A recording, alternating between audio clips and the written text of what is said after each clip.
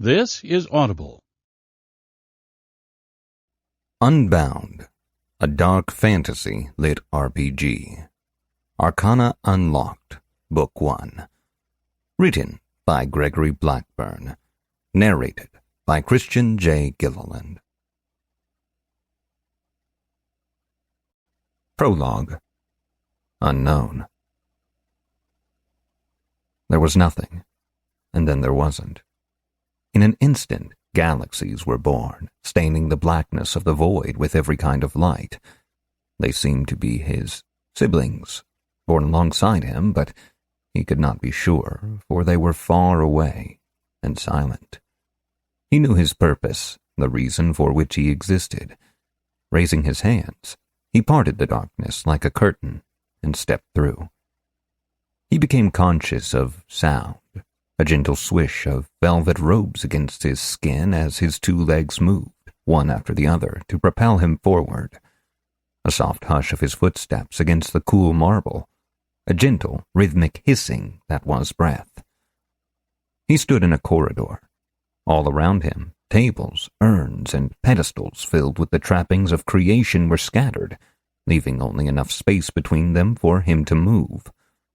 Closest were the most fundamental components. To the left was soil of every color and fecundity, and to his right was water, fresh and salt, pristine and foul. And he saw that it was good. Upon this observation, bolts of blue energy crept out from him, slithering across the floor like effulgent snakes. They formed lines of power which connected him to the soil and to the water, and then in turn swept down the hall before him. There, as far from him as his eyes could see, was a crystalline sphere. The azure power drained into the orb, bringing a scintilla of light to its once clear depths. The massive receptacle spanned twice a dozen meters across, and as the patterns of light joined it, its glow slowly increased. Cerulean energy pooled within, lapping against the barrier like a tiny ocean, and he felt the slightest weakness pass through his being. He pressed on down the long hallway, finding more things that were good, and each step led away new strands of energy. The lines joined themselves to him in increasingly complex patterns, here forming whirls and eddies, and there complex geometrical shapes. He grew progressively weaker as power flowed from him. He knew that he was not infinite, and that if he deemed all things good, he could never make the journey to the orb and accomplish his purpose. So he made the effort to hold back. He looked to his left and saw a pyramid of a dozen green-white spheres. They had a pungent odor and a wrinkled surface that was covered in veins, like something living. He wanted to find them good, but sacrifices had to be made. Even as his sapphire strength poured out toward them, he reached out his will to stop it. The light retreated, and his lost energy returned. He pressed on, leaving the orbs, cabbages he realized, behind and bereft of power. He knew they were saddened by this, and he empathized, but the sadness of cabbages could not sway a god, unless that god were the god of cabbages, and he most certainly was not. It was becoming more difficult to withhold his energy, for he saw so very many things that were good. Around him teemed vines and locusts and bats, kittens and newborn mice, and even a lagomorphic creature with long ears, a pristine white coat, and nasty big pointy teeth. When he looked into its eyes, he knew two things. One, that it was called a vorpal bunny, and two, that he could not leave it bereft of the spark. He did not think back on the cabbages, for gods do not feel remorse. He was a little over halfway to where the sphere rested, and he knew that he would not make it. Too much of this place was good in his sight. What could be done? With great effort, he denied the air some of his energy. Without this power, those who breathed it in would die in time, save those with strong natural sparks. But it was not enough. He looked once more and saw sinuous creatures he had called serpents. He had deemed them good, for their lithe bodies were colored like jewels, their legs made for graceful leaping, and their elegant forelimbs ended in dexterous hands. He steeled himself and remarked, aloud this time, that sacrifices must be made. He gestured. 1,000 types of serpents shrieked and writhed and spat venom at nothing, their strong legs withering like fruit on a dead vine. In agony, they tore at their own flesh and the stone beneath them. Such was the force of their pain that they wore their dexterous hands and even their elegant forelimbs away, until nothing remained. He stopped before tearing away the last of the spark from these beautiful creatures, and bent down to the largest, a crimson snake with glittering gold eyes, who had towered over the rest of its kin. He whispered to it. He told the serpent that it would never again be what it once had been, and that all its kind must crawl upon their bellies for all their days. Along with the curse, he offered a blessing. He promised to remember the proud spirit of the rubicund serpent, even unto their last generation, and to allow it and its children to gain back the strength he had taken from them, and even more should they desire. In that moment, he saw the faint remainder of the spark within the beast flicker and darken, until it shone purple instead of blue. A sudden surge of power flooded into him as new lines shot toward the orb, staining the pure cerulean with whirls of amethyst. He felt stronger, though it had come at a cost.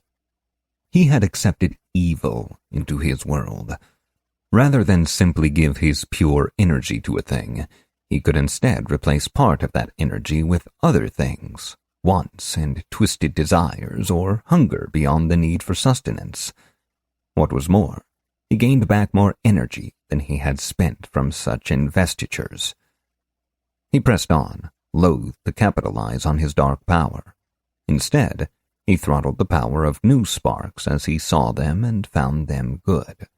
It made these things receptive to the spark around them, allowing them to absorb it to become strong, or to have it taken from them, leaving them weak. This, too, he saw as good. But the hallway was long. After all, it contained everything that would be. When he came to the first of the sentients, he stood amazed. Here was a creature made in his own image, but it was at once so much less and so much more than he. This being, called a human, was not something that could simply be imbued or not by the spark. It had, for lack of any better term, options. He could place the spark into just its hands if he wished, or just its eyes, but none of that seemed right. He paused for the space of a breath. In that single moment of the god's contemplation, entire worlds could have withered and died, if only they had existed to do so. Though they were creatures of perfection and ideally suited to their purpose, it seemed even deities could be taken off guard. His divine thoughts found themselves over the sheer paradox of not knowing something. Agony filled him. But the divine within him refused to be cowed. Even as that single breath came to an end, he had forged something, a path that was now a part of him, where there had been nothing before. He laughed in pure elation as he extended his hand toward the fascinating being. Palm up, he gestured, and lightning arced from him, striking the humanoid form in the center of its chest. Rather than pure blue, this energy was made from all the colors that were, and even some that sprang into being for just this purpose. As the lightning struck, it vanished, hidden away within the very essence of the human before him. He knew it would coalesce into a single point of energy and gave this creature an agency over its life, which could rival even a god's. This being had a spark all its own. As he watched, that spark throbbed and fractured and split. Each shard danced through the air and found another form to house it, some with strangely pointed ears, others short with hair upon their faces, and more of every kind and description. He smiled, for this was truly the most good of all his works. This wondrous panoply of beings would carry his spark to all corners of his realm. As the storm of divine energy abated, he looked up and saw that he was almost within reach of the orb, his goal. Though it was only a few tantalizing steps away, he would never make it. The introduction of the spark into the races of the light had drained him almost to the point of death. Where once the lavish robe had glided above the floor, now it pooled around him, too large for his shrunken form. He realized he had collapsed, his withered legs and broken arms unable to support him. Then he heard it. Far away, back the way he had come, a sound issued, hissing. The sibilant voices called out for his divine blood and the fulfillment of his promise to the serpents. They sought blood and power, and they cared not from whom they took it. His head lifted feebly, searching for something. He saw the sphere, full of energy but useless to him. Beyond the sphere's chamber stretched a seemingly infinite number of hallways. Down one he saw carved marble columns and heard beatific hymns sung in his name. Another was marked in runic script that glowed with mystic energy. One was full of brass and steam and clockwork, one shrouded in twilight, one forged of silicon and circuitry, and on and on and on. He was out of options, and a desperate god is one of the most innovative forces in the universe. He knew that, should he die, the world he had spent so much to build would pop like a soap bubble, stillborn and cold. With a scream of rage, he lashed out at the lines beneath him and began stealing scraps of power.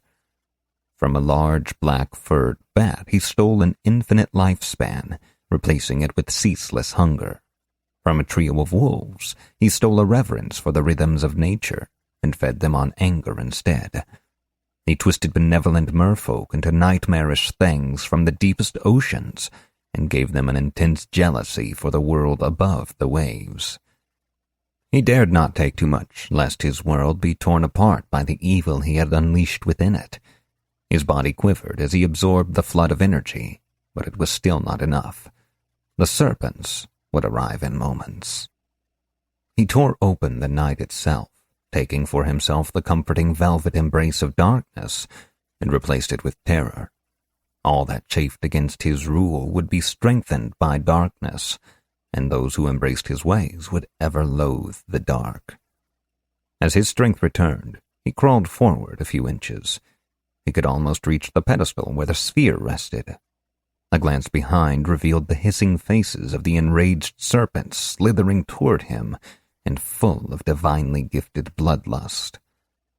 For the second time since he came into existence, he was forced to learn and grow. He reached out toward the sphere, but his gaze was fixed beyond it.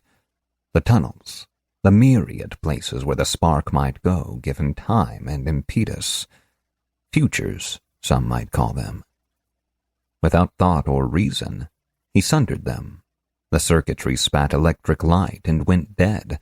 The clockworks ground to a halt, screeching defiance.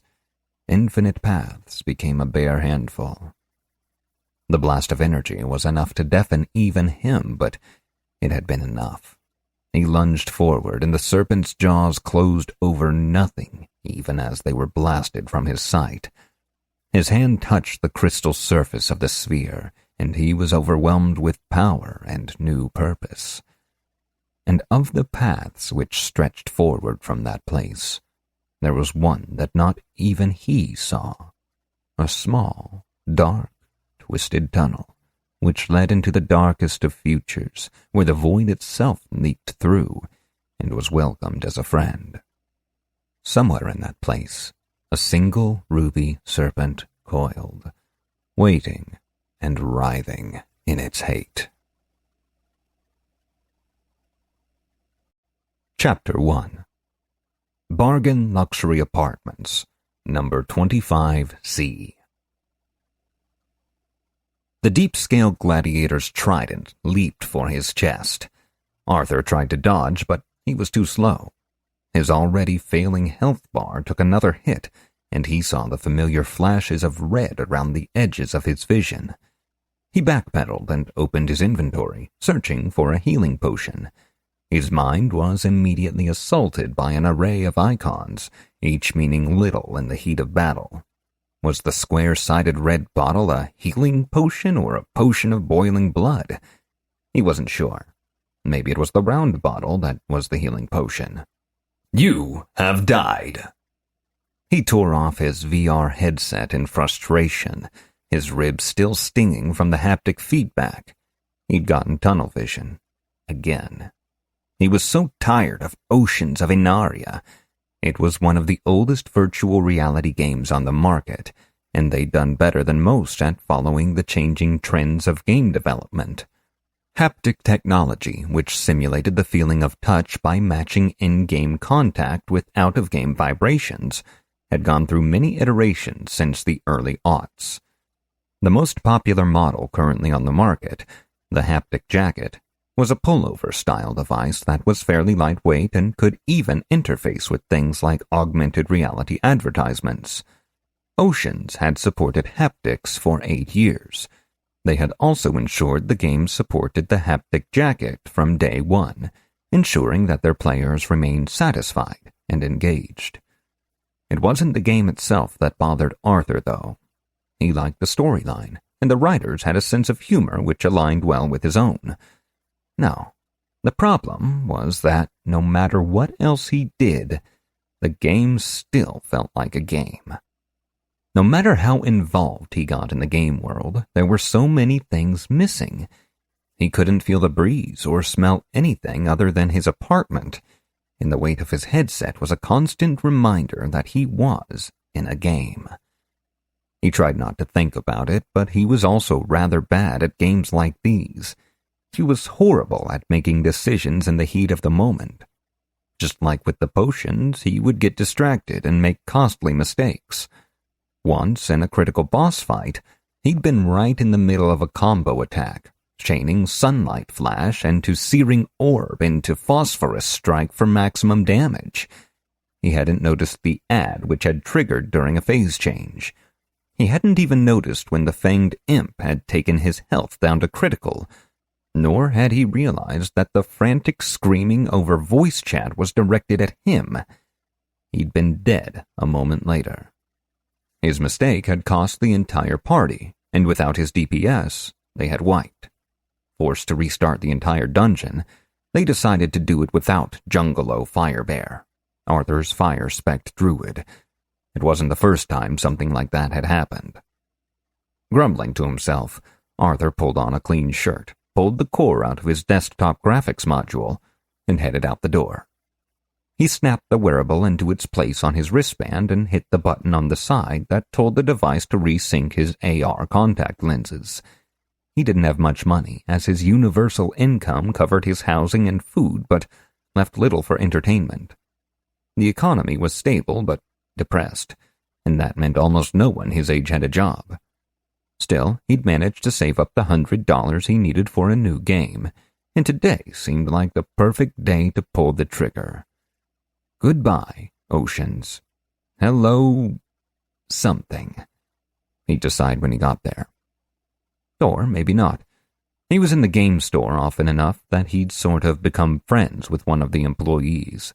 They would stand around and chat about the classics or rip on the latest doomed to mediocrity title on the EA PlayStation 2K48, so he already knew there wasn't anything new coming out anytime soon. Perhaps it was finally time to upgrade one of his maybe titles to a might as well. Maybe he'd change it up and get a VR dating sim or something. #sorry, not sorry. He'd be taking a risk if someone announced a surprise title that he had just had to grab on a launch day. But what were the odds of that? The resurgence of physical stores in the last 10 years was meant to cater to the aging Zoomers. He had to admit that feeling a game in your hands had a certain appeal. Apparently, when his parents had been young, brick-and-mortar institutions had been fighting for supremacy with last-mile delivery services, which was just called online shopping back then. They'd grown up without InstaShip, too. Those truly had been the dark ages. He blinked at an icon in his AR HUD, calling for a public car. Self-driving cars had been around for decades, but it was only within the last 10 years that they had been fully adopted. 40 years ago, this technology had been in its infancy. The artificial intelligence needed to drive them had never appeared, and the insanely complex machine learning algorithms and necessary infrastructure had taken decades to develop. Today, almost every major city had free transportation available within its boundaries, though the continual war between bored graffiti artists and tamper-proof vehicle paint meant that most units exhibited at least some sort of impromptu street art. The one that arrived for him 2 minutes later, for instance, sported a sloppily sprayed middle school S. The green paint was already flaking at the edges as the vehicle's ionic glaze eroded the offending pigment. He got into the car and thumbed the shortcut to the store's address on his wearable, then flicked his wrist to toss it to the car's dashboard. His AR contacts processed the motion and sent the address to the car via encrypted signal, and he was on his way to new reality. A new way to game since 2021. Buy, sell, or trade. Delivered by InstaShip drone or stop by in person. As the car slipped seamlessly into traffic, Arthur stared out the window. He'd been restless lately. Maybe it was the crushing existential dread of being 25, since most video games just weren't as fun as they used to be. They were so focused on the MMO aspect that there wasn't much room left for RPG. He didn't want to grind in-game content for a super rare achievement. He wanted to dive into a story and agonize over build choices and discover new areas, or maybe develop a relationship. He mentally put another checkmark in favor of picking up Waifu Pajama Party 7. Only God can judge me, he thought. Or maybe Mom, if she somehow sees my recently played list. Maybe he could find a dating sim with robust RPG mechanics that wasn't some skeevy Unity 12 monstrosity. He'd always dreamed about making his own game. Maybe this was his billion-dollar idea. The car turned off of the freeway a few minutes later, and the stark orange letters of a newly updated digital billboard shocked him out of his contemplation of the perfect vertex required to form absolute territory. "Reborn in the fires of creation!" flashed at him in letters so bright they threatened to sear themselves into his brain. A countdown at the bottom tracked the remaining 6 hours down to the millisecond. This style of advertisement was most often used to announce new AAA games, but he dismissed that idea. He would have already heard about anything a major studio was putting out. The game hypothesis gained ground as the public car passed another billboard. This one had definitely been different last week, as pictures of giant, decadent fast food burgers tended to be something that Arthur remembered. This one read, "Say yes!" He wouldn't have even connected the two had the countdown not been identical. The car pulled into a parking space near New Reality, and he snoozed it as he stepped out. The car would remain his for 10 minutes. Saving him another wait if he found what he wanted right away. Everyone he knew wanted the feature to last for 15 minutes. Instead, the government-controlled service ignored universal demand in favor of its own idea of efficiency. He walked inside and took in the familiar shelves of game-related paraphernalia. There was an air of frenetic motion that felt out of place, as if he had just missed a large crowd of people. He saw his friend behind the counter, talking into an old-timey telephone handset like his great-grandmother used to have. "Ma'am, we have one left." Bert, the assistant manager, set into the hunk of plastic, which, if Arthur remembered his history of technology, was called a receiver. He waved at Arthur wearily. Well, that shot the idea of buying W2P27. If Bert saw him pick up that title, he'd never be able to show his face in this store again. Arthur waved back as he approached the counter. "No, ma'am, I can't hold it for you," he continued with the practiced sigh of someone who repeats a certain phrase far too many times a day. Then he winced, pulling the phone away from his ear. He glanced at it and placed it back on its cradle, clearly irritated. Before the voice cut out, Arthur could just make out the screeching sound of some neo-Karen screaming something about a manager. "Let me guess," said Arthur. "This job would be great if it weren't for the customers." Bert laughed. "I do always say that. Is this about that reborn in the fires of creation thing?" Bert looked at him like he was crazy. Then something dawned. "You saw the billboard?" he guessed. At Arthur's nod, he continued. "I can't believe you haven't heard. You must have been gaming all day to not know. It's called Worlds Unbound, and it's the new hotness." Arthur shook his head. "It can't be that hot if I haven't heard of it before today." If there was one thing he knew, it was video games. "No one had heard of it until this morning. Hell, I hadn't heard of it until I got the UPS delivery. But after the press release, they flew off the shelves, and that's saying something. Now, there's just the one left." Behind them, the door jingled. Arthur turned to see a man in a business suit.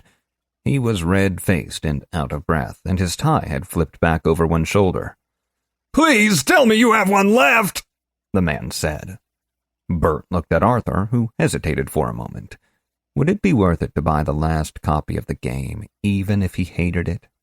He'd want to at least read the back of the box, but if it was really that hard to get a copy, maybe he should. No, he remembered Wheaton's law and stepped back from the counter. "Go ahead," he told the man. He regretted following the law as soon as he saw the box that Bert pulled out from under the counter. A cubic meter was too big to be a simple video game. The picture of a sleek white headset with its artist-rendered blue lights mocked him. They'd even edited out the power cables and the face-covering visor where the screen would go. The "actual device may appear different from the packaging" label must have been hidden on the bottom where he couldn't see it. He tried to be concerned over the signs of potentially shady advertising, but the whole setup just looked too cool. "I assume you'll want the subsidy?" Bert asked. The man shook his head and the clerk's eyes bugged out. "All right, then. The total is there on the screen whenever you're ready." The man just tapped the back of his hand onto the NFC pad without even looking at it. While the transaction processed, he took off his suit jacket and tossed it protectively over the box. Moments later, he was gone. Bert leaned back against the counter. "First person to pay full price for that thing. I can't believe it actually happened. That guy must be rich as balls." "Huh?" Arthur understood the words that Bert was saying. They just didn't make any sense. Anybody dressed like that should have no problem buying 3 games all at once, or even a new wearable core. What was going on? "With tax, that guy just paid $74,499.98 for the honor of playing Worlds Unbound." Bert still looked a little stunned. $74,000. What the hell? Bert jumped back, and Arthur realized he had spoken out loud. "Bert, old buddy, the only thing keeping me sane right now is the fact that I couldn't afford that game if I wanted to." "Sure you could. Just subsidize it like everyone else." Hearing Arthur's second "huh," his mouth dropped open for a moment, then stretched into an evil smile. "Oh, shit. You missed the damn press release this morning. You were probably getting pwned in oceans of diarrhea when they announced it." What a noob. "All right, leave it to Uncle Bertie to blow your mind. This game is killer expensive, since it comes with all this crazy new VR tech. But the cool thing is that the company planned for that. So they're offering a promotion. You buy today and play for a month. If you like the game, you pay off the cost in installments. With interest, I imagine. If you don't like the game, you send the headset back and pay nothing. They even refund twice your down payment." Arthur immediately realized that he'd screwed up. This was the perfect thing for him. He knew he'd be no good at this game, just like all the others, but new VR tech didn't happen every day. It didn't even happen every decade. Sacrifices had to be made, and the first thing to go was any sort of adherence to ethical advice from an octogenarian Starfleet cadet. "Bert, I need a copy of that game," he said. Bert shook his head. That was the last one, remember? I know you can hook me up, Arthur said with a predatory grin. Bert's eyes widened and his mouth opened. No sound came out. His nervous eyes darted toward the door that led to the stockroom. Sensing weakness, Arthur pushed on. He leaned forward. You know something. I can tell. What could it be? Arthur made a show of glancing around the store's interior as he thought of the best way to get what he wanted. Then he had an idea. An awful idea. A wonderful, awful idea. Bert, Arthur said as his smile stretched a little too wide. Correct me if I'm wrong, but isn't it against policy for New Reality employees to hold back stock of new games for their own purchase? Especially if they have a customer specifically ask for a copy? No way. Arthur, come on, don't be like this. Bert was visibly sweating now. Arthur felt bad about pressuring his friend, but not bad enough to stop. The man had ribbed him for his choice of games on more than one occasion, and his insistence on using the American naming scheme of early Final Fantasy titles was almost criminal. If someone were to register a complaint that an employee was claiming to be sold out, and then a sales transaction for a copy of Worlds showed up later in the day, what do you think corporate would say about that? Besides, you can probably pull a store transfer for one and have it here by tomorrow anyway. With how rapidly the game was selling, that last part was a bit of a stretch, but Bert was certainly more capable of getting a copy than Arthur was. Bert stared daggers at Arthur for a moment before he growled and stormed off through the stockroom doors. He returned a moment later with one of those beautiful boxes. It had a small sign taped to it which read, Reserved. Bert angrily tore it away. You owe me big for this, he said as he almost slammed the package on the counter. I promised my guild we'd be rushing the first Lobby dungeon we could find tonight. You know what it's like to miss launch day for something like this? Bert, old buddy, I'm afraid I do know what missing launch day is like for something like this. No, I'm not about to do so, if I can avoid it. Tell you what, we'll meet up in-game later and you can frag me for free, as long as there's no permadeath. Would you like me to record this purchase on your New Reality loyalty program, sir? Bert seemed to be legitimately upset, so Arthur avoided looking at the man as he swiped his hand, paying the $74 charge.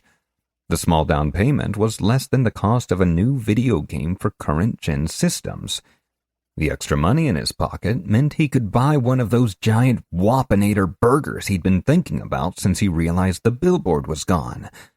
A new game and a night without ramen. As he pushed the door open with his foot, he heard Bert on the store's phone, begging whoever was manning the downtown location to check in the back one more time. Arthur left the store smiling, though he knew he needed to apologize to Bert. Doing it with a big grin on his face might have made it seem less sincere. He'd call back tomorrow or the next day and bury the hatchet. By then, Bert would surely have landed his own copy and they could swap gaming stories. He'd even let the man tease him about taking 3 hours to make a character and then dying to the practice dummy. That had happened one time. His public car had fled, so he blinked at the Head Home button in the corner of his vision, then glanced back into the store to make sure Bert wasn't coming outside to kick his ass. He spent a tense 45 seconds waiting on his ride, and some quick math and a glance at his time display told him that he'd exceeded the snooze timer by less than a minute. The car showed up on time, and Arthur hopped in with a relieved sigh. He'd pretended not to see Bert's outstretched middle finger as he glared through the plate glass. As he got in, he realized that somehow the car had picked up another bit of graffiti. Given the time frames involved, the scrawled letters were surprisingly well executed. He tipped his hat to LMB, whoever that was. As he got settled, a few quick flicks of his eyes brought up the Grub Dash app and made his real deep dreams a reality. The car was just pulling out of the parking lot when he reverently broke the sealing plastic and inhaled the sweet, sweet scent of new video game. He blinked on the QR code inside the box and pulled up the included literature on the ride home. Worlds was promising full immersion VR. He felt a thrill that was equal parts excitement and fear, concerned that he'd alienated his last real friend for a game that would be even more of a disappointment. Despite multiple attempts by some of the biggest names in game development, there had never been a successful full immersion device. They'd tried everything: electrodes, sensory deprivation pods, and even wires shoved into the brain. At least the latter had made it past the initial trials, which had been conducted on the project lead by the project lead, with the assistance of a shady neuroscientist somewhere in South America, and had resulted in the man becoming a vegetable. He got back to his apartment and was gently unpacking when his wearable began playing the opening bars of Weird Al's Eat It. His burger had arrived. He thumbed the screen on his wearable and the intake window popped open. The drone buzzed in, deposited its tantalizing cargo, and left. As he grabbed the cardboard container, he silently thanked his grandpa for both his taste in meat and his taste in music.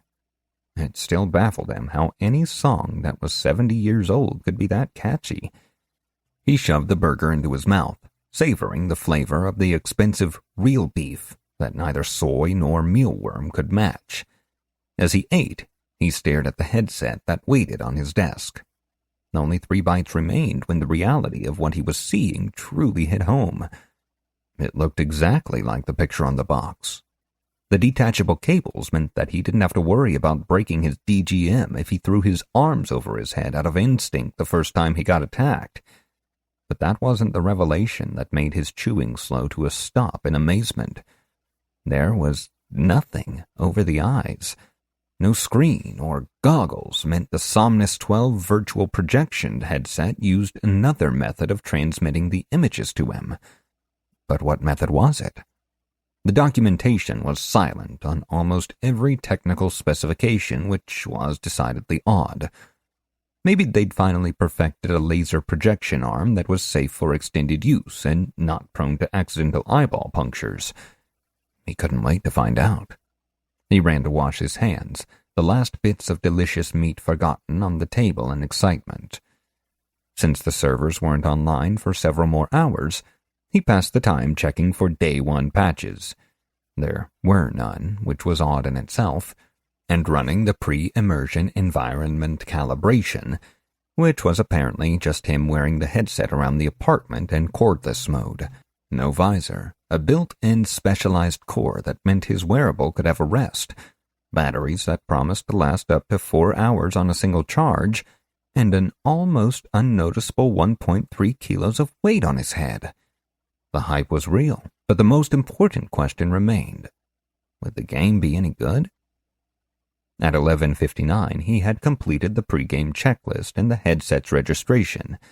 His AR contacts were safely in their case. He was wearing loose-fitting and comfortable clothing. He had chosen a comfortable play area where he could lie flat with a soft cushion beneath his head, and he had neither epilepsy nor any known heart conditions. The last few seconds ticked away as he watched his DGM screen, and then it was time. Chapter 2. Oak Tree Village Cathedral, Kingdom of Eastmere. Korash knelt on the cool marble, hands clasped before him. His plain brown robe was older than he was, passed down from one supplicant to another for decades. The sun streamed through the stained glass windows of the small church, creating patterns of red, green, and blue light on the floor.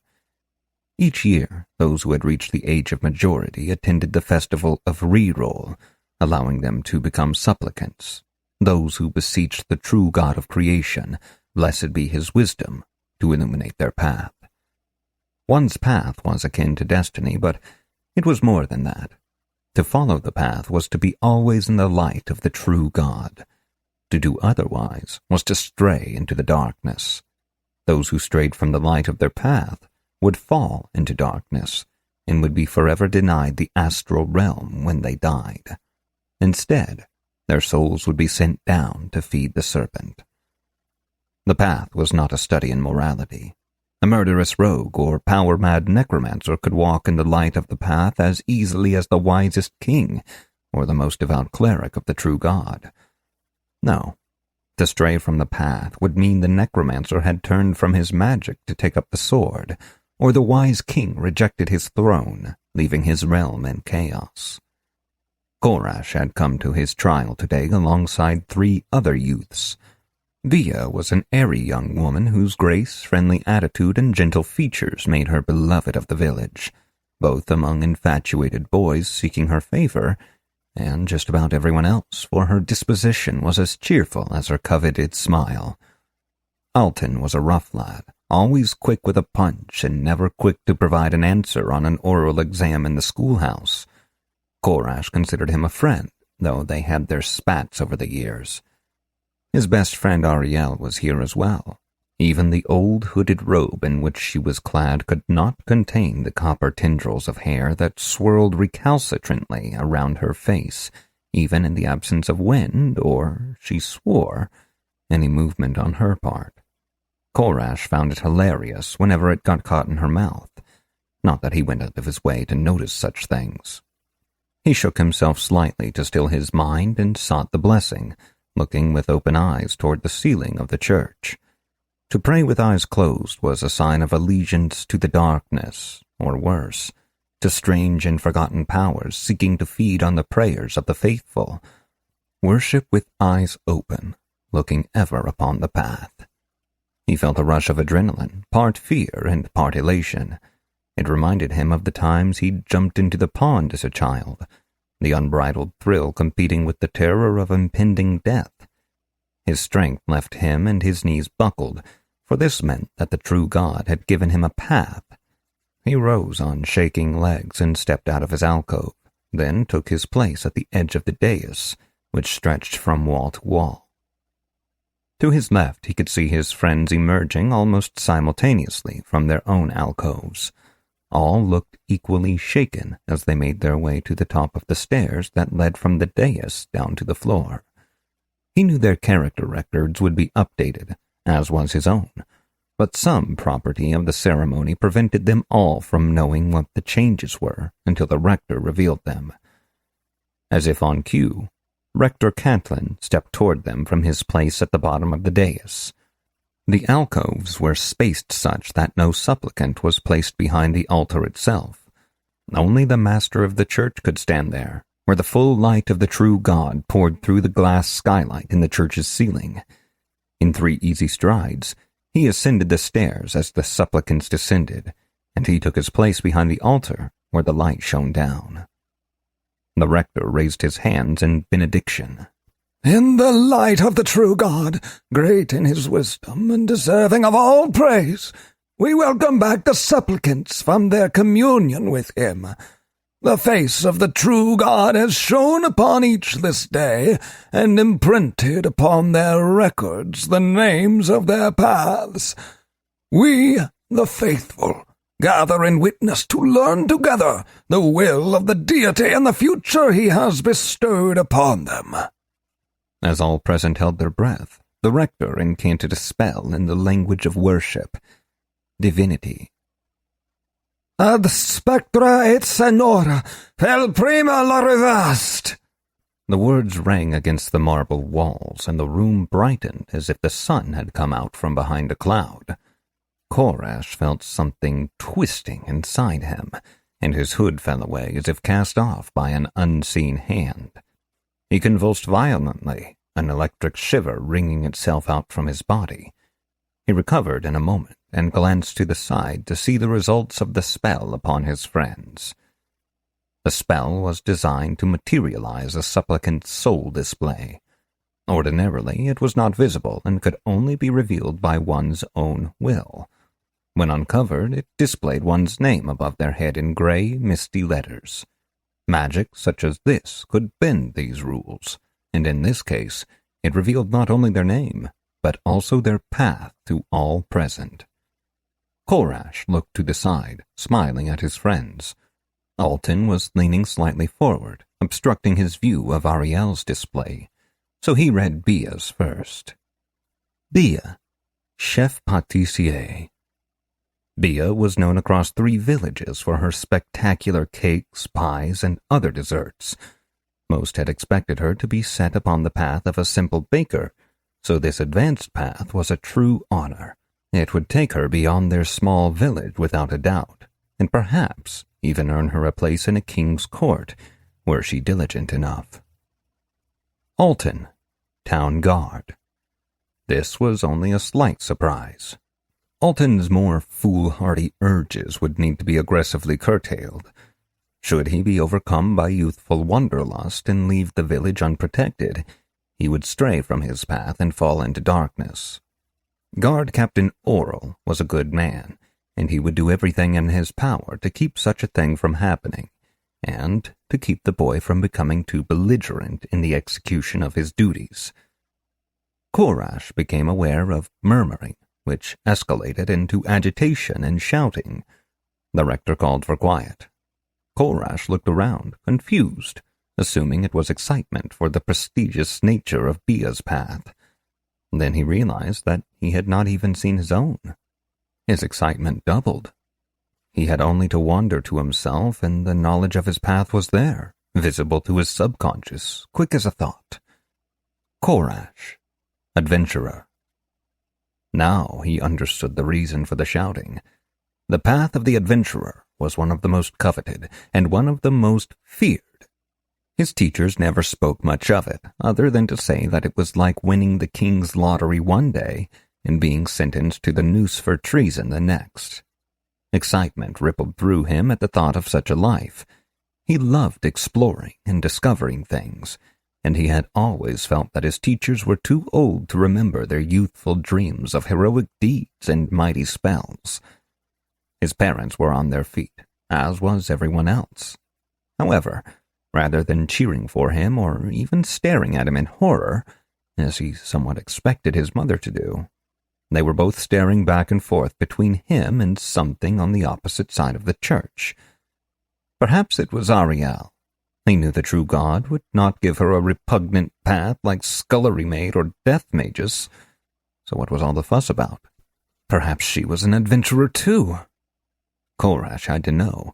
He broke form and leaned forward awkwardly, craning his neck to see his friend's display. She seemed as shocked as everyone else as she looked from one set of confused eyes to another.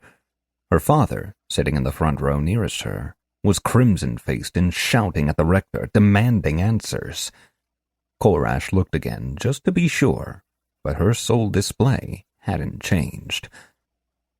Ariel. RPYEGA.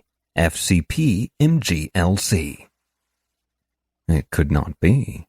The path was always clear, always descriptive. This was nonsense. Impossible. Old Kroll, the spinster, stumbled out into the aisle of the church. Her gray hair was pulled up into the most severe bun imaginable.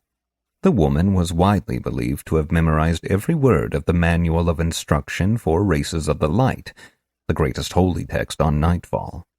Anyone who spoke to her for more than 30 seconds also quickly realized that she had understood none of it, especially the parts about not rushing to judgment regarding the paths of others.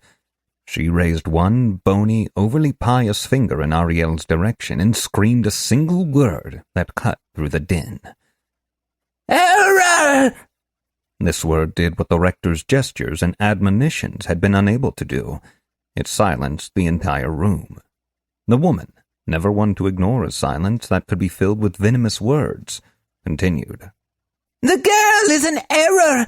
The Manual of Instruction demands that she be returned to the true God for correction." She rushed up the central aisle, her knobby joints creaking like a pine forest in a squall. The gnarled cane she carried tapped its staccato rhythm on the marble floor as she approached the front of the church, her face twisted in fury. Maybe he hadn't understood the reason for the shouting after all. The woman stumbled to halt as Nephrin, Ariel's father, rose suddenly from his seat and blocked her path. The town butcher's thick arms stretched out and closed off the path to the dais as effectively as any door. No sane person would do violence within the sanctuary of the true God, which was perhaps why the old woman was so terrifying as she stood there with murder in her rheumy eyes. "Do not touch my daughter!" Nephrin roared, the veins in his neck bulging. Her face full of spite, Kroll raised her cane as if to smite the much larger man with righteous fury. Rector Cantlin stepped between them, a truly courageous act. The old woman arrested her swing, fearing the repercussions of striking a man of the cloth. Once he was sure he was not about to be clobbered by either of them, he motioned for them to take a step back and began to speak. "Kroll, it is true that the manual speaks of the errors as things that must return to the true God, but it is also said that the faithful should not look first to errors when faced with something they do not understand. Consider Section 8, Chapter 2, Report Bugs. The one true God, having banished the crimson serpent, did look upon his world and saw that it was good. But as he looked, he did see that some of his beloved creation followed not its rules. It being not in his divine nature to allow such perversion, he did set foot upon the land, and he did issue forth his divine code, and all that was malformed or broken was healed, and all that was corrupted or inaccurate was cleansed. His divine words did select the stars and set them right in their courses, and all was again good in his sight." The old woman was not even ruffled. She glared at the rector and wagged a bony finger in his face. "And then what happened? You know as well as I do that it wasn't over. By their signs shall you know them, and I'll sleep on my doorstep if that isn't a sign of something terribly wrong." As she spoke, she shifted her claw to indicate Ariel, who was frozen in fear. Only her tears moved as they streamed down her cheeks. Cantlin heaved a sigh that was somewhere between long-suffering and outrage. For the first time Korash could remember, ire kindled in the kindly rector. "Woman, do not pretend to quote scripture to me," he admonished, drawing himself up to his full height. "I know full well what you're trying to say, and I will even admit that there is no clear answer in the manual for what has happened to Ariel, but I will remind you of a pivotal passage which you seem to have forgotten. And, in his fairness, having corrected the exploitable paths and set straight the world dungeon on the day of the balanced update, he did speak to the races of the light, saying, 'Be ever watchful for signs of the error, but be not consumed by such vigilance. It is for such reasons that I have cast down the council of the snowstorm. They have queued and queued again, and I have cast them out into the lands of more to be forgotten. Be not quick to call that which is unknown an error, for my ways are many. But know ye the signs, and guard against the day an error or imbalance walks among you. Look for the empty string, or those whose records contain forbidden glyphs, be they the signs of hash or pound, illegal encodes, or any of the characters of spatial. The fool reports error where none exists, while the wise opens not a ticket. So, Kroll, do not make the mistake of the foolish. Everyone else, be at peace. Though we may not understand what has happened here today, we must obey the manual. Having found their paths, these supplicants must each be given the tools they need to walk it. Once each knows their path, let them take up arms and armor sufficient to their station, and receive their first equipment." The gathered men and women, thanks to the power of the familiar, responded to the rector with one voice, calmed by the ritual. Let the tutorial begin! The solemnity was broken by the unthinkable sound of someone laughing. First came a snort, barely contained, followed by a guffaw, another snort, and finally a deafening tempest of uncontrollable mirth. As every member of his village looked on in shock, Korash doubled over and collapsed, tears streaming down his face as he laughed until he could no longer breathe. Chapter 3 Oak Tree Village Cathedral, Kingdom of Eastmere. The tutorial. Arthur couldn't stop laughing, even though all the NPCs were staring at him like he'd gone mad. He'd managed to keep quiet when they started quoting from the literal instruction manual, but realizing he was in a tutorial had finally been too much. He was gulping in air now, trying to distract himself from his masterful breach of the fourth wall. He'd expected an intro cutscene or at least character generation when he'd logged in. He'd expected to have to make a character. What he hadn't expected was the game to know the name he'd been planning to use. The sense of being in the world, being someone else, was so strong that he lost himself at first. The immersion in this game was first class. He could feel the clothing on his skin and even smell the menthol and camphor stink of the old woman. The game's ability to replicate physical sensation was unprecedented, and that wasn't even the most amazing thing that One Iro Soft had pulled off. As he looked around the room, he realized he knew these people.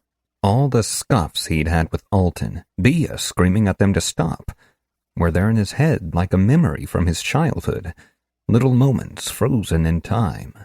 He remembered Captain Oral trying to teach him how to fish when he was around 10, but he couldn't remember whether he'd been any good at it or even if he had enjoyed it.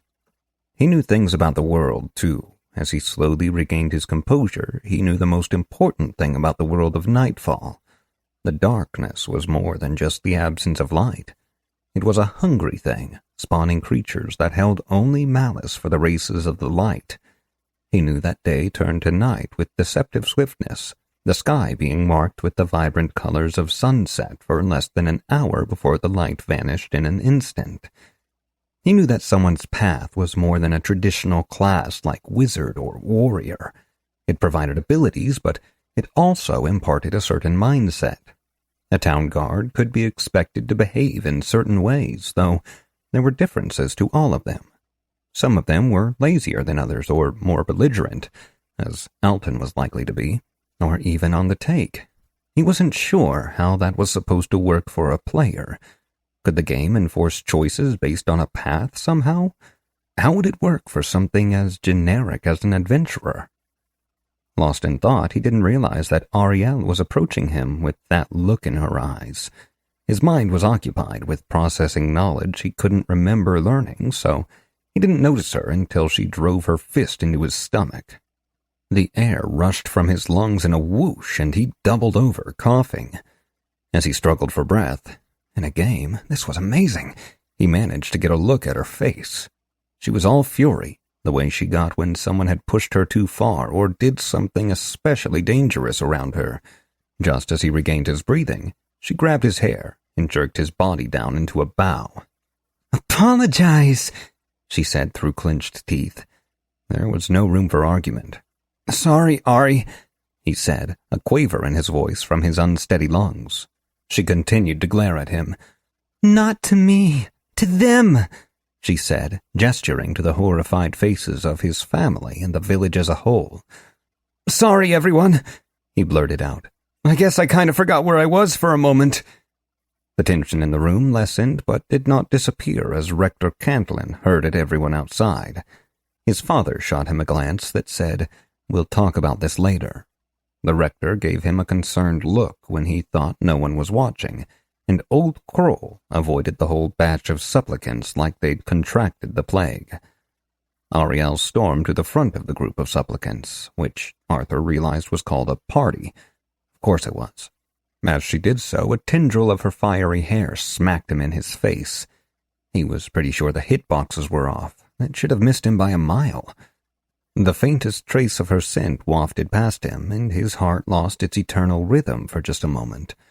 It was somewhere between cinnamon and spearmint, sweeter than either, and definitely nothing he had smelled before. As he stopped, stunned once more, Alton and Bia moved past him, leaving him at the end of the line. Was this damned game simulating puppy love? He wasn't sure that was even possible, let alone legal. Just what kind of tech was he using? He looked at Ariel again and decided, simulated or not, this was a quest line worth following. Or maybe grinding reputation would be a better metaphor. The procession started moving and Korash fell into step. He'd realized it took a small amount of effort to think of himself as Arthur, and the immersion was a little better if he didn't. Somewhere, a swelling orchestral score arose, the kind that played when excited players logged into a game for the first time. This was more like it. In the back of his head, he knew that he was prepared for this part of the ritual too. It was the procession of Naoobs, meant to familiarize those who had found their paths with the layout of the town, despite the fact that, in a small place like this, everyone had lived here their whole lives. It was also a good chance for various businesses to pass out starter items. Outside, his friends and family lined the streets, waving tiny flags. Rector Cantlin led the procession, guiding them first to Brick and Mortar, the alchemy shop. Sabina, the town's only alchemist, herbalist, and glassblower, had coupons for each of them. Each read, redeemable for any 3 potions of red or blue, not redeemable for cash. He alone got a cloth bag full of the candy Sabina often gave to the village children.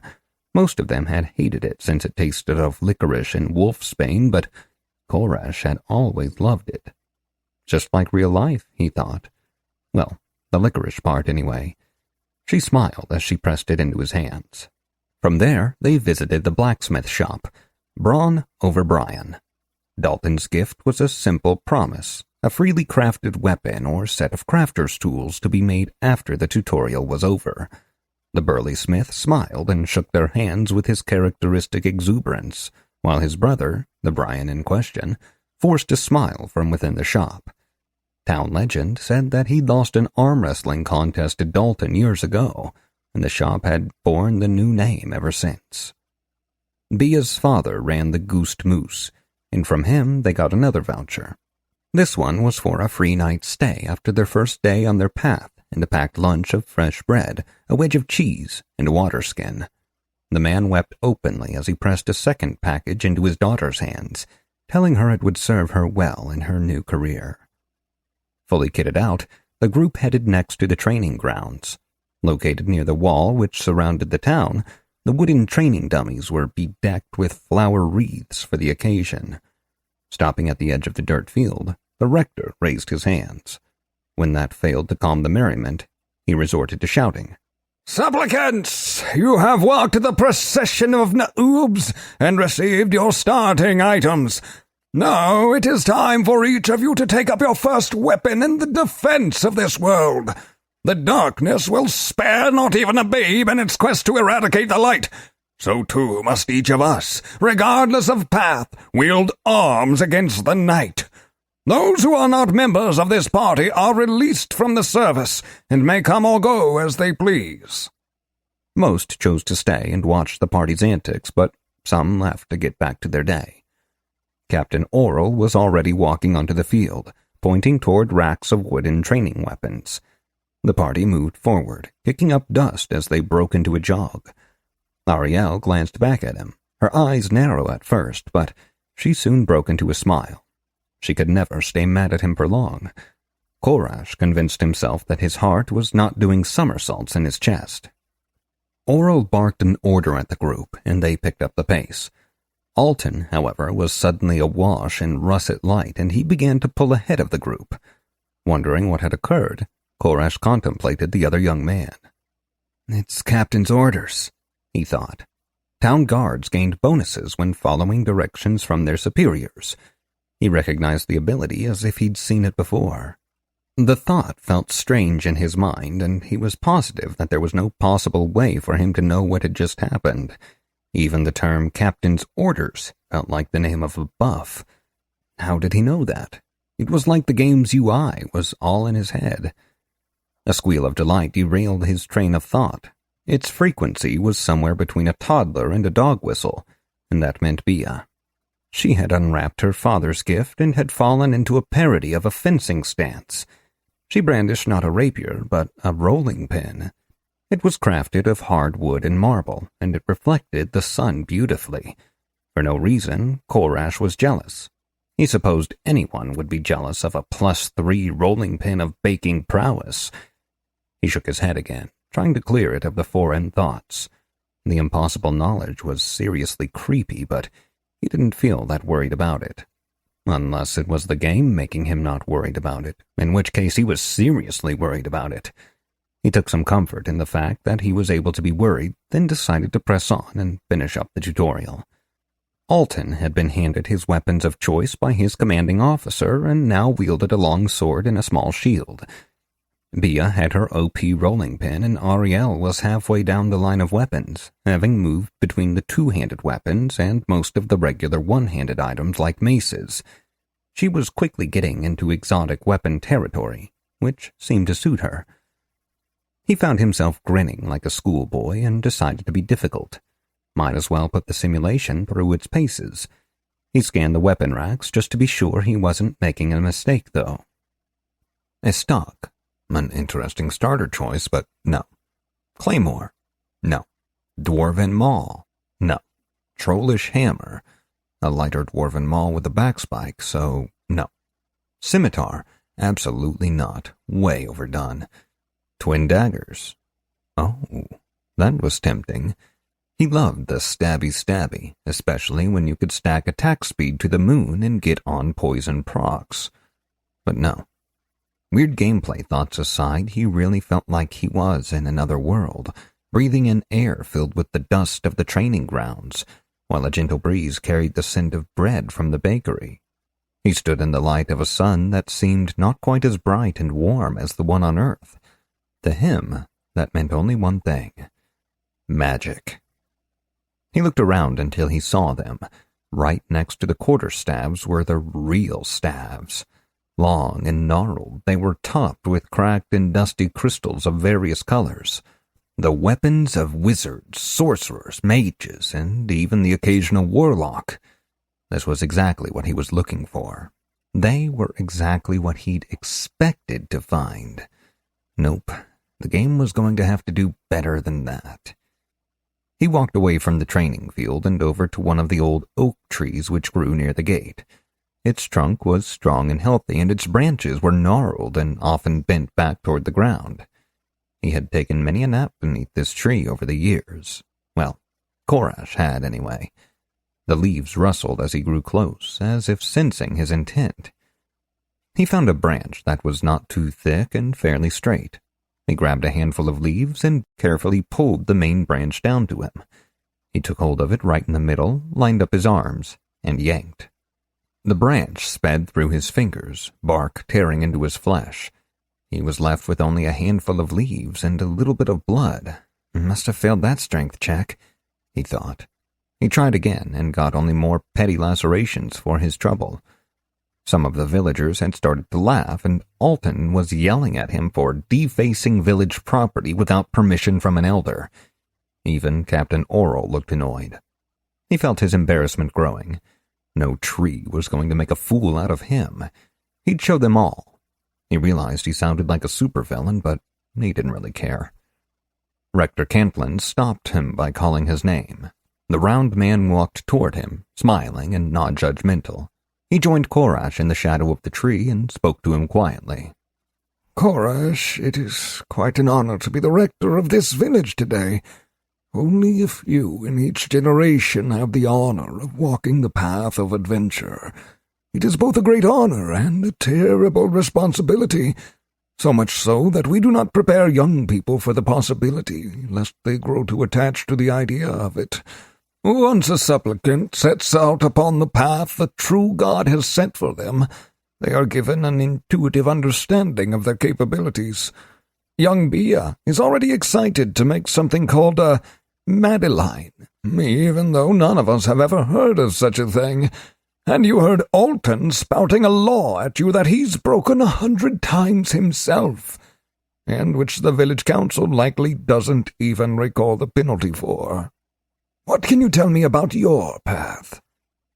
Intrigued, Korash stopped to think. All he'd had to do was consider Alton's buff and Bia's weapon, and he'd simply known. But when he thought about himself, no such knowledge appeared. He tried all the tricks, thinking about his character sheet, mentally pressing various keys to use a shortcut, and so on. But finally he gave up. "I know nothing of my path, Rector. That is the great burden of the adventurer, my son." The man smiled as he spoke. "In time, you will learn what it means to be built for battle, but your path is not a part of you in the same way it is for a town guard, or even a rector. The true path of an adventurer is to have no path at all, save seeking new challenges. Whatever the choices you make, no matter where you go, you please the true God and will find his shining light at the end of your days. It is said that the tutorials of adventurers are particularly interesting, as yours has certainly proven to be. I can't remember the last time someone attacked a tree or came as close as you did to disrespecting the ancient tutorial ceremony. I don't know what you're thinking about doing to this tree, but I doubt you can do it any real harm. Ignore those who push you to accept things as they are. Follow your adventurer instincts." He handed Korash his knife. Korash thanked the man for his wisdom, glad to receive it from a person for once, and used the knife to sever the stubborn branch from the tree.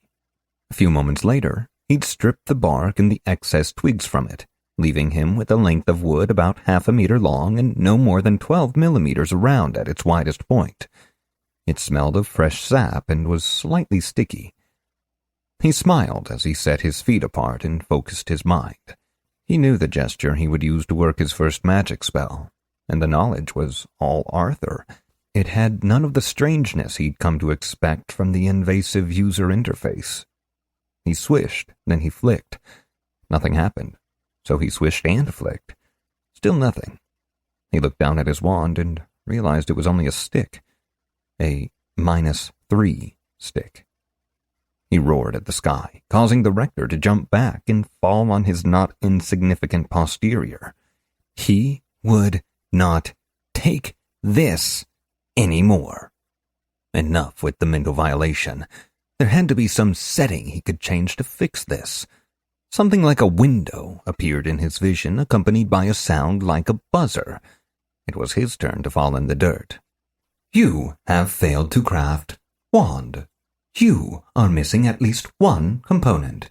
Find a library to learn more about this subject." "Joke's on you, game," he grumbled to himself.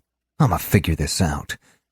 He waved his hand at the prompt, and it closed, distorting and disappearing past the bottom of his vision, the way a UI should. He wondered if he could read the dismissed message again, and it rushed up from where it had gone, restoring as it popped up. Is that even a word?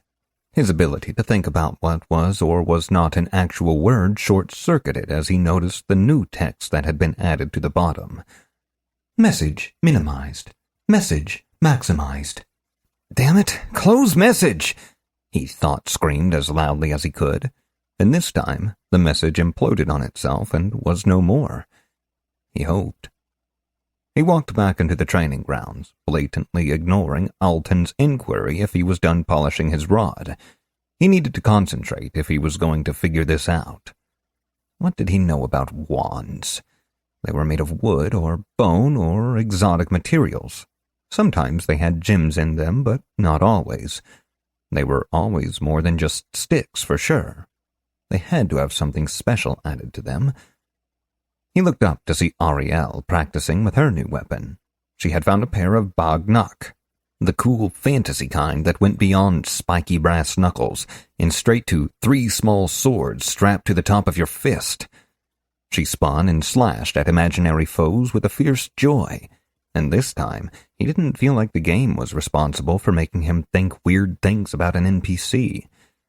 She saw him approach and stopped twirling to glare at him, but the look lacked most of its earlier venom. Her hair settled to rest a few seconds after she did. "Sorry about before," he said, and he could hear the self-conscious tone in his voice. "I'll think about forgiving you if you apologize to the tree," she retorted, which was her way of saying she already had forgiven him, but needed to give him a task to make him feel like he'd had to work for it.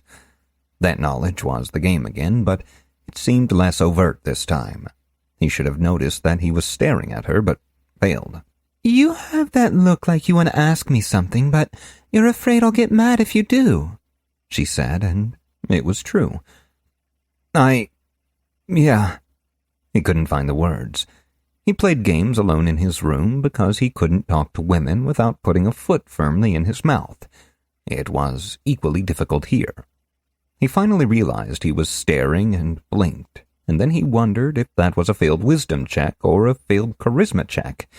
He feared it might even be both. She smiled that smile she had, and the sun grew warmer. Maybe it was just him. "Then don't ask, Korash.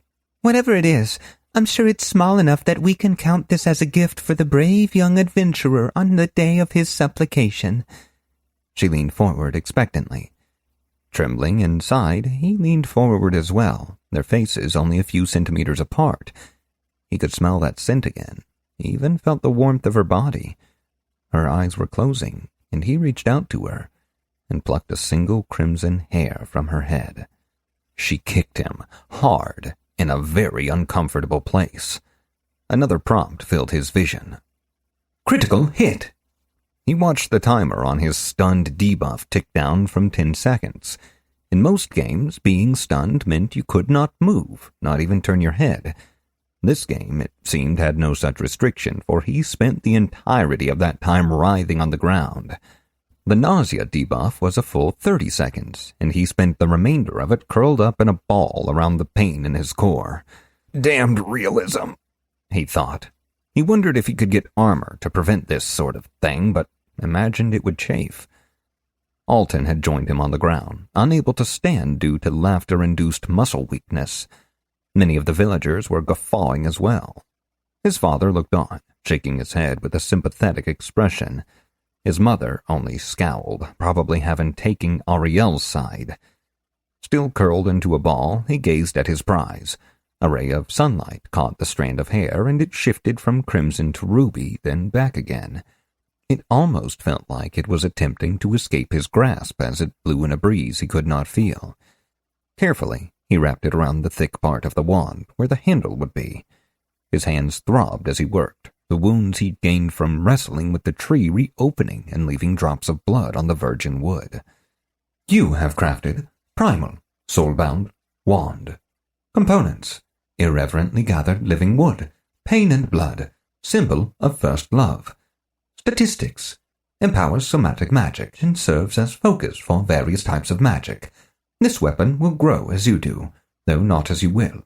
Secondary skill gained: somatic magic, 1.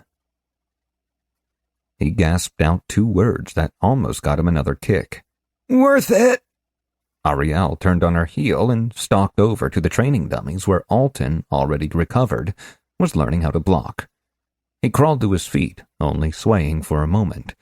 Meanwhile, Ariel unleashed her anger on the wooden man, causing a flurry of wood chips to fill the air like snow.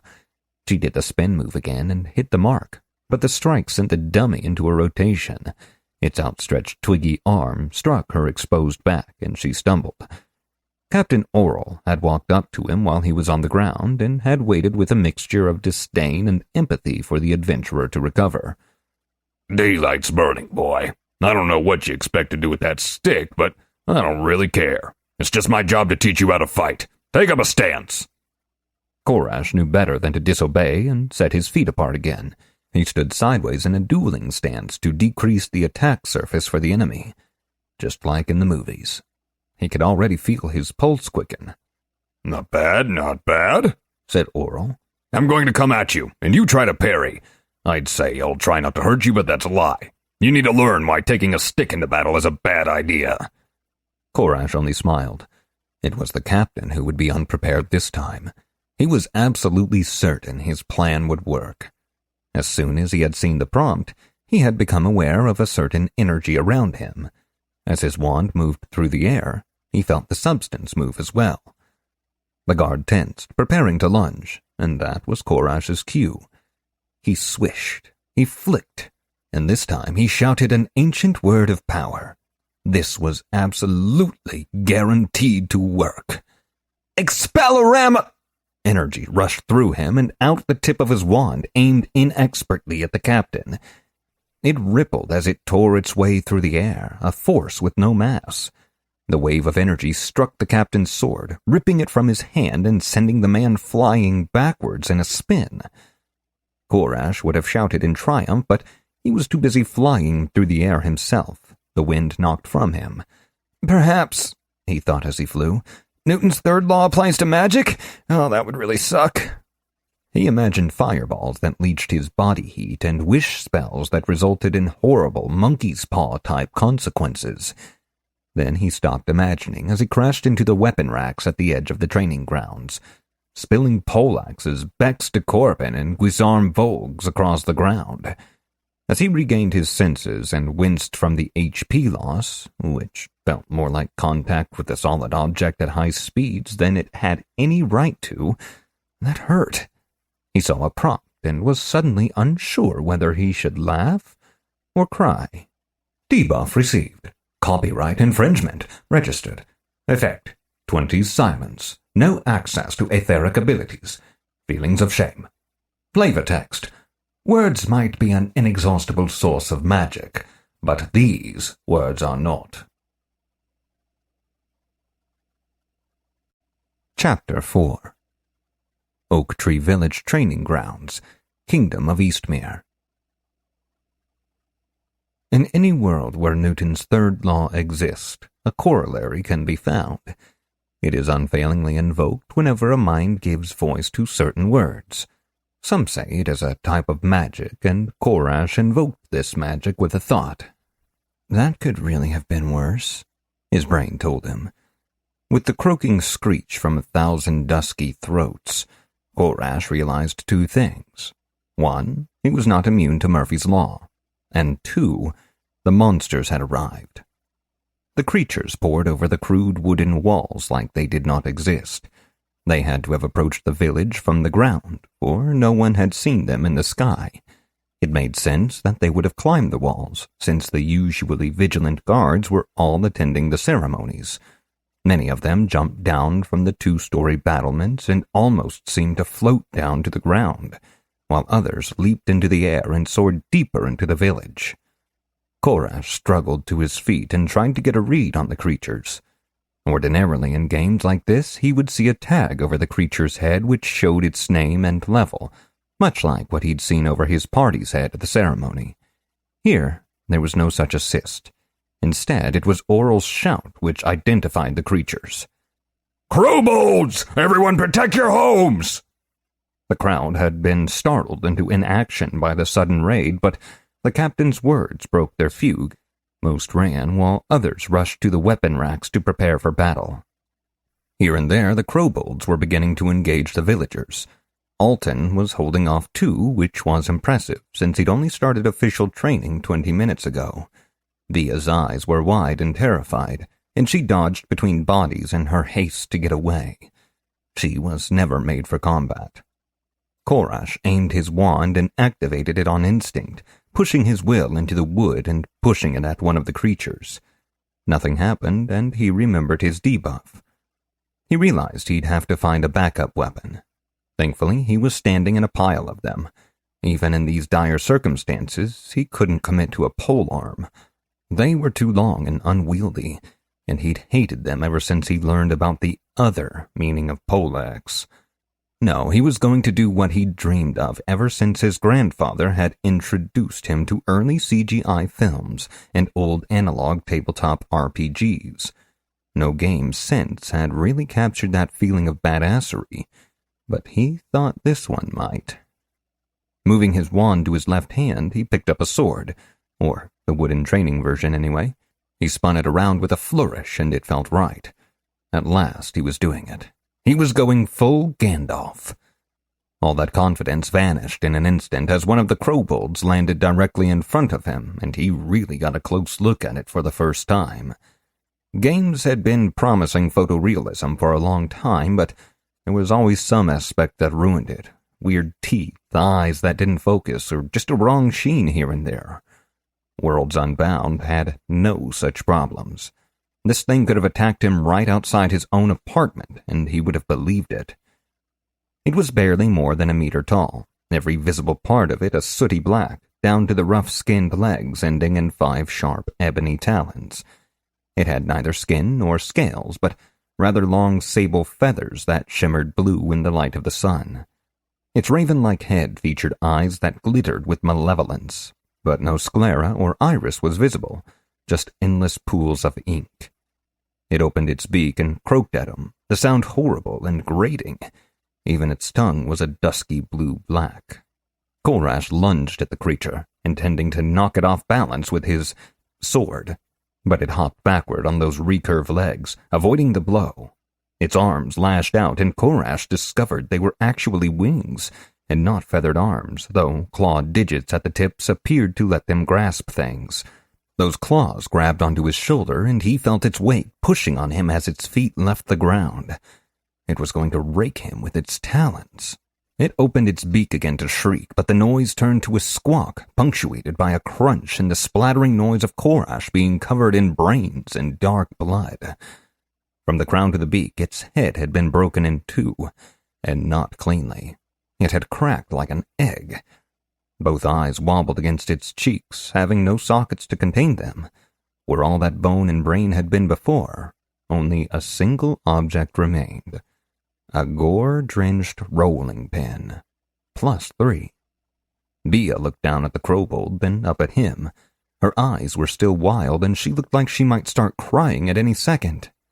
"Sorry," she said, but it came out in a squeak. He still couldn't speak, so he gave her a thumbs up, which only seemed to confuse her more.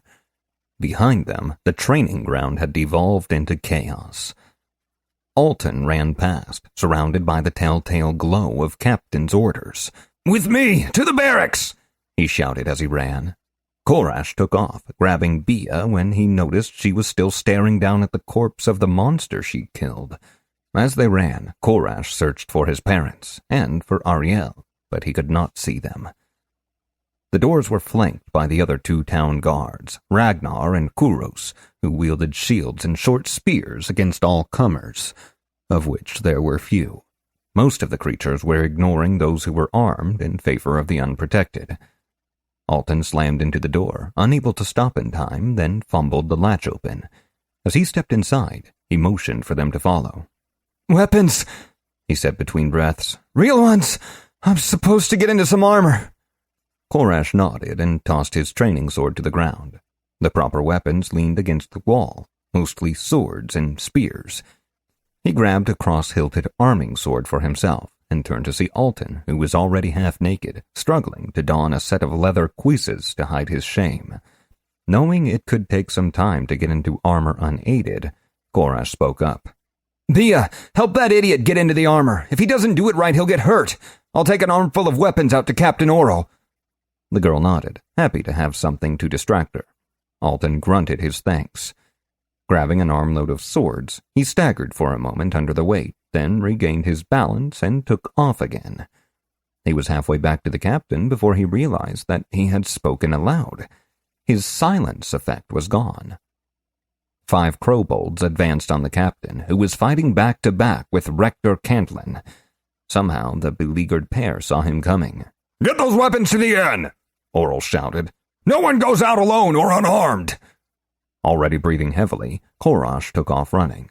Again, he felt like he'd lived in this town his whole life, despite the fact that he was playing a new game for the first time. He had a surprising amount of investment in the well-being of the people here. Some more than others, he amended, but he was beginning to feel like he was on a fetch quest. Some things never changed. He ran close to the buildings, their eaves hiding him from any kobolds which occasionally flew by. He was forced to take a few detours to avoid any visible birdmen, and he was thankful as he rounded one last corner to find the inn not far off. He sprinted across the street and pulled up in front of the door, kicking it hard. "It's Korash, let me in!" He screamed and attempted to kick the door again, pitching forward onto his face as it opened before his foot connected. Weapons clattered around him, swords rattling in scabbards and metal scraping wood. Old Kroll stood over him, glaring down with more malice than the crowbolds. She moved to each sword in turn, kicking it further into the inn's common room. His hands tightened around the longsword he'd claimed. "This is all your fault," she growled, almost spitting as she spoke. "You were never a pious child. Now you're an adventurer. Adventurers shall walk their own path. Let all fear their coming, for they are announced by war and hated by the darkness." The introduction, verse 12. Not that you know. That much I might have forgiven, but you blasphemed at your own supplication, laughed at the true God in his own sanctuary. She was red-faced now, almost shouting as she grabbed the door. "You deserve to die out there!" She slammed it in an attempt to force him back outside. He lay half in and half out of the doorway, so physics was against her, or against him, depending on one's perspective. The breath was knocked from him as the heavy door crashed into his stomach. She pulled it back once more, intending to hit him again when someone pulled her away. Bia's father loomed above him, a crazed look in his eyes. Two other men flanked him, grim expressions suggesting they had recently been attempting to restrain him. He came to a stop, and they each grabbed a shoulder. "Where's my daughter, boy?" Valther's voice was quiet, and Korash knew he'd rather fight 10 crowbolds than stand in this man's way. "She's in the barracks, helping Alton gear up and gathering more weapons. Captain's orders." "I'm going." The man reached down to grab a sword, shaking off the hands on his shoulders as he did so. They made no move to stop him. "The captain says to stay here and fortify, or if you go out, not to do it alone," Korash responded, pulling himself to his feet. Valther wasn't listening. He checked the sword was clear of its scabbard, stepping around Korash and out into the street. Korash shot a venomous glance at Kroll, then scrambled back outside and used the sword to help himself stand. He had no belt to speak of and couldn't hold the scabbard if he wanted to use his Istari style. He grasped the sword by its hilt and swung the blade out toward the empty street. The scabbard shot off and flew several meters before landing in the dust. My hearts must be full, he thought to himself with a grin as he rushed to join Valther, who was striding toward the barracks with no regard for stealth. Naked sword in one hand and wand in the other, he kept pace with the innkeeper as they rushed through the streets, shoulder to shoulder. The duo was tested less than a minute after leaving the inn when a pair of crowbolts fluttered from a nearby roof and flanked them. Valther roared and charged while Korash took up his dueling stance. His crowbold squawked and flung itself into the fray with a short hop, talons extended and wings outstretched for balance. Korash ducked beneath the attack, knowing he was not skilled enough to parry such a blow. He kept his sword up as the crowbold passed over him. The steel cut into the soft flesh of the creature's leg, but the bad angle stole most of the power from the strike. Not to be outdone, the crowbold slashed his right shoulder open with a downward kick that he would have avoided if he hadn't decided to counterattack. The cut erupted with pain, and the fiery tide almost swept him away. He fought through it in a way he wasn't sure he'd be able to do in real life, but he could not banish it completely. Korash spun, partly from the impact and partly because that was his plan. As he spun, his arm flung out straight, and he brought his wand to bear on his enemy. He gathered his will and slashed the air, drawing a diagonal line that cut across the birdman's center mass. This spell should be too large to dodge, and he hoped it would push his opponent out of position. Nothing happened. A box loomed in his vision, far too large. Missing spell form. Switch to manual casting mode for improvised magic. With a frustrated snarl, he pulled his wand back and mentally dismissed the message. He knew he didn't have much time before the crowbold regained its bearings and struck at him. He tried to parry, but his right hand shook from the pain of his wound. The blade rose too slowly. He wasn't going to make it. The crowbold's head abruptly grew a sword. Blood spurted into the air like a fountain and dribbled from the creature's beak. Valther planted one foot in its side and wrenched his sword free, sending the corpse flopping into the street. Like father, like daughter, Korash thought. The man cleaned his blade and jerked his head to the side. Let's go, he said. Korash checked his wound and found it wasn't bleeding very much. Was this a function of the game? No bleeding debuff meant no significant blood loss. Or was he just unaccustomed to the pain of even a minor wound? He wasn't sure which he preferred. He nodded at Valther, tightening his still shaking hand around his sword's hilt, and they got moving. The second fight went easier than the first as he learned how to deal with the pain and keep his adrenaline in check. Korash managed a feint and cut off the wing the monster extended in response, then severed the opposing talon. Valther fought two at once, at least until he decapitated one. He grabbed the head by its feathers and hurled it at his other opponent, which shrieked in terror and fled. They finally reached the barracks, but Ragnar and Kuros were nowhere to be seen. Black feathers littered the ground, and the ground looked like the aftermath of a spring rain, if clouds shed blood instead of water. Korash dropped into a stealthy crouch, but Valther had no time for shenanigans. He burst through the door, shouting his daughter's name. "Papa, I'm here!" came the response. Inside, Bia knelt by one of the beds. Alton lay there ashen-faced with his torso bandaged extensively. Large spots of fresh blood soaked through the bandages on either side of his ribcage. Bia held Alton's hand, talking softly to him but saying nothing specific. That was bad. Korash knew his friend needed a healer. Bia's father rushed to her side and embraced her. "He saved me, Papa. Two of them got in here just after we got his armor on, and one of them knocked me down. Alton stabbed it and it died, but the other one got him. I took care of that one."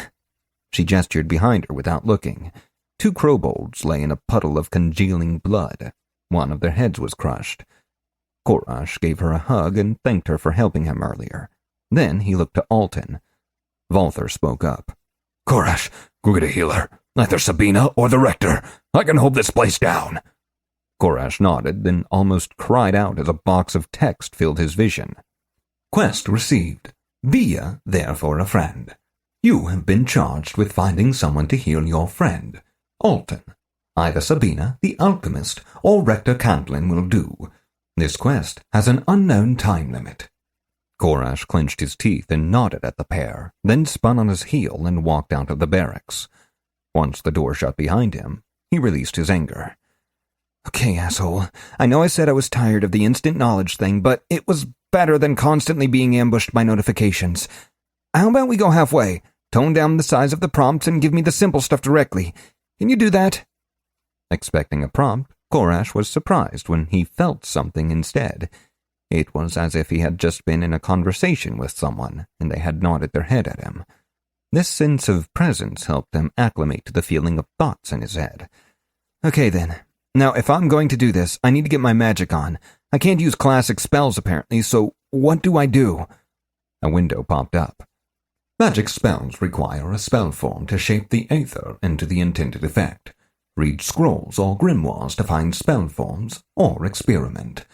For improvised magic, words and gestures are used for expressive and somatic castings. Respectively, blending the two can result in powerful effects, but require more skill. Would you like to know more? No time for that, he thought. He started running, searching for Rector Cantlin, and talking to himself as he went. What about something simple, like firing bolts of aether?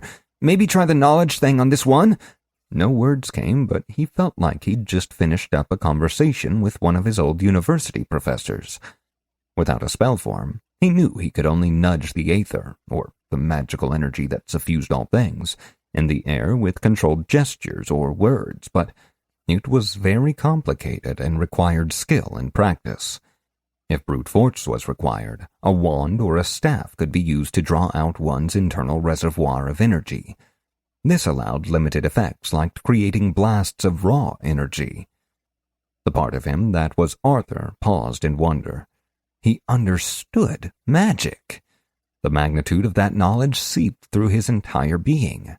Even though he was playing a game, logged into a virtual world while his physical body sat senseless in the real world, the knowledge of how magic worked felt like working out the theory of relativity. None of this would help him in the real world, of course, but he felt that when he logged out of the game, he'd still know what it felt like to use magic, to feel the power beyond sight or science at his beck and call. It wasn't just pressing a button to cast another frostbolt. This was using magic for real. Arthur had purchased Worlds Unbound almost flippantly since he'd known so little about it. He'd prepared himself for having to suffer through just another disappointing MMO. They were always some variation on the same thing. Too many powers to juggle, so many different items to use at different times, so much clutter in the UI. But this, here in the world of Nightfall, he could do magic. Right now, though, he had a friend to save. Chapter 5 Oak Tree Village, Kingdom of Eastmere. The sun was sinking in the sky, causing the village shadows to lengthen ominously. Kobolds still flowed into the town from somewhere. Korash found Oral and the rector fighting in the shade of the same tree that had given its branch to create his wand. Behind the two stood Ariel and a few other civilians. They clutched wooden training weapons, which were of little use against the ferocity of the raven-headed beings besieging them. Ariel still used her Bagnak, lashing out to create openings for the captain, whose sword was accustomed to finding monster innards. Korash stopped his advance 20 meters behind the kobolds. They had not seen him, so this was the perfect opportunity for an ambush. He gripped his wand, suddenly nervous. His eyes half closed, he withdrew from the world, going deeper inside himself. He drew upon his newfound knowledge and his experiences within the tutorial so far to find what he sought. It was a place of feeling, not in the chest and not in the gut, but somewhere between. It was where nervous butterflies emerged before they flew to his stomach, and where the tremors began just before his heart jumped in his chest. The cold sweat of fear flowed from his fountainhead, as did the rush of adrenaline that made his limbs tingle in critical moments. His inner eye found it, more imagined than real, and he saw without eyes the surface of it, like water. It was vast but bounded, the still waters that ran deep. He knew this from other games. It was his mana pool, where ambient aether condensed inside a living being, becoming Ethereum. It wasn't actually called mana, but Arthur felt like he'd default to calling it that anyway. Old habits were hard to break. He understood what to do, using his new instinct. His attempts to command the power of the aether had failed. It was beyond his skill. Now he became the conduit for his own life force, letting it flow from this place in his center. He could sense a presence far away that was of him and yet other. The wand. Like the tree it was birthed from, it called to the Ethereum inside him, like water to roots. Once again aware of himself, he saw the change in the wand he held. A glow like moonlight flowed up its length, coalescing into a star-like silver radiance at the tip. He found his target, a kobold that had managed to move beyond the rough perimeter set by Oral and Cantlin. It was approaching a woman who held only a wooden dagger, murder in its all-black eyes. He realized the last bit of restraint on the power he had gathered. It was like releasing a held breath or pulling the trigger on a gun. The stellar mote burst out silently, aimed as much by his own will as by the position of the wand. It struck the creature in the small of its back and seared internal organs as it sought release from the flesh which suddenly surrounded it. The kobold collapsed the same time Korash did. He was right, yet wrong. While the aether he had used was indeed analogous to a mana pool or MP in other games, there was a fundamental difference. It was his personal supply of etheric energy. It was the spark of life, that indefinable something that science had been searching for since its very inception, yet had been unable to reproduce. It was what made him a person instead of a corpse. He had used his very life force to power the effect, weakening himself in the process. He was suddenly ravenously hungry and his joints ached, but still the game supplemented his knowledge. Like most games in its style, this one used the hit point method of tracking damage to living creatures. Lose them all, and you're dead. Korash, now aware of his health as well as his Aetherium, knew that he had spent a full 25% of each on that one bolt. He also knew that he could, in fact, spend every last drop of those resources if he had to, burning out his own life for vastly increased effect. However, that wasn't really an option. He also felt like he could learn more about this effect, increasing his ability to use it and decreasing the negative effects it had on him. Feeling like he had the flu, he used his sword as a crutch to regain his feet and began groggily advancing on the rest of the crowbolds. Surprisingly, his attack had done more than kill a single crowbold. It had also invigorated the defenders, and they began to press forward. As he approached the melee, the wariness faded, if not the damage. He was able to strike at the crowbolds attacking Rector Cantlin, splitting their focus and enabling a quick victory. Oral, with his superior martial skills, needed no further help dispatching his share. It was quiet, for now. Korash caught Cantlin's eyes and swallowed to clear the dust from his throat before he delivered his news. The Crowbold's got Alton, and it's bad. He needs healing. My ability to channel the mercy of the true God is taxed, but sufficient. Where is he? Korash could see the sweat on the older man's face. He was not used to exertion. In the barracks with Bia and her father. Please, hurry. Tell the boy I order him not to die. Oral spoke in jest, but the captain's face was grim. Cantlin adjusted his grip on his knife and took off at a run. Oral glanced nervously at the sky where the sun sped toward the horizon with visible swiftness. We need to light the bonfire before the darkness comes, he said. Otherwise, we will not last until the dawn. Korash could see that Cantlin had just reached the barracks and breathed a sigh of relief. Just then, a flight of crowbolds sped across the sky. 5 of them fluttered frantically around a central figure, obscuring it and obviously protecting it from any arrows. They needn't have worry, for the village's few guards were all elsewhere, protecting people's homes.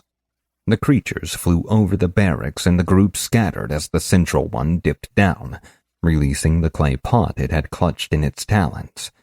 The pot shattered against the barracks roof, and flames ignited from nothing, quickly catching on the wood. The flames whooshed, and a strange high-pitched whistling began as moisture within the wood boiled instantly. Bombardiers!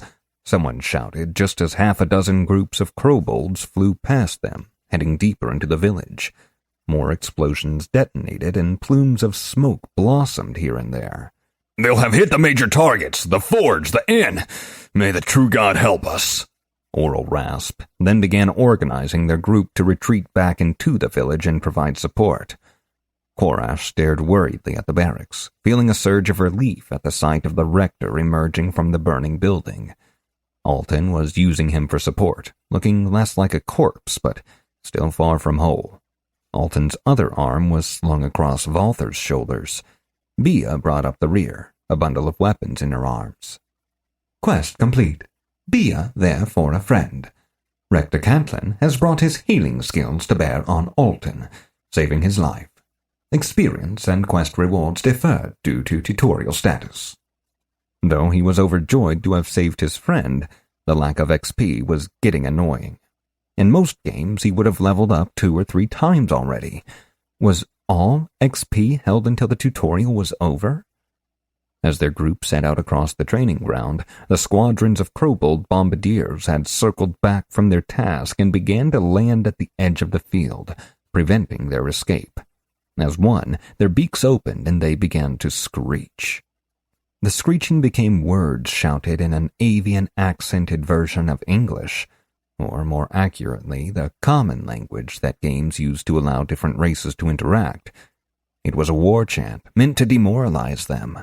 He saw the rector's uneasy glance and the way Oral's hand tightened around the hilt of his sword. and knew that it was working. Razorbeak! Razorbeak! Razorbeak! The kobolds croaked in unison, drawing out each syllable. If they'd had pikes, they would have beaten them against the ground. The town gates were not far from the barracks, allowing the guards to muster easily in their defense. However, defending the gate against a flying foe was pointless, and the guards on duty had been reassigned to the fighting near the town center. That had been a mistake. 4 kobolds, larger than the rest, simply walked through the gates. Each held a cruelly curved dagger in one winged hand. They surrounded a 5th kobold, and this one had to be at least 2 meters tall. The group oriented on the villagers and walked toward them, while the kobolds arrayed on the other side continued their chant. With nowhere to run, the group stood its ground. Korash and Oral faced the new kobolds, while Ariel and the others watched their flank. As the large kobolds grew close, they split to reveal the beast at the center. Oral cursed under his breath. "A Shine Lord," he whispered. "They're like kings to the kobolds. They're supposed to be a myth, just stories to frighten children." The man, once unbroken in the face of the enemy, now seemed defeated. Korash could understand. This was a mob of another color. Monsters in regular RPGs usually just had generic names, like the kobold bombardiers. If an enemy was much tougher than a usual specimen, it might have a name or a special effect, like a glowing nimbus around its name or a dragon curled around its portrait on the game screen. Even stronger creatures like dungeon bosses or important NPCs displayed gold dragons on their portraits or were named with titles or had their own theme music. Somewhere, Korash could hear drums beating. This was Razorbeak, Shine Lord of Broken Rock. He wasn't sure how he knew that. Maybe this thing's reputation preceded it. Where the other kobolds wore nothing, this one was clad in mismatched armor. Bronze scale shoulders, an iron breastplate, and even greaves with elaborate scrollwork strapped too high on its strange legs. Each piece shone brightly in the dying light. This attire was only possible due to the creature's lack of feathers. Its head was wrinkled and vulture-like, and its wings stuck through the breastplate like whips of flesh stretched too tightly over thin bones. Sharp pieces of metal were fastened where its pinions should have been, giving its winged strike a razor edge. Above its talons, curved blades glinted, strapped tightly to the ankles. Then it smiled. Its beak opened slightly and the sun caught on shining metal. Steel teeth infested its beak, made to interlock and disappear when the beak was closed. It gave the bird a surprisingly human-like expression. Korash instinctively knew that if this thing killed you, it would hurt. Captain Oral stepped forward, resignation on his face. "If you can, get everyone out of the village and hide in the forest.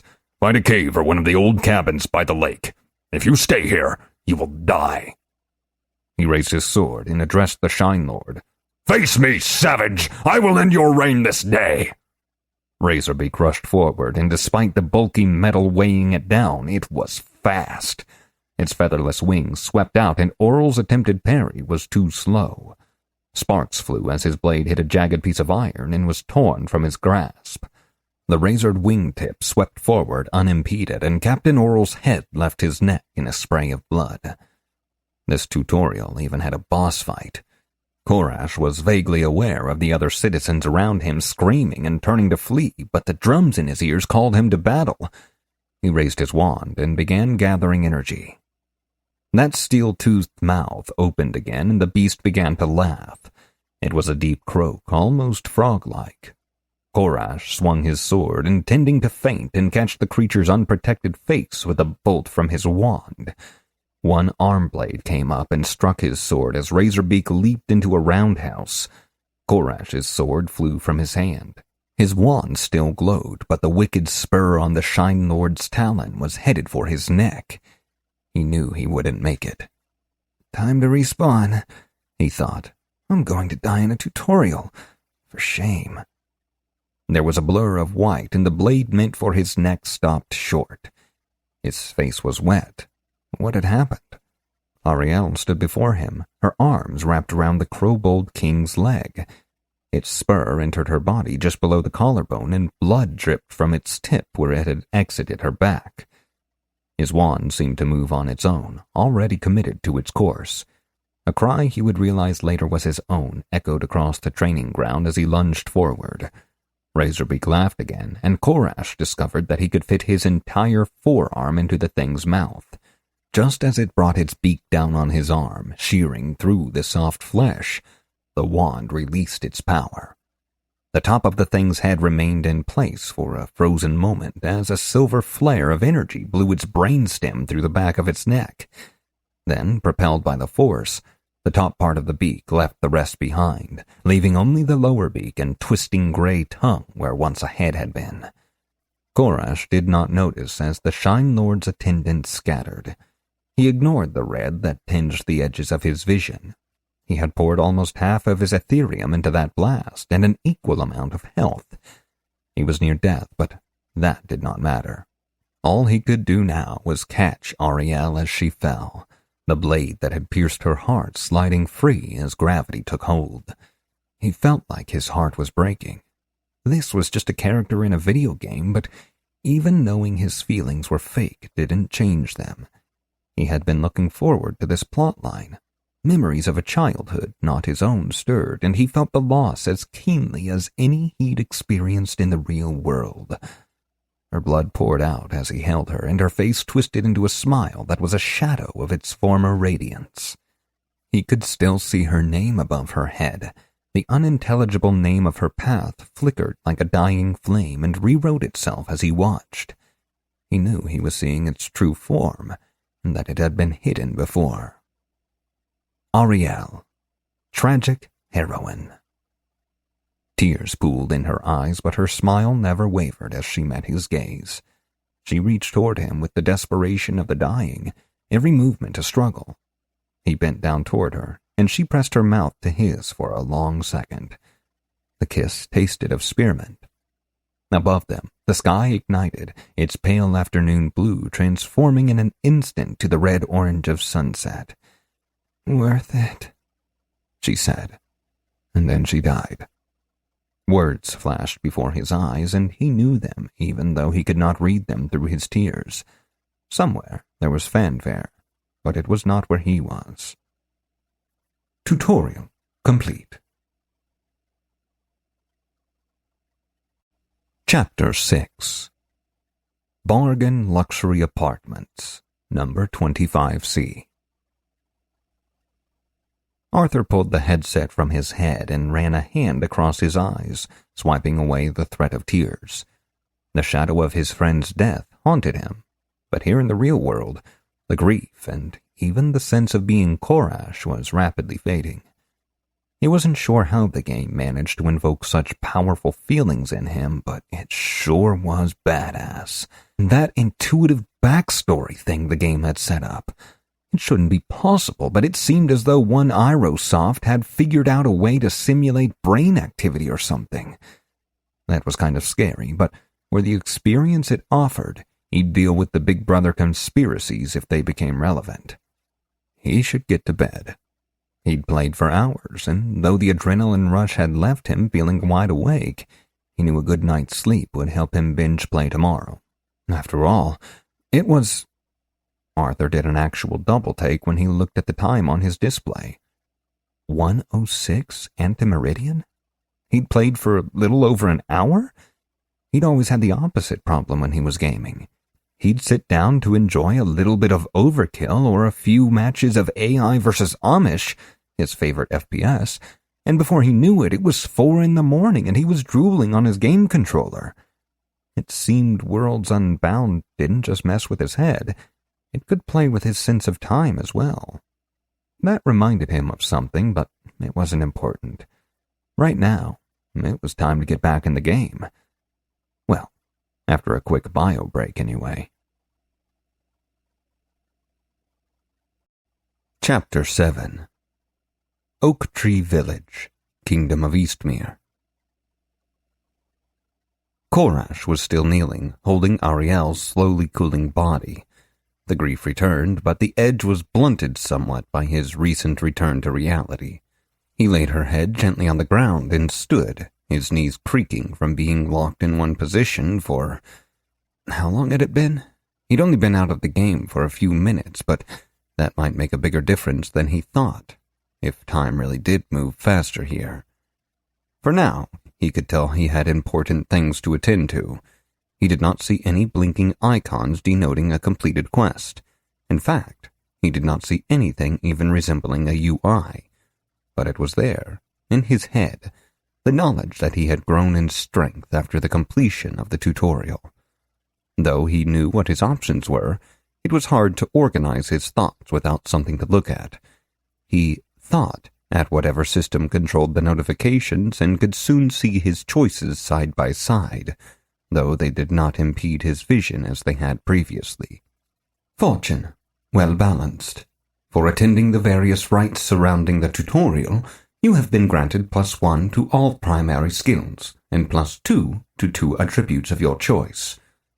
Fortune, dedicated. For working to save the village the way only a resident would, you have gained a bonus perk, +50 health and +50 Ethereum. Fortune, etheric insight. For unlocking a type of magic during the tutorial, you have gained +5 to your choice of talent or willpower, and +1 to any 3 secondary skills involving magic. All prerequisites must be met. Fortunes remaining, 1 of 2. One choice has been selected for you and is hidden. For now. This was huge. Fortunes were kind of like achievements in that they were acquired through in-game actions rather than through gaining levels or experience, and thus were the hardest characteristics to actually earn. And what a collection he had to choose from. The first choice focused on attributes, the primary measures of capabilities that were innate and needed no specialized knowledge, like strength or intelligence. In this game, an average non-heroic human was considered to belong to the mortal tier, and thus had attributes ranging from 2 to 5. Even 1 point was enough to make a huge difference. The second option was less amazing, but he knew that he currently had only 100 HP, or health as the game called it, and the same amount of mana. Ethereum. Whatever. The perk option was where it was at, though. Perks were really hard to gain, usually coming only at specific levels or as rewards for very difficult quests. However, that third option, a boost to an attribute that was guaranteed to put him beyond even the strongest mortal opponents in free training and secondary skills. He knew that these types of skills were things that not everyone would learn. While the primary skills were general and came from a known list, secondary skills were hidden and could be unlocked only through training or by discovering them through specific actions. It was almost a no-brainer. He mentally selected Etheric Insight, and the world around him froze, suspended in time. Etheric Insight. You have chosen to increase talent. Select secondary skills. 3 remaining. Meditation. Etheric Manipulation.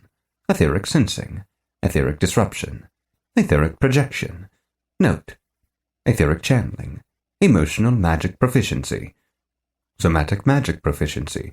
Somatic Magic Theory. Somatic Focus. Somatic Battle Weaving. Note. Move in Stillness. Note 2. Primordial Magic Theory. Note 2. Arcane Chirography. Primordial. Expressive Magic Theory. Common Alchemy. Enlightened Alchemy. Channel. Sorcery. Base Necromancy. Note.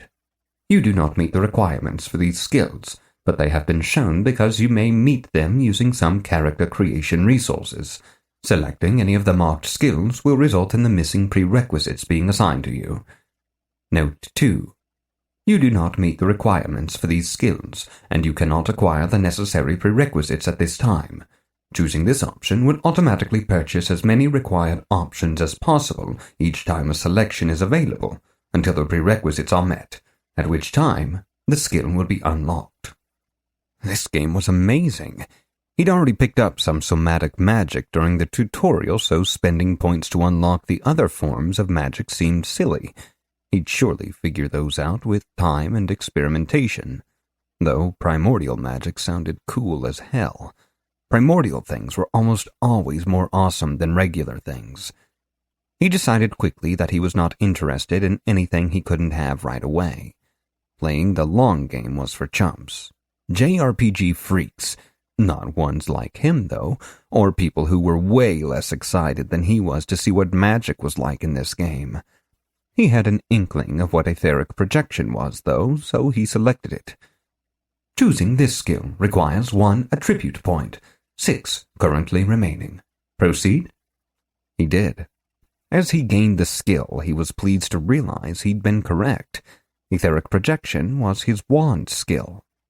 Etheric projection, active skill, aids the user in projecting energy from a wand or focus crystal, increases damage and accuracy with such attacks while decreasing Aetherium burden, removes the associated health cost for untrained Aetherium use.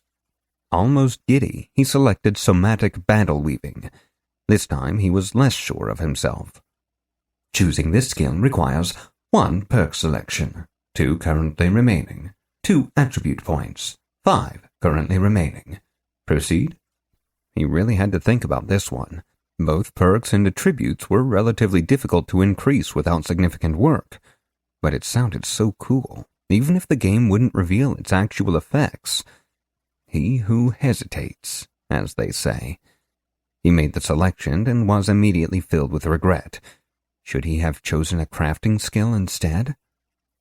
Somatic battle weaving improves the user's ability to cast somatic magic while engaged in strenuous activities such as combat, decreases chance of spell loss under such circumstances, may have other benefits as well. His regret vanished. This was awesome. He was going to select Move in Stillness next, but he discovered that it had disappeared from the list. Maybe he could no longer afford the prerequisites. He didn't know much about his somatic magic yet. Other than not to use any wizarding spells, dragon shouts were probably out of the question too. In order to help with that, he made his last choice. Somatic Magic Theory, Knowledge Skill, represents an understanding of the principles of somatic magic. This skill is used when attempting to learn new somatic spell forms, or when crafting them in improvised mode. Now the floating images changed to show something that was undeniably a character sheet. His attributes were highlighted. Time to spend those points. The game had 6 different attributes, or stats, which were shared by all beings: prowess, talent, zeal, stamina, willpower, and conviction. The first 3 were power stats that made you better at affecting others. The last 3 were resistance stats, used for, well, resisting stuff. The attributes were also focused in other ways. Prowess and stamina were physical attributes. They controlled tasks he did with his body. Talent and willpower were mental in nature, and zeal and conviction were spiritual. Those last 2 were probably only good for healers, clerics, and other boring worshippers of boring divine powers. Prowess, 3. Talent, 7. Zeal, 2. Stamina, 3. Willpower, 3. Conviction, 2. Attribute points, 3 of 6. With only 6 stat points to allocate at baseline, that meant the average person could be just above average in everything, with a score of 3, have 2 scores at 5, or manage some combination in between. He considered his zeal and conviction, wishing he didn't have to waste points. Would you like to reduce zeal below its starting value? Caution. Reduced attributes are ineligible for foci, even if they are later increased. All attributes below 2 carry increased penalties to resistance for effectiveness. Arthur was no stranger to min-maxing, though most recent games tried to mitigate that particular human tendency. But with the insane talent bonus that he'd gotten from his fortune, how could he resist? He wasn't sure why the game forcibly added points to prowess and stamina, though it seemed reasonable that his somatic battle weaving was the cause. He considered the warning a second time. If he was unhappy with his decision to dump a stat, he'd have to roll a new character, and there was no way he was going to do that. The prompt cleared from his mind as he made the decision not to reduce the attribute. He may not have wanted to reduce his spiritual attributes, but he wasn't increasing them either. He was fine with the idea of having the spiritual strength of the average peasant. He considered a moment longer, then smiled demonically as he made his selection. Prowess, 3. Talent, 10. Zeal, 2. Stamina, 3. Willpower, 3. Conviction, 2. Since a bonus to the stat came with the etheric insight, he assumed that talent increased magical as well as mental strength. Boosting it into the stratosphere just made sense for a wizard. Korash gazed with satisfaction at his choices, but the table quickly faded, replaced by his perk tree. He knew he'd made one of these choices blindly while selecting somatic battle weaving, and he was excited to learn what he'd gained. He felt like a kid at Christmas, finally opening the big, exciting present under the tree after being forced to open all of the small, inconsequential ones first. Etheric Artist. Perk. Your understanding of the movements of the aether around you is unparalleled.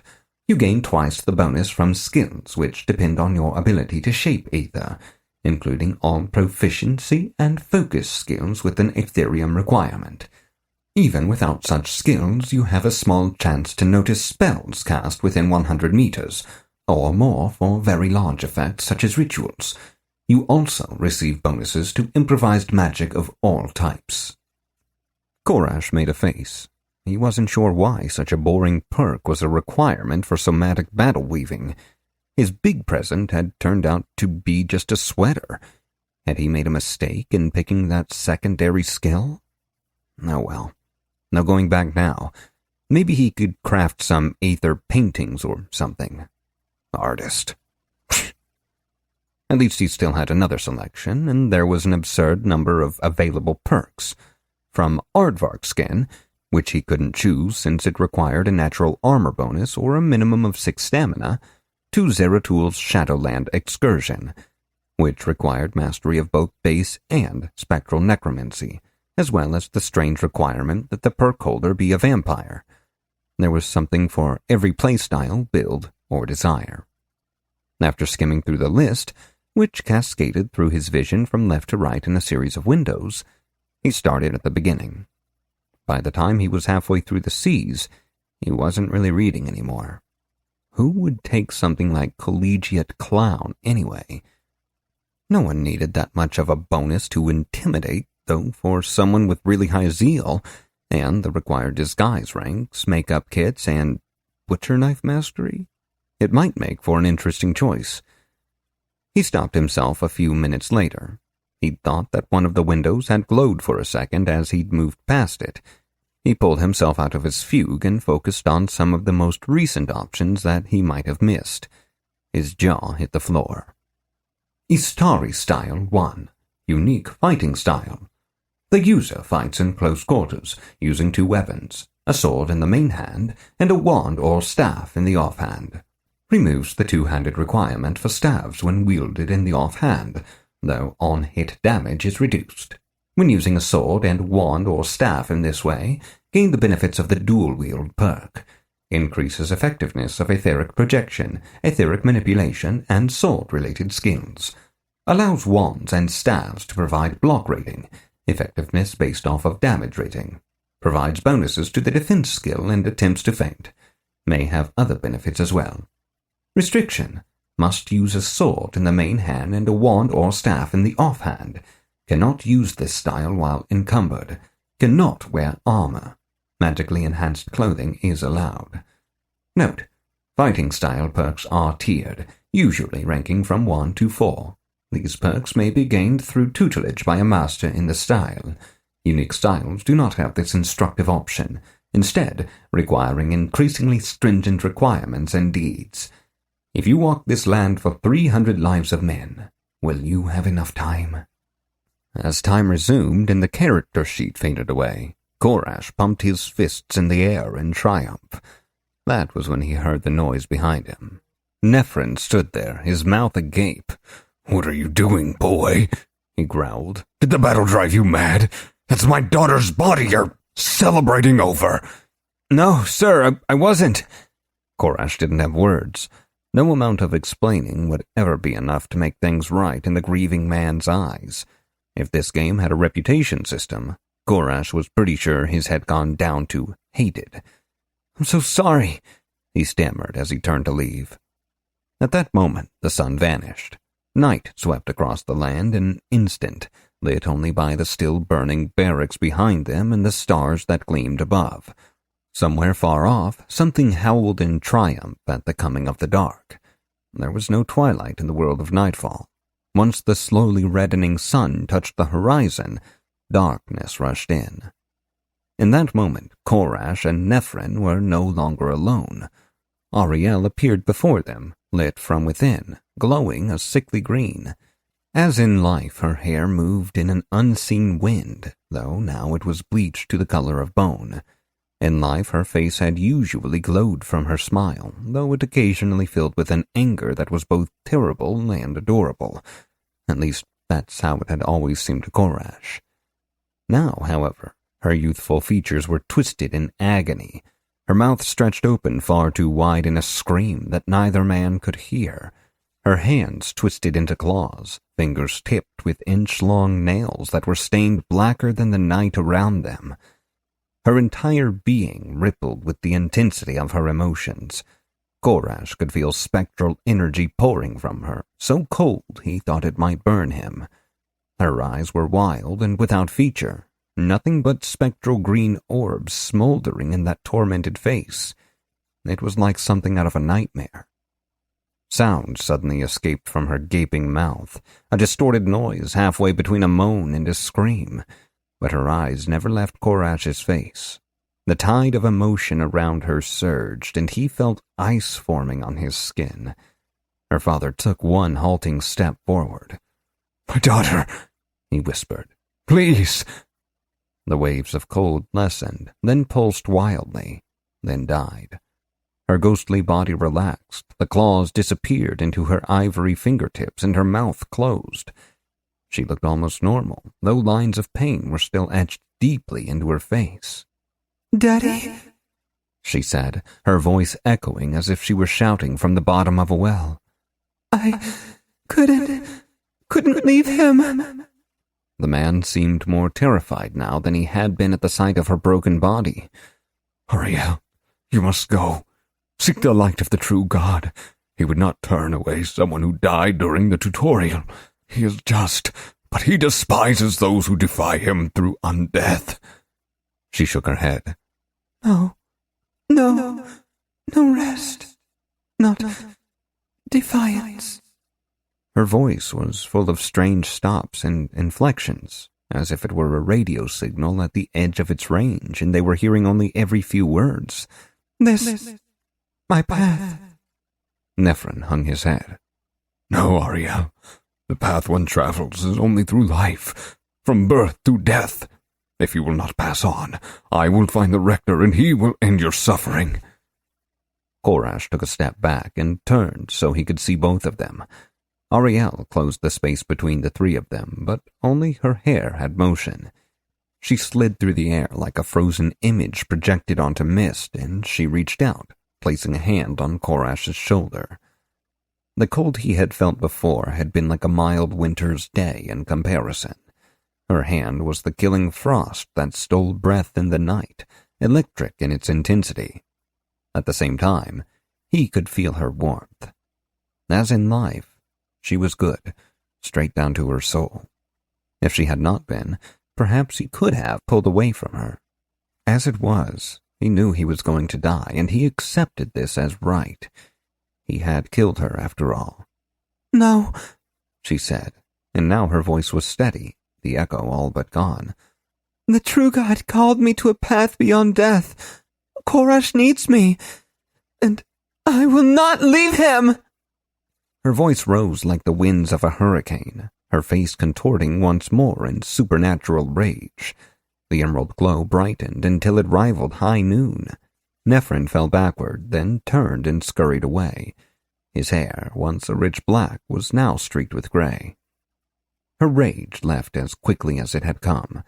Twisting fingers of frost crackled across the edges of Korash's vision, the game's way of telling him he was freezing to death.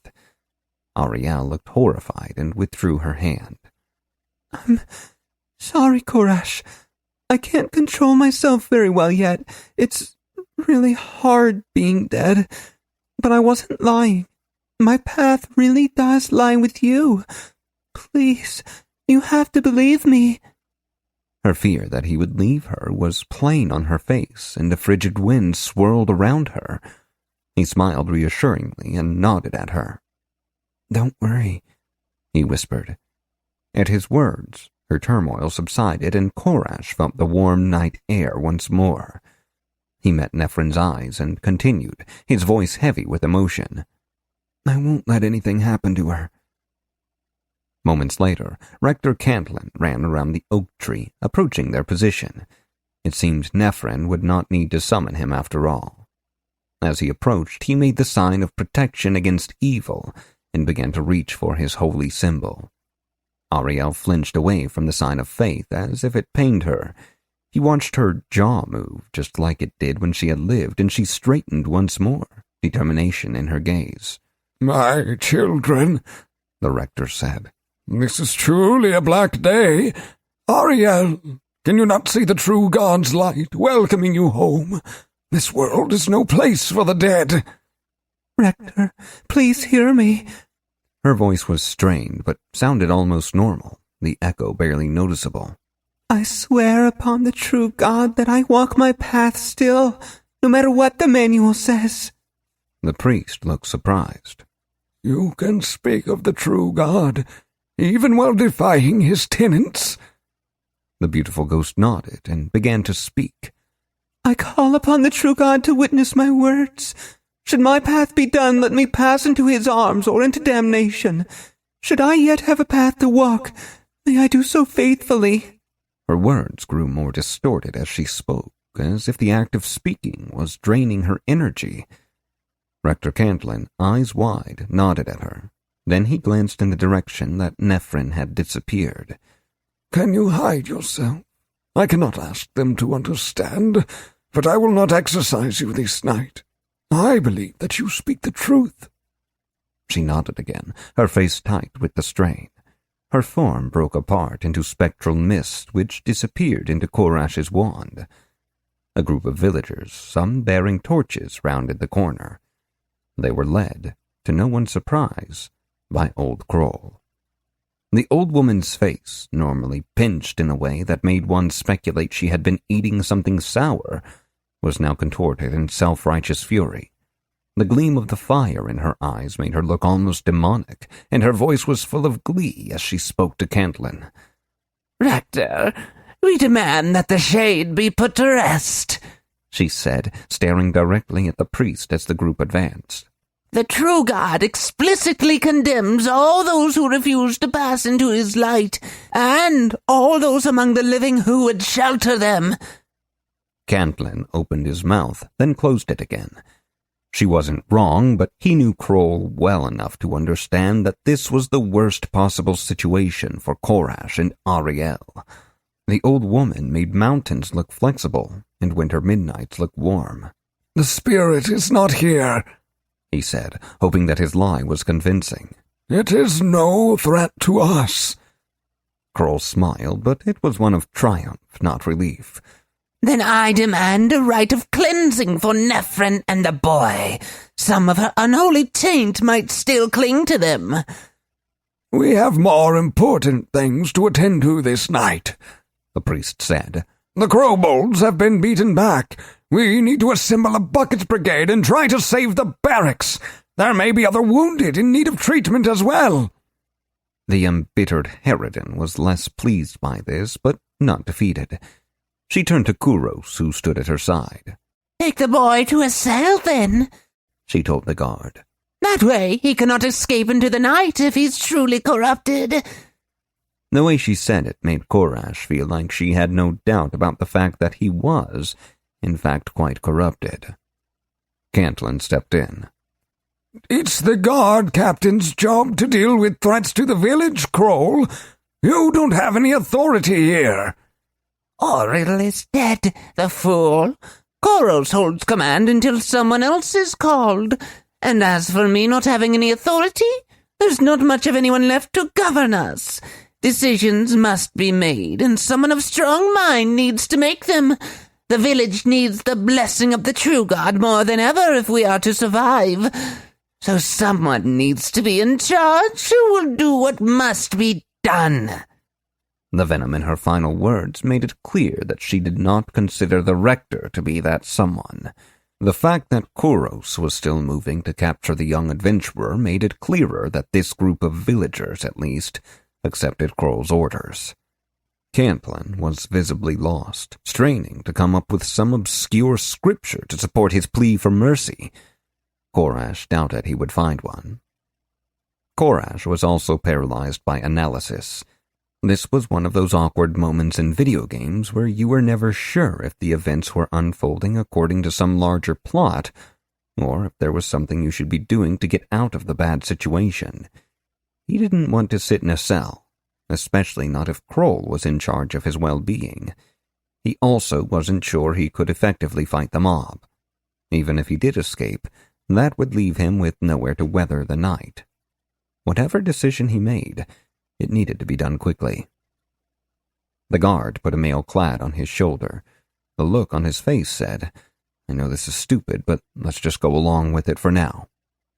Korash decided not to put up a fight, at least for the moment. The blast of eldritch light that blew Koros off his feet and sent him hurtling through the air destroyed that plan. Ariel materialized next to Korash, once again glowing, expression warped with rage. The mob gasped and drew back, though Kroll glared and held her ground.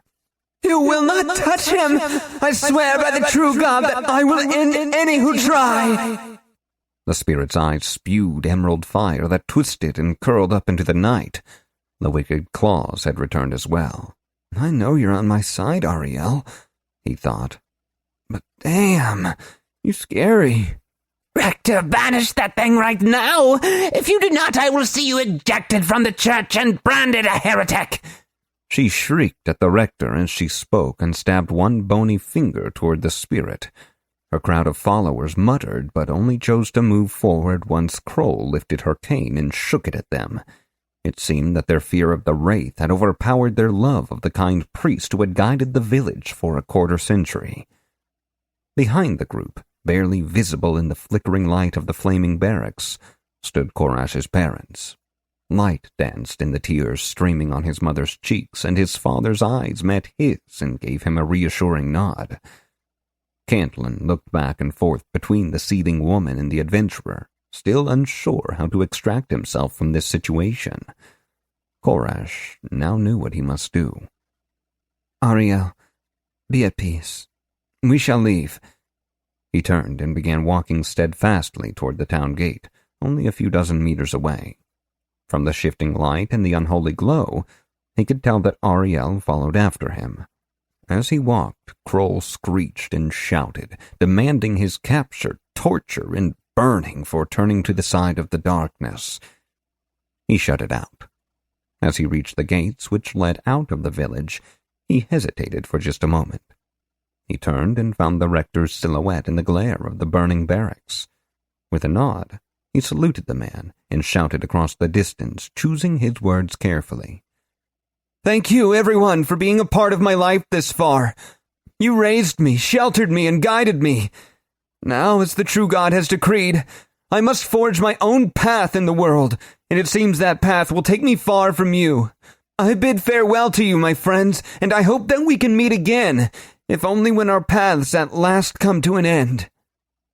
Ariel discorporated once more, and Korash stepped out through the gates into the blackness so deadly they literally named the world after it. Chapter 8 Old Oak Forest, Kingdom of Eastmere. You have left the tutorial area. Progress toward primary skills has been awarded. View skill list? Why not? Thought Korash, and there it was. Primary skills. Athletics, 1. Defense, 1. Armor, 0. Stealth, 1. Balance, 0.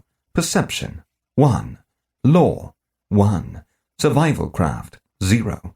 Remedies, 0. Craft, 1. Insight, 1.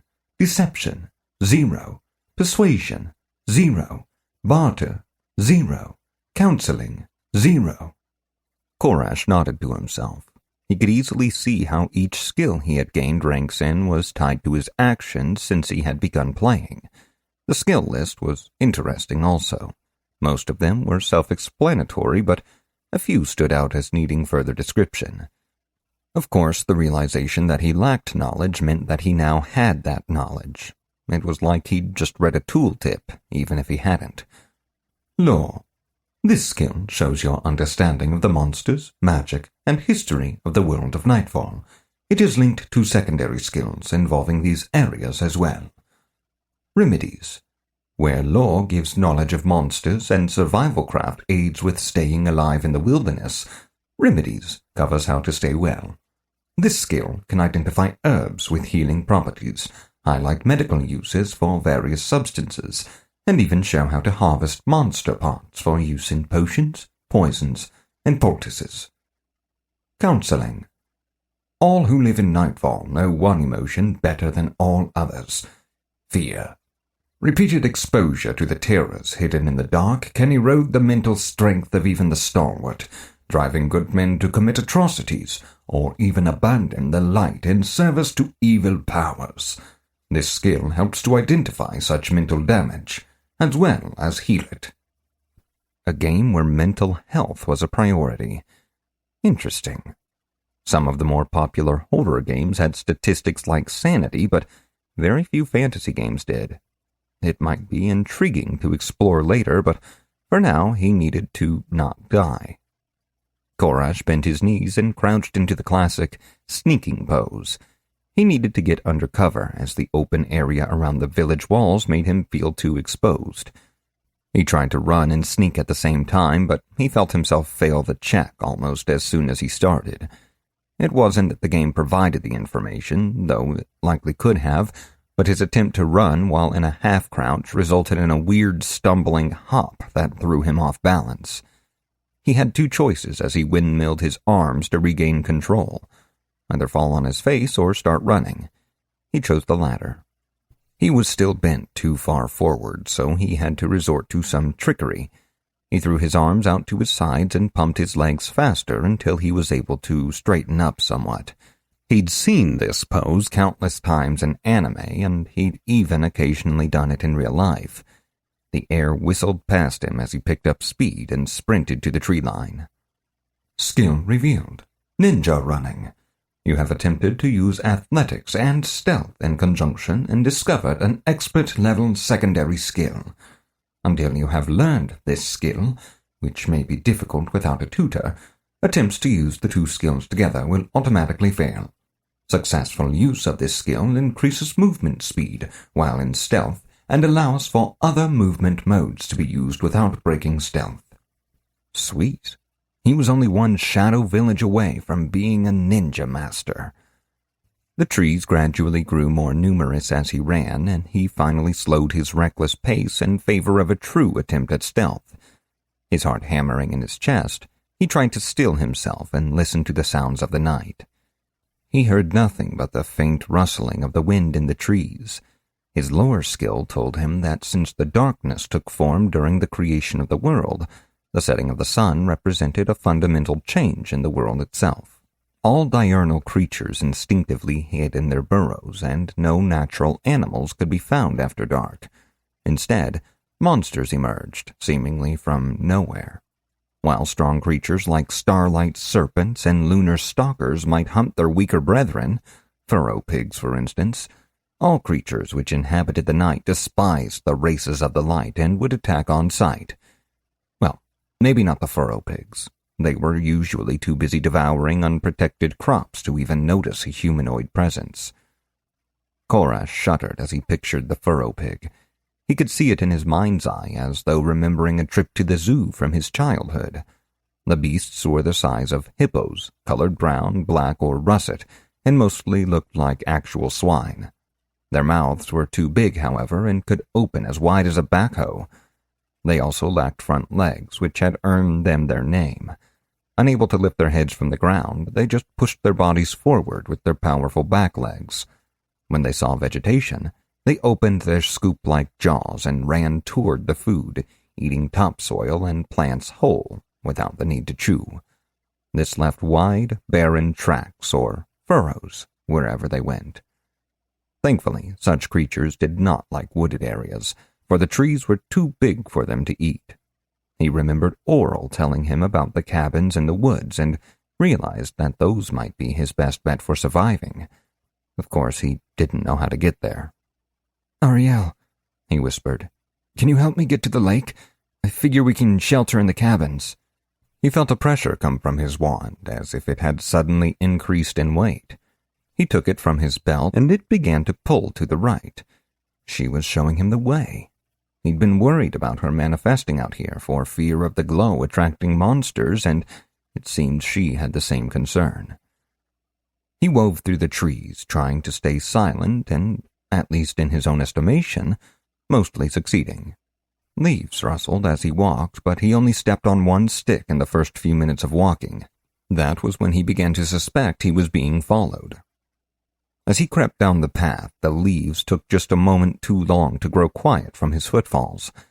Occasionally, he heard the barely audible sound of a twig snapping as he stepped, but he felt nothing under his feet. He spun around, but only saw the imposing shadows of the trees, dimly lit by the weak glow of the moon.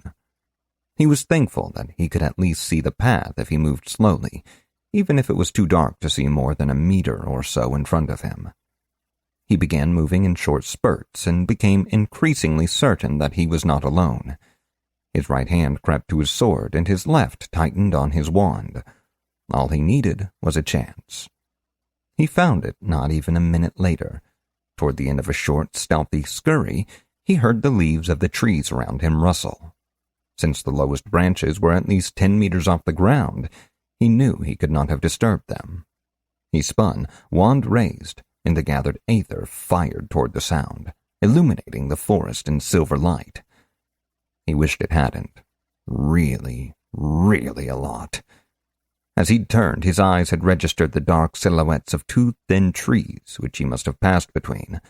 But as the light flared and he could finally see, despite the pain as his eyes adjusted to the glare, he realized they were not trees at all. There was a crack as the magic bolt struck a branch and detonated, shearing the limb from a tree but missing its true target completely. The monster nearby, now revealed, moved to strike. The creature's body, a black, furry orb about 1 meter in diameter, appeared almost like that of a spider. Its massive eyes were all pupil and seemed to capture the light, glowing briefly. Its legs, however, pushed it beyond standard giant spider and straight into cyclopean horror from beyond territory. They stretched a full 7 meters into the air, placing the thing's body just below the forest canopy. The spiky lengths mimicked the texture of wood split by an axe, all splinters and jagged edges, with square edges where natural law demanded they be round. With a sound like the snapping of twigs, they bowed like barrel staves, and the creature's bulbous mass descended toward him. As it sank, it shifted its stance, and one long limb lifted from the ground to reveal an end with 2 curved claws, the third offset to form a thumb. Korash pulled his sword free to parry the claws speeding toward him, but the thing had never intended to strike him. Instead, its claws slammed into a larger tree behind him. Now braced, its other foreleg left the ground and its body dove toward him in a reckless charge that Korash could not avoid. Its torso split across the middle, revealing a mouth that was impossibly deep. Teeth curved backwards for trapping its prey seemed to go all the way back into its throat. Korash cursed and flung his wand upward in an arc, leaving a shining trail that hung in the air before him. The creature's charge drove it directly into the shimmering shield, and it closed its maw upon the force with a sound like breaking glass. But Korash was already in motion.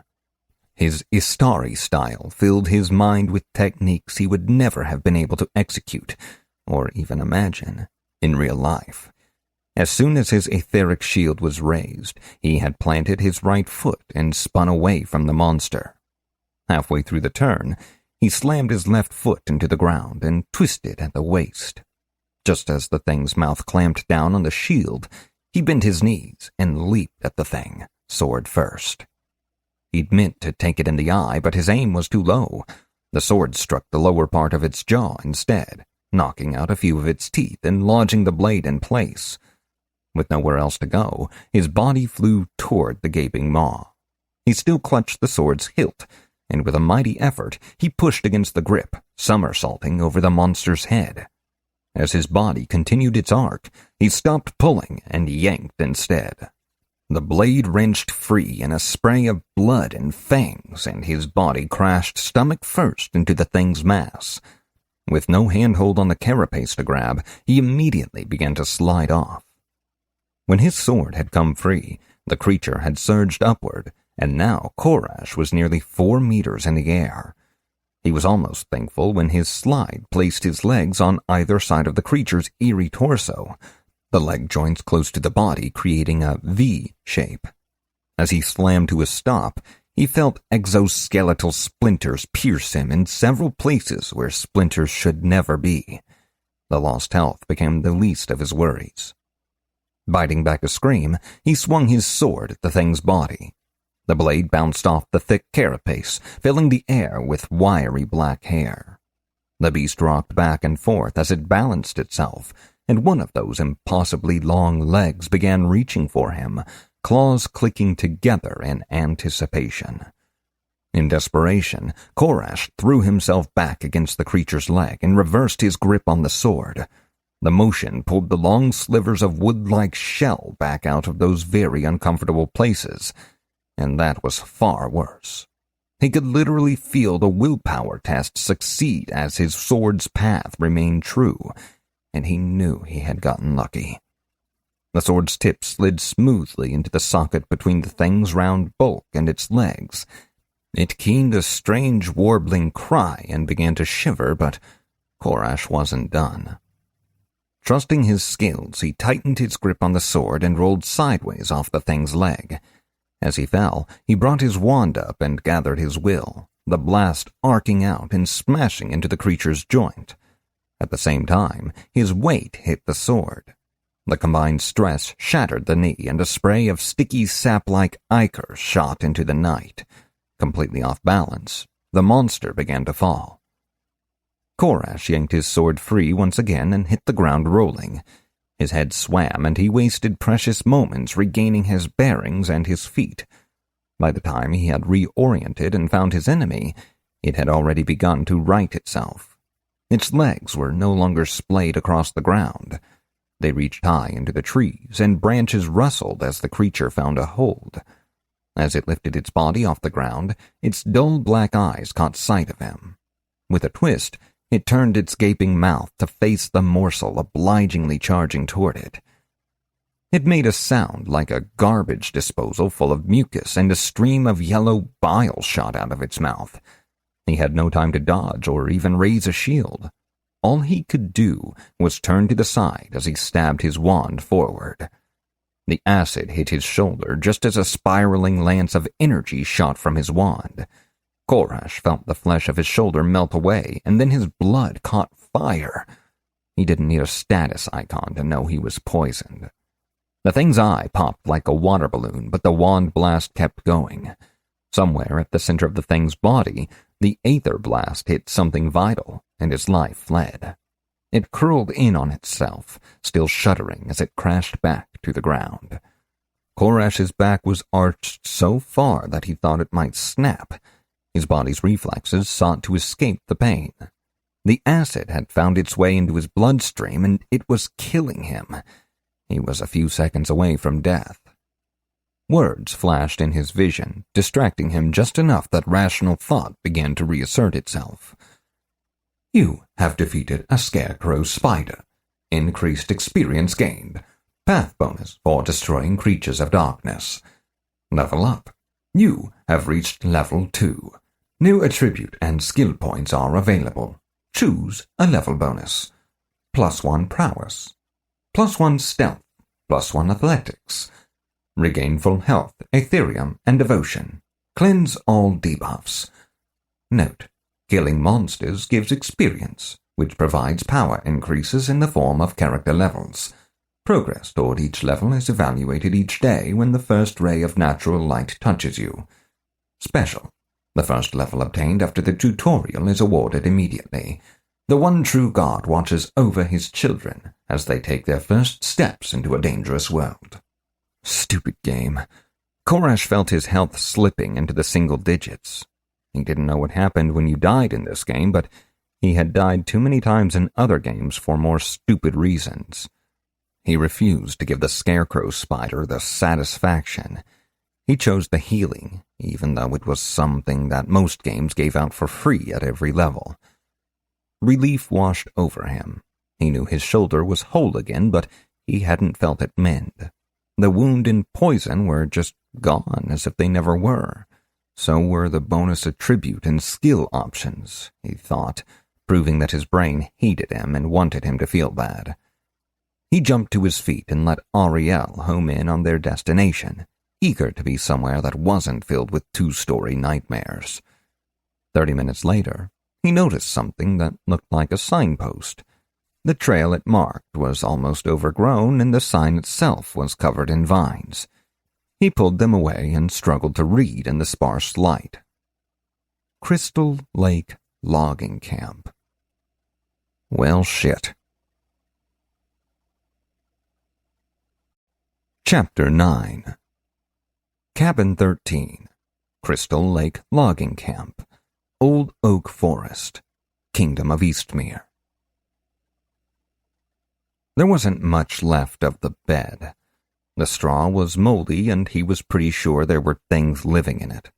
But at least he was inside a building, which meant that true darkness creatures couldn't reach him. Things that were once mortal, like werewolves, wraiths, warlocks, and other things starting with W, certainly could, but he wasn't worried about that. For now. He had been inside the old log cabin for about 20 minutes, and he was finally starting to relax. He was pleased that he had not yet been murdered by an axe, nor had he heard any creepy ch-ch-ch-ch or Ariel hovered nearby, having emerged from the wand once he was safely inside. "Thanks for helping out with that scarecrow spider," he snarked. While he wasn't really mad, it would have been nice to pick up an extra point in prowess instead of wasting his level bonus on healing. You couldn't see the heart render worm, could you? It was to your left about 100 meters. I think it only ignored you because you're so weak. Her smile as she spoke was just a little too wide. "Thank you for protecting me, Ariel," he said demurely as he quickly considered how best to change the subject. "That's what I thought," she replied. "And you're welcome." Feeling mostly out of danger, he was finally able to consider his character sheet. The first thing that crept into his mind was an awareness of the fortune he'd earned but been unable to access back in the village. Fortune, spirit companion. The spirit of a tragic heroine is bound to you. Spirits are defined by their relationships and emotions. Your bond will grow as you interact with each other. The spirit can share its knowledge with you, and may even be able to aid you in battle. Possessing this fortune allows you to learn spirit necromancy more easily. Find a trainer or an appropriate initiate text if you wish to do so. He had gained a single attribute point, which he put into stamina. The ghost of agony touched him as he remembered his battle, and he vowed to be more prepared in the future. 2 skill points gave him the ability to expand either in primary or secondary skills, though he realized with horror that the cost to increase secondary skills was double that of the primary tree. Most games balanced skills around frequency of use, which meant that primary skills were more expensive. As he reviewed his skills, the logic became more apparent. While things like stealth and dodge were useful in a wide variety of circumstances, The things the secondary skills could do were more significant. To that end, he put his points into somatic magic theory, and he was about to strike up a conversation with Ariel when he felt the failure happen. Unable to increase skill. No successful use of the target skill has occurred. You must learn before you advance. Grumbling, he pulled out his wand and looked at Ariel. "Hey," he said, attempting to nudge her with his elbow and failing due to her lack of a corporeal body. "Watch me pull a rabbit out of my hat." An hour later, there was still no rabbit. Korash drew a simple spiral in the air, feeling the aether resist him the way that clay resists the sculptor, which was to say, nobly, but to no avail and to its detriment. Once completed, his perception withdrew inside of himself, and he opened his Ethereum channels. The result was like the release of a dam, causing the Ethereum to flow in the direction of least resistance, out of his body, through the wand, and into the empty spell form. Nothing happened. Again. Even an ineffective spell form should glow before its etheric potential was reabsorbed by the surrounding energy. Even though he could feel his Ethereum draining, nothing was happening the way it should. He and Ariel had been chatting on and off, though they had yet to discuss any of the many elephants in the room. Mostly, Korash just brought up anecdotes he remembered about their youth, avoiding mention of the villagers they'd left behind. "I'm just not getting this," he said to the spirit. He called up the knowledge provided to him by his skill rank for the dozenth time, reading it mentally like a memorized passage from a textbook. "In truth, there is little difference between known and improvised spell forms. Each uses the same three components to create a magical effect. Intention is the desired effect of the spell as communicated to the world via a properly crafted spell form. The effect is simultaneously the target of the spell and its outward visible consequences for the world. This duality is necessary for instances in which a spell has an outward effect, as all must, but no explicit target, most often seen in offensive bursts such as the Aether Wave. This effect is the method by which the intention is expressed. The nexus, then, is the means by which the delivery of intention to effect is accomplished, through the use of an Ethereum-infused medium." He could almost hear the elderly professor who must have written the description. He could even envision him, a man wearing rumpled robes of indeterminate color, white hair pointing in all directions, scribbling excitedly as he talked, while a room full of bemused Weasleys stared, uncomprehending. He just wished he were more of a Hermione, or at least had access to one so he could get schooled on his ability to accent the proper syllable. Weirdly, that gave him an idea. "Hey, Ariel, how do you make those claws happen?" Ariel was hovering next to him on the ruined bed, maintaining a sitting pose a few millimeters above the covers. He pretended not to notice. Her hand was resting on his shoulder, but it was not the all-consuming touch of death it had been previously. While he was practicing his magic, she had been learning to, as she put it, be dead. "I'm not really sure," she said, her face scrunched up in a way that was as irresistible to Arthur as it was to Korash.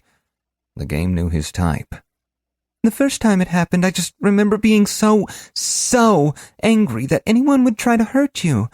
I needed some way to protect you, and I felt my whole body kind of shiver, and there they were." She stared off into the distance, as if she were seeing something unfold there. She did that a lot if he didn't keep her engaged. Korash pondered that for a while and decided that it didn't seem as helpful as he'd hoped. Mildly dejected, he went back to his practice. First, the intention. He drew his spiral in the air, feeling the faint resistance. Then, the effect. He imagined the rotting wood chair across the room bursting into flame.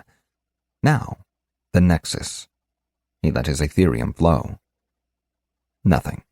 He thought back to Ariel's explanation. He didn't know if ghost powers and somatic magic were anything alike, but he needed all the help he could get. She started with the intention, which was not letting anything hurt him. Then the claws, which must be the effect. Maybe that shiver she felt was the nexus. If he were doing a similar spell, he'd need a target. He couldn't just form an intention of hurting something and then he'd grow claws. It didn't have enough direction. Just thinking about that brought up another snippet of arcane knowledge. Failure to properly join an intention and an effect, either through collapse of a nexus or worse, a misbegotten spell form, can have consequences ranging from a failed spell to total protonic reversal. It is not recommended. That's when understanding dawned. The spell form. He had been treating it as a part of the intention, but this warning seemed to imply that it was a different thing entirely. He began the spell again. This time he took a few breaths after he formed his intention and drew his spell form. Then he continued his spell like normal, picturing the effect and opening the nexus. This time his Ethereum didn't move at all. What was he doing wrong? Confused, he tightened his chest and pushed like he did when shooting a bolt from his wand. Raw, incandescent power blasted forth in a stream from the wand. His arm bucked from the force, and the beam shot up the wall and tore through the rotten thatch of the ceiling. He braced himself against the force and tried to stop the flow of Ethereum to the wand. Nothing happened. The energy twisted and forked like lightning for a second. Then, with a sound like an exploding electrical transformer, it evaporated. His wand erupted in sparks, blasting itself out of his hands as it flew across the room, hit the far wall, and clattered to the floor. Silence reigned, and it was darker than it should have been. Koresh looked around and realized that Ariel was gone. He hoped he hadn't hit her with the beam. She seemed confident that if she were injured in this world, she would only go dormant for a while, but Koresh had no desire to test that. Worse, she'd be pissed. His arms felt heavy, like he'd been lifting weights for hours. A quick thought revealed that, somehow, he'd spent all his Ethereum in the blast. That must be why it had shut off, but why had this happened anyway? Ethereum differs from Aether, though both are composed of the same fundamental energy. Aether exists everywhere in the world in the same way that air does, and can even become stale, poisonous, or thin, based on ambient conditions. Ethereum, in turn, is the natural product of a thinking being's interaction with and ingestion of Aether. If Aether is the air at rest, then Ethereum is air in the lungs, with the pool being the lung capacity. The density of Ethereum is generally greater than the Aether, leading to a debate amongst archaeologists as to whether it is fundamentally changed into a different substance when it is absorbed, such as water made into tea, or if Ethereum is simply created through compression of standard Aether before its addition to the Ethereum pool. Law 1. Success. Normally, when he opened his Ethereum channels, he could feel the spell form and directed the Ethereum into it. This time, though, he hadn't. If the Aether was essentially like a viscous fluid, that meant that an empty spell form would disappear after a few moments, unless filled. In the absence of a conduit, he'd attempted to force a highly pressurized liquid into motion, turning his Ethereum channels into a fire hose. He retrieved his wand, made sure it was intact, then asked aloud if Ariel was okay. The wand buzzed in his hand in a way that seemed to indicate that she was not mad at him, but was also unwilling or unable to manifest. That was worrisome, but not urgent. Koresh sat on the floor, legs crossed. Without any Ethereum in his pool, he couldn't really practice his somatic magic theory. It was time to try something else. He closed his eyes and slowed his breathing. One of the choices for secondary skills he'd had from his fortune had been etheric meditation. In many fantasy games, meditation was a way of recharging spent mana. When he'd used his wand for the first time, he'd been able to feel the Aether around him, and that was still true. It wasn't too much different from walking through a spider web. The substance was definitely there, but it didn't impact one's ability to move through it. It also didn't make you recoil in abject terror and spend 5 minutes checking your hair for spiders, which was definitely a plus. As he grew still, he could feel the aether pressing in on him. It seemed to move more than it had before, possibly as a result of the recent disturbance. He focused his mind's eye on the sensation and visualized drawing it in. Nothing. He thought for a moment. He knew somatic magic, but no other kinds. Since the skill was related specifically to the aether rather than a type of magic, that meant that his wand was unnecessary. Meditation usually involved breathing exercises, like mindfulness or yogic whatever it was called. Plus, the lore skill had used air as a means of explaining the concept of aetherium. Korash focused on the aether flowing around him. Then he imagined it flowing into his nostrils and filling his pool. He breathed in and almost choked as his nostrils clogged with gunk. It was like breathing mud. This discovery process was difficult but rewarding.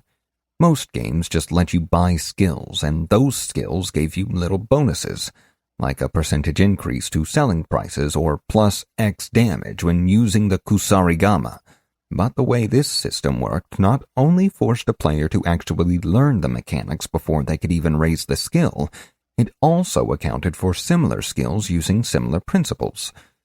He raised a mental beer to the game designer, wishing them a long life and many, many sequels. He might have succeeded in moving the aether, but he'd missed something else. He needed to open a channel for the aether to flow through. He willed the barrier between his aetherium and the world to open. He abandoned the breathing idea, instead focusing on the earlier disaster he'd caused with the wand. Instead of pushing, he tried pulling the aether into himself. Aether immediately began flowing into him, and where the tactile impression had been somewhat negative when he focused on his breathing, now it was amazing. He felt a vague electricity in the atmosphere and smelled pure mountain air. He sat motionless, soaking in the sensation for a full minute, before it began to get monotonous. After 5 minutes, he'd gained a single point of aetherium. Too slow. There had to be more to it than this. Aetherium was pressurized aether. Right now, he was a dripping faucet trying to fill a swimming pool. He sat for another minute, simply feeling the aether moving around him. Slowly, he realized that it was moving against, the mental equivalent of, his skin in a specific manner. It seemed to be flowing toward the center of his forehead. That thought triggered one of Arthur's pre-game memories. He'd learned about the concept of chakras as a teenager in a book about massage. The idea, which stemmed from early Hindu beliefs, stated that there were specific areas on the body which acted as psychic energy points, and each had certain associations. The concept of the third eye was based on one of these chakras, and the location of that chakra was located right where he felt the ethereal flow. He was absorbing energy through a chakra. He recalled that there were 7 chakra in total, but he couldn't recall where they were all positioned. The third eye he knew, and the crown, which was at the top of the head. There was one in the heart, called, surprisingly, the heart chakra, and one in the groin. Teenage Arthur had been amused by that.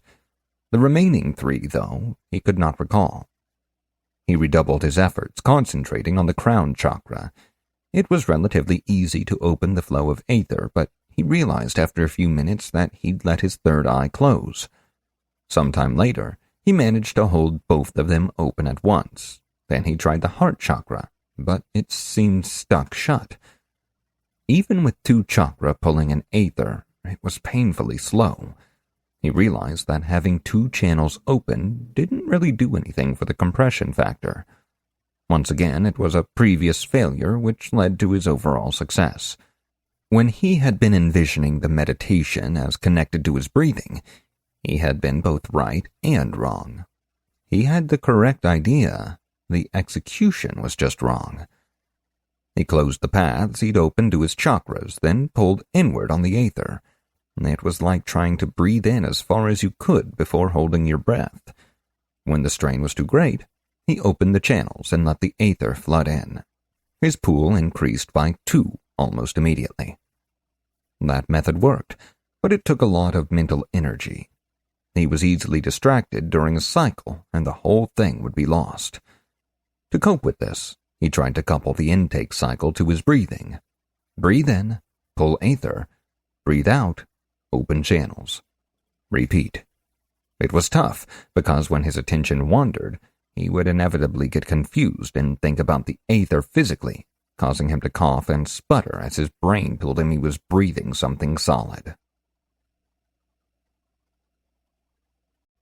Chapter 10. Cabin 13, Crystal Lake Logging Camp, Old Oak Forest, Kingdom of Eastmere. At some point, he became aware of Ariel. She had remanifested and in doing so had created a disturbance in the aether he was working with. She wasn't physical, but as a conscious being, or maybe a spirit, she seemed to have an impact on the ambient aether anyway. His mana pool was almost full when he noticed that she was moving around a lot. Back and forth she went, repeatedly returning to the wall where the errant aether beam had struck. A moment later, he heard her shouting, "Korash, get your head out of the clouds and help me!" He opened his eyes and felt fully connected to his body once more. The world around him had a slightly different quality to it, and he realized it was the subtle glow of pre-dawn. On Earth, the light would grow brighter and brighter until the sun appeared, but here the effect mirrored that of sunset. It was brief and served as a warning to creatures of the dark that soon their time would be over. Since he hadn't been paying attention, he had no way of knowing if the night would end in 20 seconds or 20 minutes. Ariel rushed between a broken window and the section of wall struck by the wand blast, which Korash now saw had been sliced completely through. Peering through the gap allowed him to see what had the spirit so upset. 2 wolves, the size of tigers, paced back and forth. Their coats were the matte gray of rain clouds, and they glowed faintly. Their bright green eyes were fixed on the spirit, and one lunged for the opening. For its troubles, it got a claw swipe on the nose. Its companion, however, also attacked the gap, biting into the wood on one side. As the wounded wolf yelped, they both pulled back, taking a too large piece of the wall with them. Korash surged to his feet, drawing his sword and charging in to help Ariel. He immediately fell on his face, his legs completely numb and unresponsive. Stupid realism. Heroes never went to the bathroom, and they certainly didn't have their legs fall asleep after meditating. It was unseemly. So, Korash crawled toward Ariel. By the time he joined her at the wall, what had been a gap of a few centimeters was now large enough to admit the head of a giant wolf, a measurement he found himself able to make through observation rather than estimation. He stabbed at the snapping maw, and the beast retreated. Ariel screamed, causing Korash's ears to ring, while she flew away from the widening gap to hover by the window a few meters away. A third beast wrestled a front paw and head through, and only the jagged edge of long, broken glass was slowing it down to prevent it from getting inside. She slashed at it, and it pulled backward, embedding the glass shard deeply into its flesh. "I thought darkness monsters couldn't come inside buildings," Korash shouted as he swiped his sword sideways to drive back both wolves. His legs were coming back to life, with all the buzzing agony that entailed. He wasn't sure if it was willpower or stamina that made him able to form a complete sentence. "They can't access a complete building, but if a wall is broken or a large enough hole gets torn in a roof, they can," she cried. She even managed to keep most of the blame out of her voice. Cursing himself under his breath, Korash pointed his wand through the hole and released a bolt of energy. The wolf he was aiming for seemed to know what was coming, and it jumped aside with uncanny precision. Worse, the focus he needed to aim the blast allowed the second wolf to rip into the ever-widening hole, tearing free a full meter of wood. Korash yelped and swiped his sword at the beast, but it was too late. The wolf that had dodged the wand blast continued its charge, and now there was not enough wall left to keep it out. It leaped forward, fangs bared in a snarl, and Korash could see that, though its fur was light, its teeth were jet black. He closed his eyes as death came for him. The air turned cold. Was this what death felt like? He felt the floor shake and heard the high-pitched yelp of an injured canine. Why was he hearing something like that in the underworld? One sheepish heartbeat later, he connected the dots. He sprang to his feet and opened his eyes to see Ariel digging her claws into the dawn wolf. He ran forward to help and drove his sword into the beast's side. His sword only sank in a few centimeters as the thick hide stole most of the blade's killing power. Black teeth flashed toward Ariel, who rippled and slid through space, appearing just to the left of the snapping jaws. Her claws dug in once more, and Korash brought his wand around, focusing an etheric bolt. With a sharp jab, he poked the monster in its right eye and released the gathered energy. With a sizzling pop, the orb exploded. The wolf jerked its head away from the pain, exposing its vulnerable throat to Ari's deadly claws. Her hand reached out, and blood stained the floor as the dawn wolf's legs collapsed. It tried to whine, but was too weak. As if bent on avenging its fellow, the other wolf tore through the opening, taking even more chunks out of the wall and causing the ceiling to groan as a vital support was damaged. The wolf leaped through the shattered wall, and Korash faced death a second time. This time, he knew there was nothing he could do about it. He dove to one side, away from snapping jaws, and brandished his sword and wand as he came to his feet. His vision filled with golden light, shockingly bright to his dark-adjusted eyes. He clenched them shut, awaiting the inevitable pain of those jet-black teeth tearing into his skin. A bird began to sing, which was not what he'd expected to hear just before he died. Another moment passed, and no attack came. Cautiously, he opened his eyes. The golden light of day shone around him. Dawn wolves were only active in the last 30 minutes of night, seeking to do as much damage as possible to structures before attacking vulnerable prey, knowing that if they were outmatched, the rising sun would banish them to return another night. Some said they served as heralds for greater monsters that followed in their wake, exploiting the lack of shelter the wolves created the night before. Lore 1, success. Talk about being saved by the bell. Or the ball. Of light? In the sky? He thought about repeating that to Ariel and decided he didn't want to get his face clawed off. Ariel was gone too. He could feel her inside the wand and could even feel a bit of her emotions. She was relieved that he was safe and slightly annoyed that he had been careless. He also knew that her ability to function in daylight was limited until she grew stronger. She was right where she needed to be. He might have been still shaking from the rush of adrenaline, but the insistent pulse of a notification told him that his battle had yielded a reward. He considered what he had gained. You have slain a dawn wolf and survived the attacks of another. Experience gained. Path bonus for destroying creatures of darkness. Circumstance malus for failing to slay all foes. Level up. You have reached level 3. New choices are available. Choose a level bonus. +1 stamina. +1 lore. +1 perception. +1 skill point. An increase to 2 specific skills, or a point in any one skill? Was that right? He couldn't even get a new secondary skill rank with that. Perhaps secondary skills were deemed more useful than primary skills. He selected the lore and perception bonus and vowed to figure out how this system was balanced. The more he knew, the better he could maximize his choices. You have 1 attribute point to spend. You may choose to use attribute points to purchase perks at a 3-to-1 ratio. Buy 1/3 of a perk? Heck yes. While he had many areas which he wanted to improve attribute-wise, the allure of seeing the perk list was undeniable. Fortune, Nightman. You have fought multiple creatures of the darkness in one night, and met the dawn outside the safety of a functioning building. The night's terrors are lessened for you. Gain abyssal sight, minor. Stealth is 30% more effective when outside at night. Fortune, comes the dawn. You have seen the light rise to banish the darkness while fighting for your life, and a part of that experience stays with you. Gain Darkness Lore 1 and 3 skill points. Learning new skills from trainers takes only 1 skill point. Fortune. Beat the clock.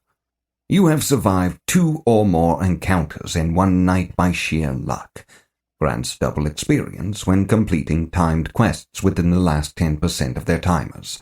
Also grants a small bonus to luck-based skill procs. Fortune. 1 of 1. You have gained this choice by surviving nightfall for the first time, both starting and ending the night outside of a functional structure and engaging in 1 or more battles. The darkness has noticed you and may make a greater effort to claim your life, should you tempt it further. Wow, this game was really good at providing impossible choices. It was good to know that trainers required skill points, and getting a break on that could be literally game-changing. Also, darkness lore was a thing. Double experience, though? Even if it was only for certain kinds of quests, that was a huge bonus. He was also enticed by the luck bonus, but usually any time a game said small bonus to luck, it was a really small bonus.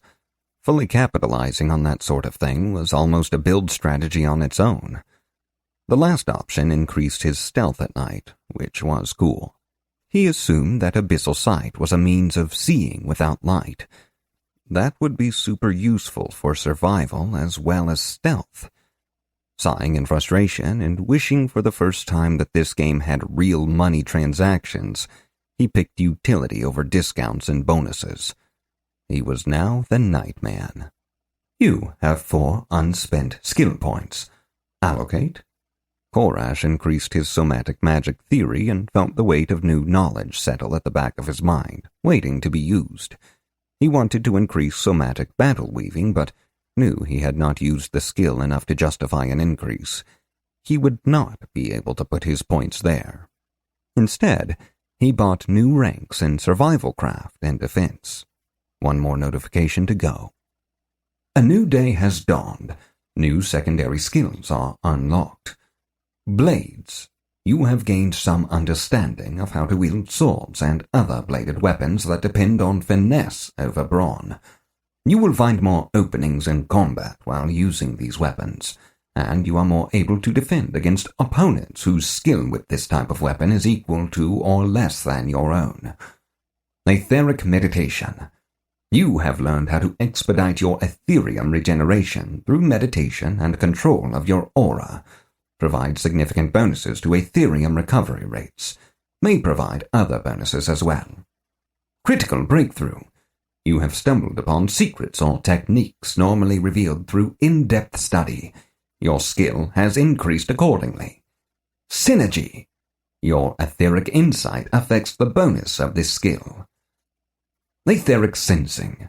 While most beings can only sense etheric disturbances within their aura, you have learned to extend this method of perception.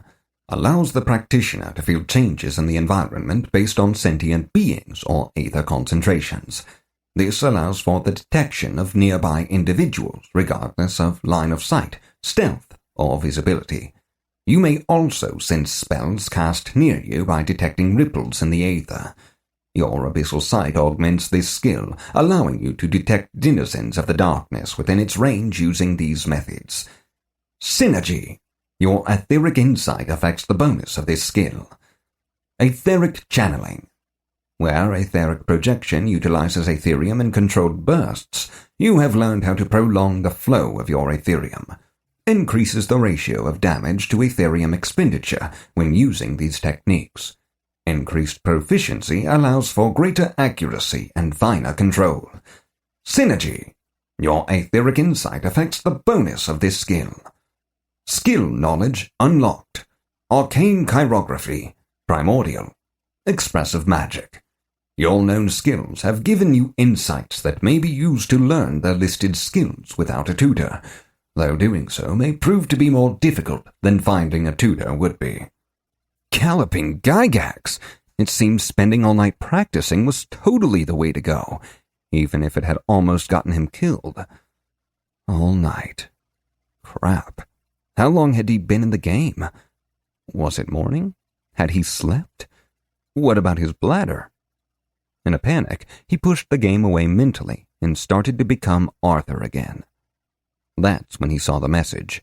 It looked like something from any other game in a way that nothing up to this point had.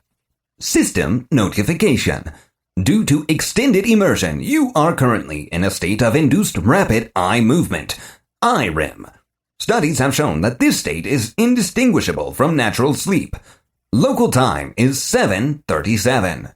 Remaining in IREM for an additional 2 hours and 23 minutes is recommended. Would you like to be automatically awakened at this time? One Irosoft encourages you to be mindful of your health. As such, mandatory log-off will occur in 4 hours, 53 minutes. Arthur read the notification 3 times just to make sure he was understanding it properly. He was asleep. Right now. While playing the most immersive, engaging, and downright fun game ever? That thought led to another, then another. Enlightenment bloomed. This explained so many things about how One Irosoft's technology was able to do what it did. He wasn't just sleeping. He was dreaming. They were beaming thoughts, impressions, and images into his head using the same methods that nature itself had developed. His theory even explained how, when he took the headset off, all his experiences in the game seemed far away, fuzzy, like a dream. The revelation worried him. If they could do something like that, then they could... Nope, he lost it. His train of thought had taken a critical hit and gone for respawn. Oh well, no sense in getting distracted when he could be gaming. He confirmed the alarm for 10 a.m., feeling as though he should be elated, given that it literally meant humans had figured out how to artificially put other humans to sleep without drugs, and that he could play a game all night while his body snoozed in his boring meat apartment. As Arthur let himself slip back into the mind of Korash, which was really his mind, of course, his elation was tempered by fear. His original plan had been to play this game for a month, then send it back and avoid the astronomical $75,000 bill. It was such a simple plan. Foolproof, really. The game company had been foolish to think that people wouldn't take advantage of the return period. Korash felt the morning sun on his skin, and Arthur realized the harsh truth. One Irosoft had known exactly what it was doing when it released the game with a money-back guarantee. There was no way he could send this game back. He had too much to learn, too many things to see and feel, and, most importantly, too much magic to cast. He had to actually buy this game. Somehow. Chapter 11. Cabin 13. Crystal Lake Logging Camp. Old Oak Forest. Kingdom of Eastmere. The sun was out. The birds were singing. His ghostly girlfriend was snoozing the day away inside the hair he'd pulled from her head without permission. Everything was, to quote the old classic spiritual, awesome. He set out into the abandoned camp.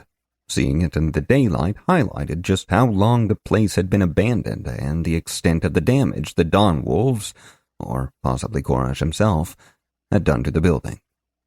The roof of the mess hall had collapsed long ago, and the lumberjack cabins were all but gone, ravaged by time. Only the counselor dormitory was still standing, apart from the foreman's quarters they'd occupied last night. He thought about going in through the half-open door, but as he drew closer, he noticed a suspicious stain on the floorboards. The hole in the door looked uncannily like one an axe might make if it were slammed sharp end first into the wood. That bird was suspiciously quiet as well, so Korash decided to nope on out of there. Despite his survival of the night, this whole place looked like a headline waiting to happen. Man found dead at place everyone else knows to stay away from. No way. Instead, he headed out into the forest.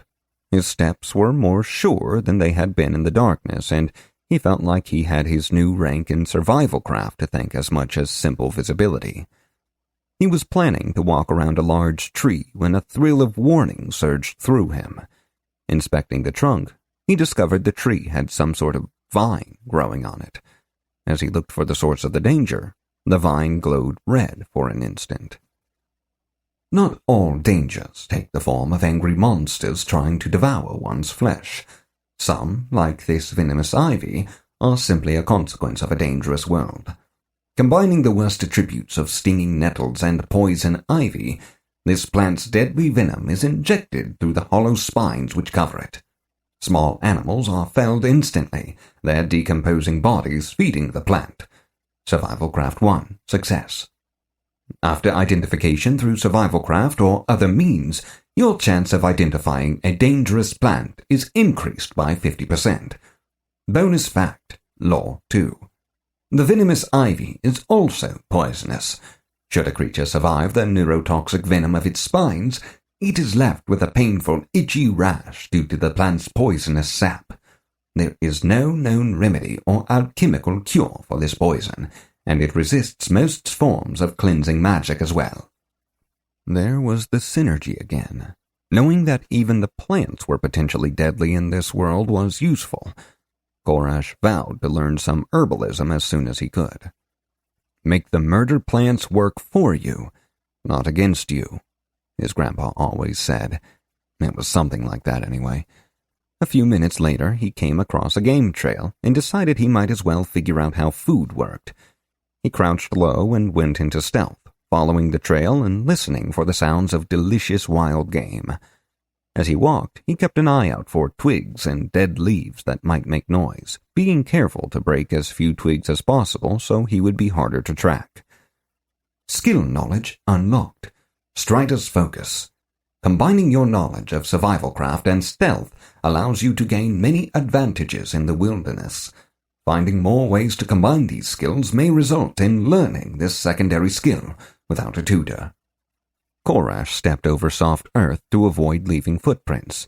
He considered trying to camouflage himself by affixing leaves to his clothing, but he had neither a second set of clothes nor anything other than mud to accomplish his goal, so he abandoned the idea.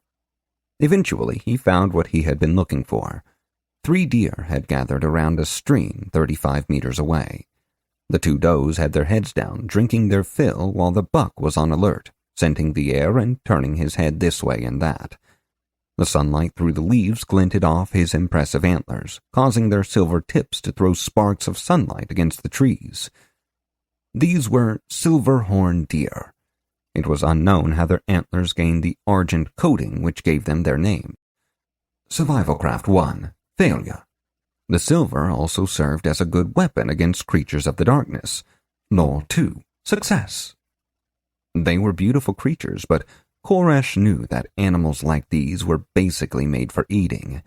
Cows would have died out thousands of years ago had humans not decided they were delicious. Now in his Aragorn mode, Korash was forced to consider the best way to take down the deer without disturbing the forest. He would never get close enough to use his sword, and his wand resulted in explosions that would drive other game away and attract undue attention. He didn't know any spells that would help. Since he'd never succeeded at improvising a spell, he didn't want to risk that either. Then he had an idea. Creeping a few meters closer, he positioned himself so he had a clear view of the buck and pulled out his wand. He only had 1 shot at this. Visualization had been invaluable to him in the process of learning the meditation techniques, but what if it was useful elsewhere? He'd been looking at his etheric projection skill like it was a hotkey. Press the button, shoot a bolt, damage enemy. That wasn't how things worked in this world. He held his wand out, arms straight, and opened the channel of his Ethereum. The energy began to pool at the tip of the wand as usual. He mentally clamped down, drastically narrowing the pathway and slowing the energy to a trickle. He needed to mold the energy into something else, so he tried to grab it with a psychic hand. It was like trying to snatch up a fistful of water, and he had no success. Imagery. In order to succeed, he needed to imagine what he was trying to accomplish. The wand still held out before him, he reached out with his other hand. He grasped the wand between his 2 fingers. He could feel the Ethereum humming within. and he allowed the channel to widen again. As he did so, he pulled the hand holding the wand back toward his shoulder, like drawing a bow. The wand slid through his fingers, but when it slipped free, he could still feel the energy there, stretching like a rubber band. He had to contort his wrist to keep the wand straight as his arm drew back, and rarely used muscles protested. He opened his eyes and almost lost his accomplishment, shocked to find that he was now holding a glowing silver arrow. The arrowhead was pointed just like he'd imagined, and the shaft was so thin that it looked like a needle. His hand shook as the last of the aetherium filled the bolt and it struggled to escape. He knew that he could not hold it back forever, and the heat building in the wand's handle drove the point home. He took aim quicker than he would have liked, then panicked. He had no way of releasing the arrow. Dropping the wand would cause the energy to vanish, but releasing his other hand would cause the bow to snap back, ruining the shot and doing literally nothing. Except he wasn't holding a bow. He relaxed his fingers and the mystic arrow flew noiselessly through the air. It struck the silver horn, but did not pierce the heart as he'd intended. Instead, it flashed through the creature's guts, leaving a barely visible hole as it traveled onward. It struck a tree across the cheek, tearing out a hunk of wood and vanishing. The creature bellowed, sending gobs of saliva everywhere, eyes rolling in panic as it took off into the underbrush. Its fellows scattered, every deer for itself. Korash, elated by his success, was fully committed now. He rose from his stance, knees creaking, and ran to inspect the area where the deer had stood. He found the blood on the ground easily, and he had seen which way the beast had run. Arthur would have had little chance to track a deer through the underbrush of a forest. He was a creature of asphalt and had loathed the few camping trips he'd been forced to suffer through as a child. Korash, on the other hand, was able to follow the blood trail easily, even catching sight of a few bent twigs that pointed the way to his quarry. Perception 2, success. Survival craft 1, success. That didn't mean he was fast enough to keep up. After chasing the animal for an hour, he had begun to despair. If he could not gain ground, he'd eventually lose the trail. Korash saw a tree with blood smeared on the bark and saw a hoofprint in the soft earth that was far deeper than it should have been. The buck had stumbled here and struggled to regain its footing. Survival craft 1, success. The arrow had pierced a vital organ, inflicting a bleed effect which had been slowly sapping its health. He found it 100 meters away in a small clearing. The injured animal had collapsed on its side, and its breathing came in labored gasps. Its eyes rolled in its head as it saw him, and one leg kicked feebly as it attempted to rise and failed. Its antlers had dug furrows in the earth. Korash's earlier conviction faltered. Seeing the creature like this was heartbreaking, especially knowing that he was the cause. The shot should have pierced its heart, ending its life in a flash. Instead, it had lived for over an hour, fleeing in terror for its very life. He didn't even have a way of field dressing it. He couldn't properly remove the entrails using a sword. He needed a knife. In a pinch, a sharp stone might even work if his skill was high enough. This had been a mistake. He knelt by the animal, sword drawn. "Noble creature, forgive my foolishness. You deserved respect, but I gave you agony instead. I cannot even return you to the earth. All I can do is bring you rest." The deer's eyes stopped rolling and fixed on him, and it let out a pitiful whine. Korash placed the tip of his sword against the beast's neck, and as he drove it through and spilled blood onto the forest floor, he hoped the look in the deer's eyes was forgiveness. As the regal animal breathed its last, Korash stroked its head. He sat there mournfully as the body grew cold, contemplating life and death. Chapter 12. Bargain Luxury Apartments, number 25C. Thanks for calling New Reality, a new way to game. This is Bert. If you're calling to reserve a copy of Worlds Unbound, please be aware that there is a 6-month waiting period. Arthur had stayed by the deer's body until his alarm had gone off, bringing him out of the game. As promised, he felt as fresh as if he'd just woken from a night's sleep, and as hungry. He treated himself to his great-grandfather's recipe, spicy 3-generation ramen. Grandpa Chicken was the flavor packet, full of spicy, chickeny richness. Papa Chicken brought savory grilled chicken breast to the party, causing the surface of the steaming noodle soup to glisten with grease. Baby Chicken was the egg, stirred in at the height of the boil along with a single drop of average Australian pepper hot sauce.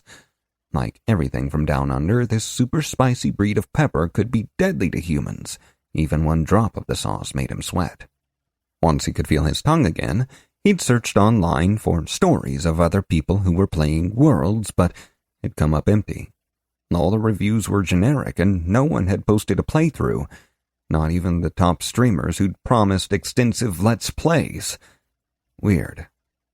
No matter how he'd tried, though, he just hadn't been able to shake off the guilt he felt about blackmailing Bert. He owed the man an apology, but he wasn't about to take a public R and do it in person. Not only would it be awkward, it would cut into his gaming time. So, Arthur found himself hearing Bert's phone voice for the first time in quite a while. "Hey, Bert," he said, trying and failing as usual not to feel like Ernie. "I wanted to see if you managed to get another copy of Worlds yesterday." Bert made a noise. "No thanks to you," he half-whispered. I had to clear out my savings and do one of those payday loans just to pay the appropriate bribes. It comes in tonight. The man sounded almost irrationally angry. "Look, I'm sorry about that. I didn't really think it would be that hard for you to come up with one. That was stupid of me. I'm glad you got one, though. It's really fun." He was going to say more, but something stopped him. He just didn't want to talk about his experiences in the game right now. Yeah, well, don't bother asking for my employee discount anymore. Plus, if I see you in the game, I'm fragging your ass. Twice. Bert hung up. Yikes, that could have gone better. At least it didn't seem like Bert hated him. Arthur didn't have many friends left, and while he and Bert didn't exactly hang out on weekends, they shared a passion for RPGs. Something Bert had said stuck with him, though. Worlds Unbound was an MMO, right? It required an internet connection to play. Those games usually had shared starting areas where large groups of players learned the game at once, and some players inevitably got their jollies by trolling, using time-honored techniques like running around nude. Most games included mandatory undergarments for this reason, constantly challenging other players to duels or shouting, "Gnomes rule!" in zone chat for hours. So where were the other players? He was 100% sure that no other PCs had started in his village. Maybe the starting area was instanced or something. He filed that thought in the area of his brain labeled things I'll probably learn later. His mandatory offline period had 15 excruciating minutes left, and he spent that time thinking of ways he could pay for his newfound habit. It might have said something about his character that his go-to idea was to assemble a crack team of 11 to 13 professionals from all walks of the criminal lifestyle, plan an elaborate heist targeting the casino industry which expertly utilized the capabilities of each team member, and inevitably save the whole thing with his winning personality and roguish good looks. Most people would have just searched for jobs near me. He spent an embarrassing amount of time considering and rejecting celebrities for each role before he realized he didn't even know the monthly payment he'd need to make once his trial period was up. With just a few keystrokes, he convinced the internet to tell him. To his horror, the standard terms amounted to about 3 times his disposable monthly income.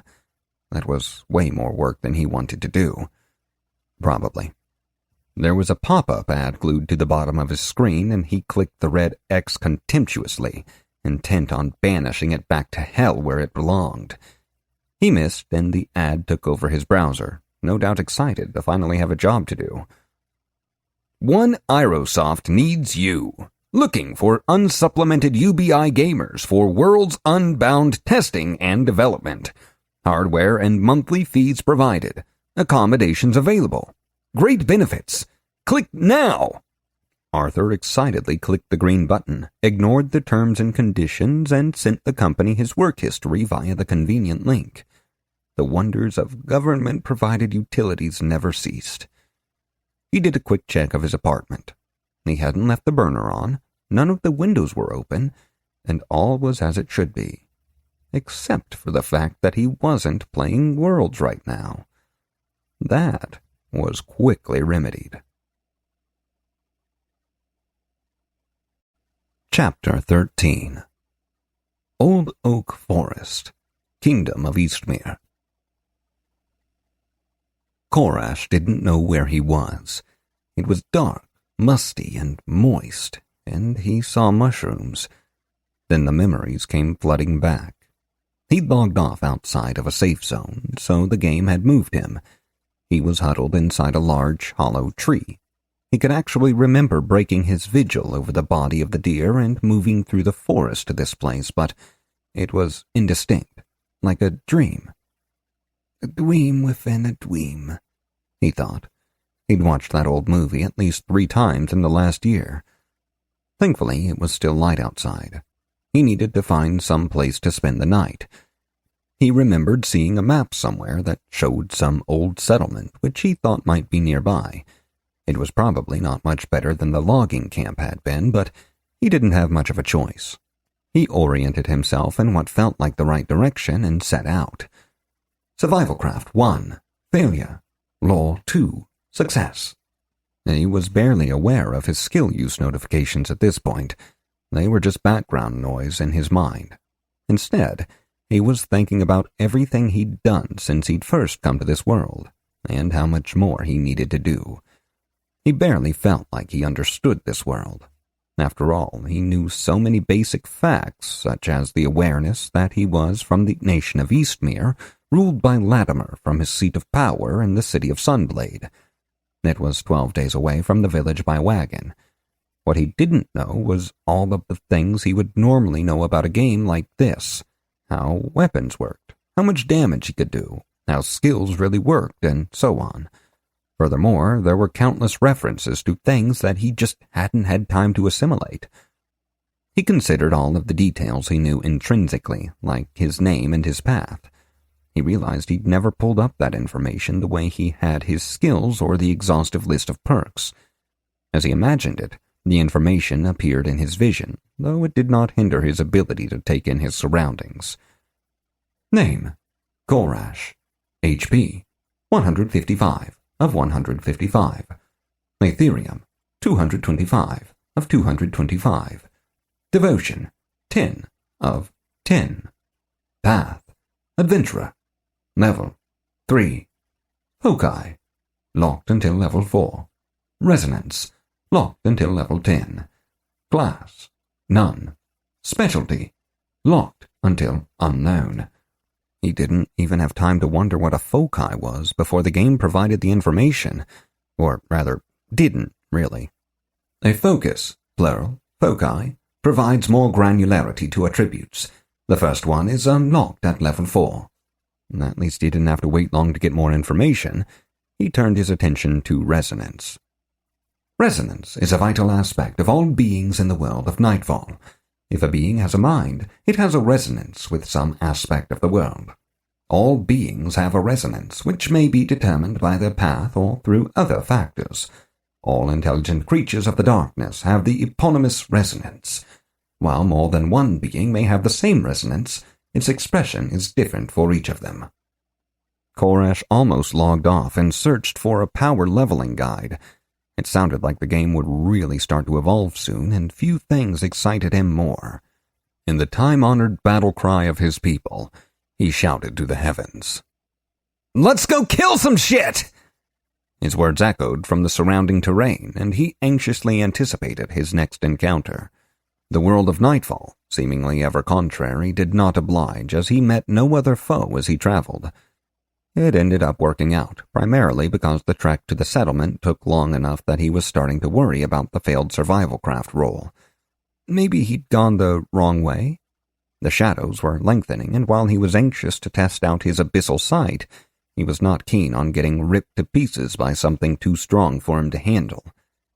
He crested yet another hill, now breathing heavily as he jogged. The forest had begun to thin about 3 kilometers ago, and was being replaced by gently rolling hills and waving grasses. Sunset bloomed in the sky like a rose, changing the greens to gold, and it was beautiful. That beauty was like the bright scales of a venomous snake, meant to draw the eye and indicate danger. The glow of last light gleamed to warn all who could see that the jaws of darkness closed in to devour the unwary.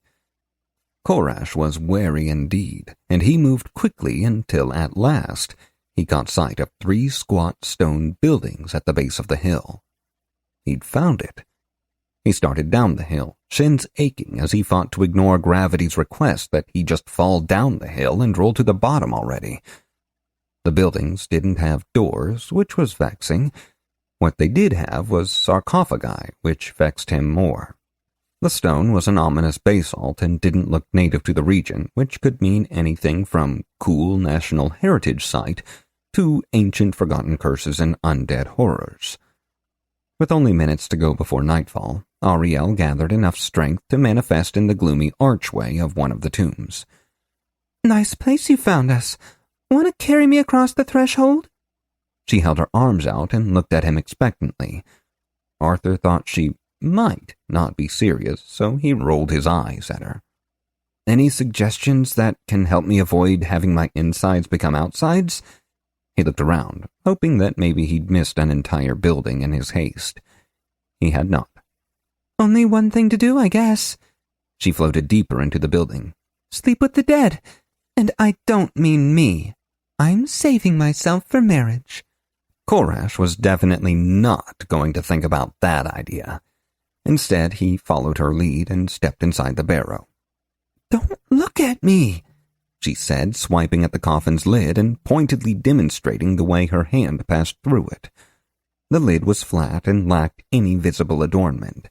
If it had been the ancient mummy sort of sarcophagus, he probably would have just taken his chances under the open sky. Korash sighed and did as he was told. The lid was thinner than he'd feared, and the greatest challenge was removing it in such a way that it didn't fall to the floor and shatter. He stretched his arms out and pulled the slab off a centimeter at a time until he could get beneath it and lower it gently to the ground. Prowess 3. Success. Effort used. With one end on the floor, he walked the stone lid gingerly across the tomb's interior and over to the doorway. It took some work, but he was able to wedge it into the frame unevenly, such that it functioned like a door. Hopefully, he hadn't trapped himself there.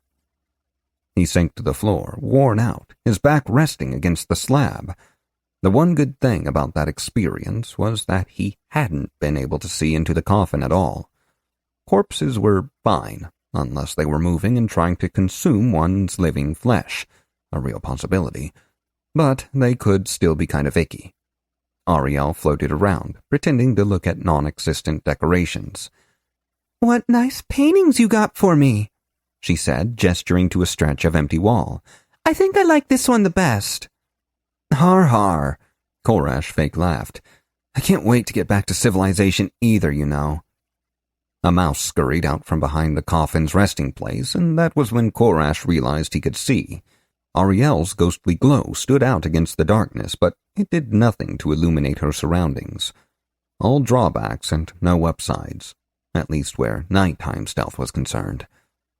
The whole place was pitch black, yet he'd not even noticed the vanishing light. As he saw the mouse, he realized he was seeing it in black and white, and it appeared to be missing some detail, like a picture out of focus. This must be his abyssal sight at work. "Korash, I do miss my home and living in a house and, yes, being alive.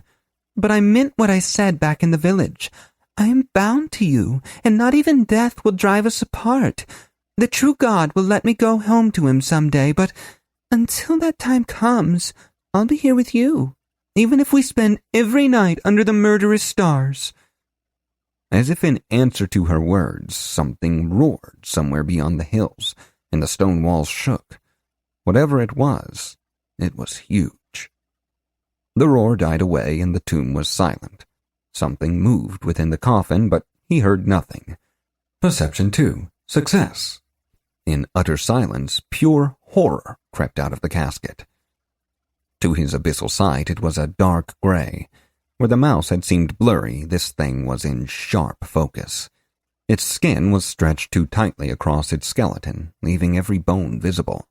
Only the faintest wisps of white hair remained on its emaciated head, and its lips were withered and pulled away from dead teeth, which were serrated like a shark's and sharp as needles. Its bony fingers were too long for its hands and ended in curved claws as long as daggers. Worse, the thing had no eyes. Where dead, shriveled orbs should have been, there was simply more smooth flesh. Korash knew a ghoul when he saw one. They were carrion eaters, raiding the crypts of men through secret tunnels that wormed their way through the world. They were strengthened by age and by the defilement that the act of feeding inflicted on holy places, and some stories said that in the center of the endless catacombs they walked, the Ghoul King reigned. This wasn't even the game passing him information through his lore skill. He'd just read plenty of Lovecraft. The thing crept toward him, and though it was blind, he knew it could sense him. It did not, however, seem to know that he could see it. He casually angled his wand toward it, afraid to make any overt movements. Ariel, too, was still, though her face wore an expression of puzzlement. The ghoul crouched on its spindly legs, preparing to leap upon him to rip, tear, and devour. As its feet left the ground and its body uncoiled like a rotten spring, it flew directly into a bolt of light from his wand. Ghoul teeth flew everywhere as it flipped end over end, its momentum arrested. Wasting no time, he sprang up from the ground and curb-stomped it, splitting its head open like a rotting pumpkin. Black blood oozed across the floor like tar. He was lucky he didn't know any real magic, because if he could have, he would have cleansed this place by fire, and there was not nearly enough air in here for that. He looked over to the corner where Ariel hovered. "Great job helping me out on that one," he said in a tone that he hoped was not too harsh, since he wasn't really bothered by it. "I couldn't sense it at all," she whispered, horrified. "I knew there was something there, but it was like a ripple in the air on a hot day. What was it?" She was actually shaking. "Ghoul," he said with a confidence he did not feel. "I wonder where it came from. Want to go check it out?" He certainly didn't, but when life gives you ghouls, you make ghoulmanade. That sounded better in his head, and he was glad it had stayed there. He cautiously peeked over the edge of the stone sarcophagus, his wand at the ready. Part of him hoped that the original owner of the coffin and the ghoul had been one and the same, and that it had been the presence of delicious living flesh that had roused it. Those hopes were dashed as he beheld the interior of the box. The bottom had been torn away, and jagged stone edges were all that remained of the place where a body had once lain. Crude stairs had been dug into the stone and dirt beneath, and, from the look of them, they had been there an unimaginably long time. Foul air rolled from the breach and turned his stomach. Constant danger and disgust aside, he knew an adventure when he saw one. Korash had one foot on the top stair that led down to the catacombs when he stopped. This was one of those movie moments. The hero, all jacked up on adrenaline, charged forward into danger when he should have stopped and thought about what he was doing. His ill-fated experiment with spellcasting had only resulted in disaster that morning. He'd learned quite a bit since then. None of what he'd learned had really told him how to actually cast a true spell, and that was just not acceptable. For a character with a significant investment in magery, wizardry, magecraft, the art, Wizardry 5, Heart of the Maelstrom, he was grossly underperforming. He was basically a first-level swordsman who was stuck using a bow. So, instead of acting like some protagonist in a story where the hero made bad choices but everything turned out all right in the end, he forced himself not to go charging down those stairs until he'd figured out how magic worked. He also hoped it didn't take very long because he really wanted to go charging down those stairs. Ariel sat behind him, lightly touching him to draw on whatever portion of his life force it was that she used for power. Since it didn't seem to harm him and wasn't giving him a debuff, he was fine with that. It was even kind of nice in a creepy sort of way. He resumed his earlier experiments, purposefully varying the amount of time he waited before opening a channel for his Ethereum. He knew better than to force it, so there were no more catastrophic explosions. Instead, he spent mana that didn't go anywhere or, more often, felt the blockage that meant there was nowhere to channel it. He thought back to his accident. The Aetherium blast had acted almost like lightning, zigzagging this way and that, especially toward the end. A spell form was more than just a shape. He could feel the aether move as he drew in the air, so something was happening. He'd originally thought the spell form was a part of the intention, but he'd started to reconsider that. If the spell form wasn't the intention, showing how the spell worked, and it wasn't the effect, since that was the actual visible thing that happened, then it couldn't be the Nexus. Could it? He'd always thought of the Nexus as the block between his Ethereum and the spell form. If the spell form were a part of the Nexus, then it would somehow bring together the intention and the effect to make a spell. His eyes grew wider as his mind worked harder. The Nexus was the act of casting the spell. When he drew a spell form in the air, he was creating a channel for his Ethereum to move into. But since the medium wasn't a solid, it would start to collapse in on itself almost immediately. When he spent mana and nothing happened, call it Ethereum, he reminded himself. It was because the power lacked resistance and it just escaped into the aether around him. The spell form had lost so much definition that it had simply dissolved into gibberish, magically speaking. That meant that he didn't need to care about the effect of his spells at all. The intention, formed in his mind, would flow through the Nexus, which was the spell form after it was empowered with Ethereum, to create the effect of the spell. He abandoned his earlier attempt to create a combustion spell. Well, mostly. That spell had been designed to take something and catch it on fire. He was about to descend into an area where the enemy's avenue of approach would likely be restricted. Ghouls tended to attack in groups, and his area of effect capabilities were non-existent. He took inspiration from the classics. Dungeons and Dragons had been delighting fans with its fantasy role-playing acumen since the late 1970s. Even the game he was playing right now had its roots in that system. He played it with his father and grandfather growing up. There was only one spell every young wizard needed when hunting the undead in a long-abandoned, undead-infested cavern: Burning Hands. The name had never made much sense. Fan the Flames always seemed more witty to him, so that's what he labeled his spell. Concentrating, he fixed the intention firmly in his mind. It was hard not to imagine the effect, which made him wonder how much difference there really was between the two components. Fire, he thought, trying to keep the thought in his mind as a concept more than a word. Then he opened his Ethereum channel and felt the energy within him begin to flow. He kept the channel small to limit the power of the spell, since he was in an enclosed space. The Ethereum, like lightning, sought the path of least resistance. It had nowhere to go. Korash began to weave his wand through the air, pushing aside the aether before him.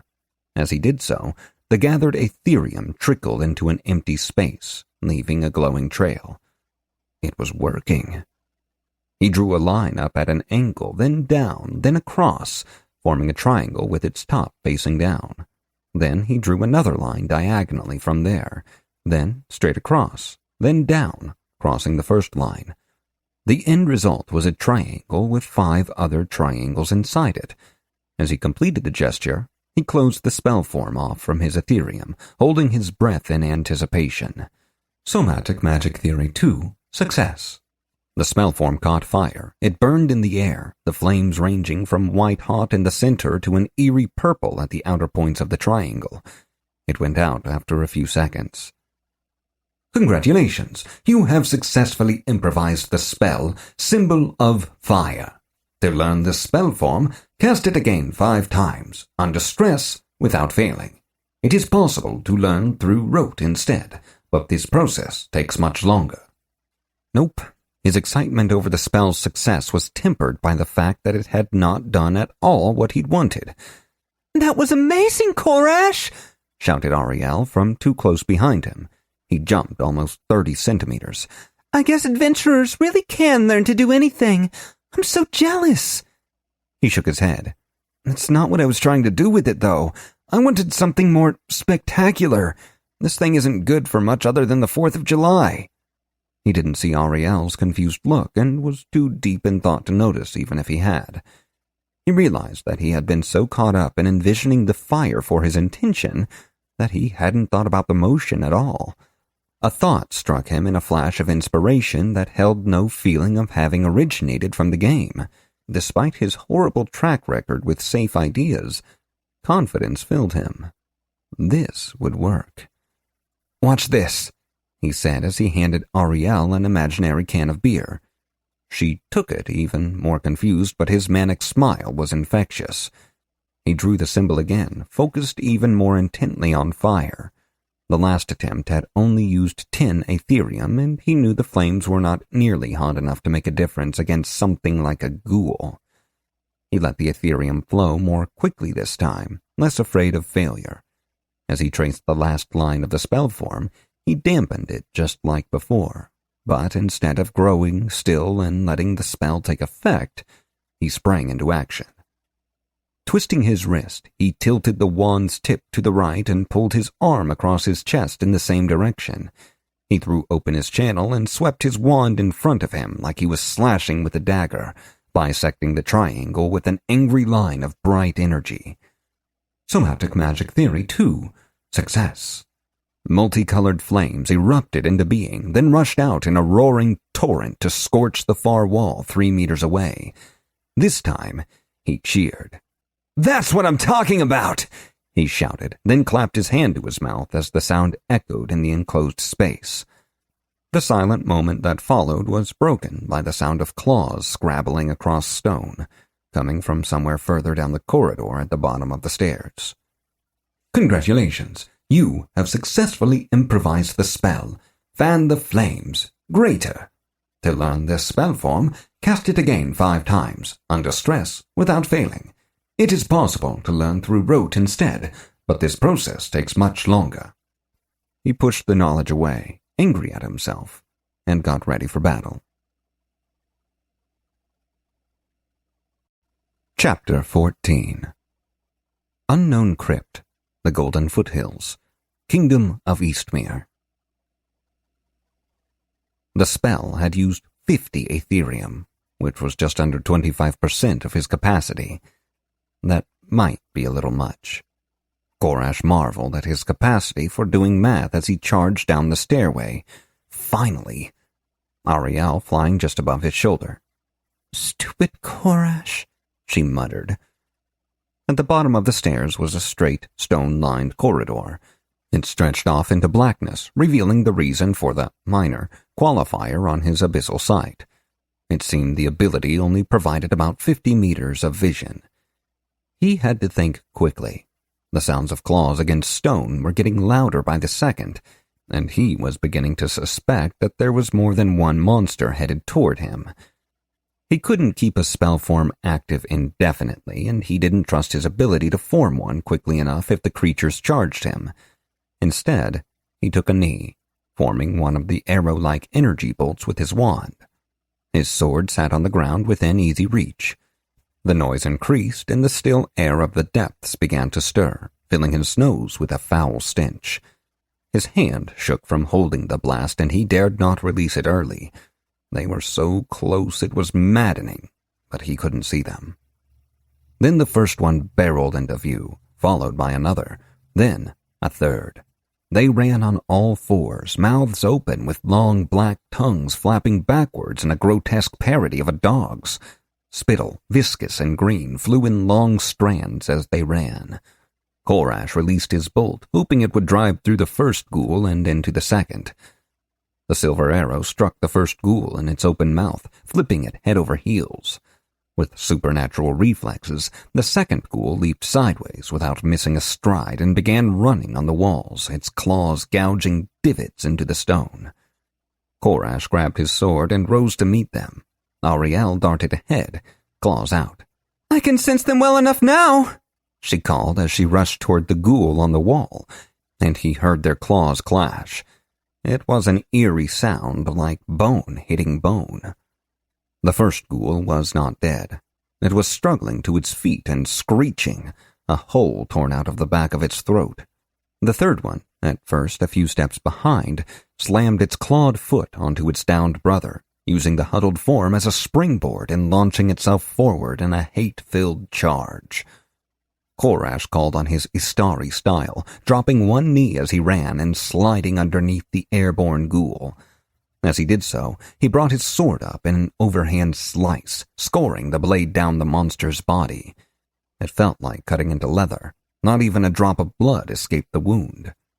The injury was enough to disrupt the thing's attack, and it crashed to the ground instead of landing. Ariel seemed to have the upper hand in her battle, despite the glowing ectoplasm leaking from one arm. Evidently, she was not immune to physical attacks. Korash continued to slide, then came to an abrupt stop when he impacted the downed ghoul. Rather than flying backward, its awkward third attempt to rise left it so off balance that it simply tipped over, leaving all four of its pointy limbs well within reach of Korash and his soft flesh. It pulled its legs back and swiped them forward, aiming for his exposed torso. Cursing, he pushed himself backward, attempting to dodge. Defense 2. Partial success. Pain erupted through him as the ghoul's scythe-like talons pierced his flesh. His dodge had kept him from the worst of it. He should have been disemboweled, but had pulled back just enough to keep the monster's feet out of his innards.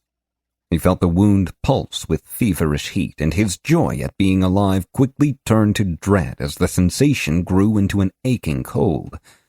It settled in his joints, and the nimble, unarmored adventurer was gripped by aching paralysis. His hands curled into useless fists, and his knees and elbows locked in position. He could feel the duration in the back of his mind, and as the first second ticked by, his body pulsed with agony and time to it. Only 9 more seconds to go. He would be dead long before then. Behind him, he heard a thump as something hit the floor, then an enraged hiss. The hiss turned into a drawn-out screech that slowly intensified. The ghoul in front of him finally got its feet under it and rose up, towering over him despite its small stature. It raised its claws to finish what it had started when his vision was obscured by something leaping over him. It was the ghoul he had struck with his sword. Green energy poured out of the slash on its underside and from its eyes, and it continued the keening scream as it clambered toward the other ghoul. They slammed into each other, and the glowing ghoul clasped its hands on the other's shoulders, then lifted its feet from the ground. It flexed its powerful legs, digging its claws into the other ghoul's flesh, and raked downward. Korash saw firsthand what would have happened to him without his dodge as the ghoul's intestines were pulled from the hole, tangled in its attacker's claws. They toppled to the floor, and the glow flickered around the ghoul as it bit into the other's face. Korash's paralysis continued to tick away until it vanished completely, ending a few seconds early. Stamina 4. Success. His sword was already swinging downward toward the pair when Ariel's ghost form shot out of the glowing ghoul like something for which an analogy hasn't yet been invented. It took the ghoul in its spindly neck, severing the head and continuing on to bury itself in the body of the disemboweled ghoul, which seemed, thankfully, to be already dead. Korash, still weak from the after effects of the paralysis, couldn't stop his own momentum and crashed face first into a dead ghoul. Disgust overpowered his weakness, and he threw himself backward before he could accidentally take a breath.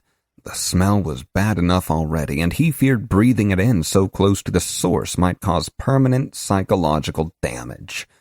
A strangled wail drew his attention to Ariel. If she'd had a physical body, she would have been doubled over in pain.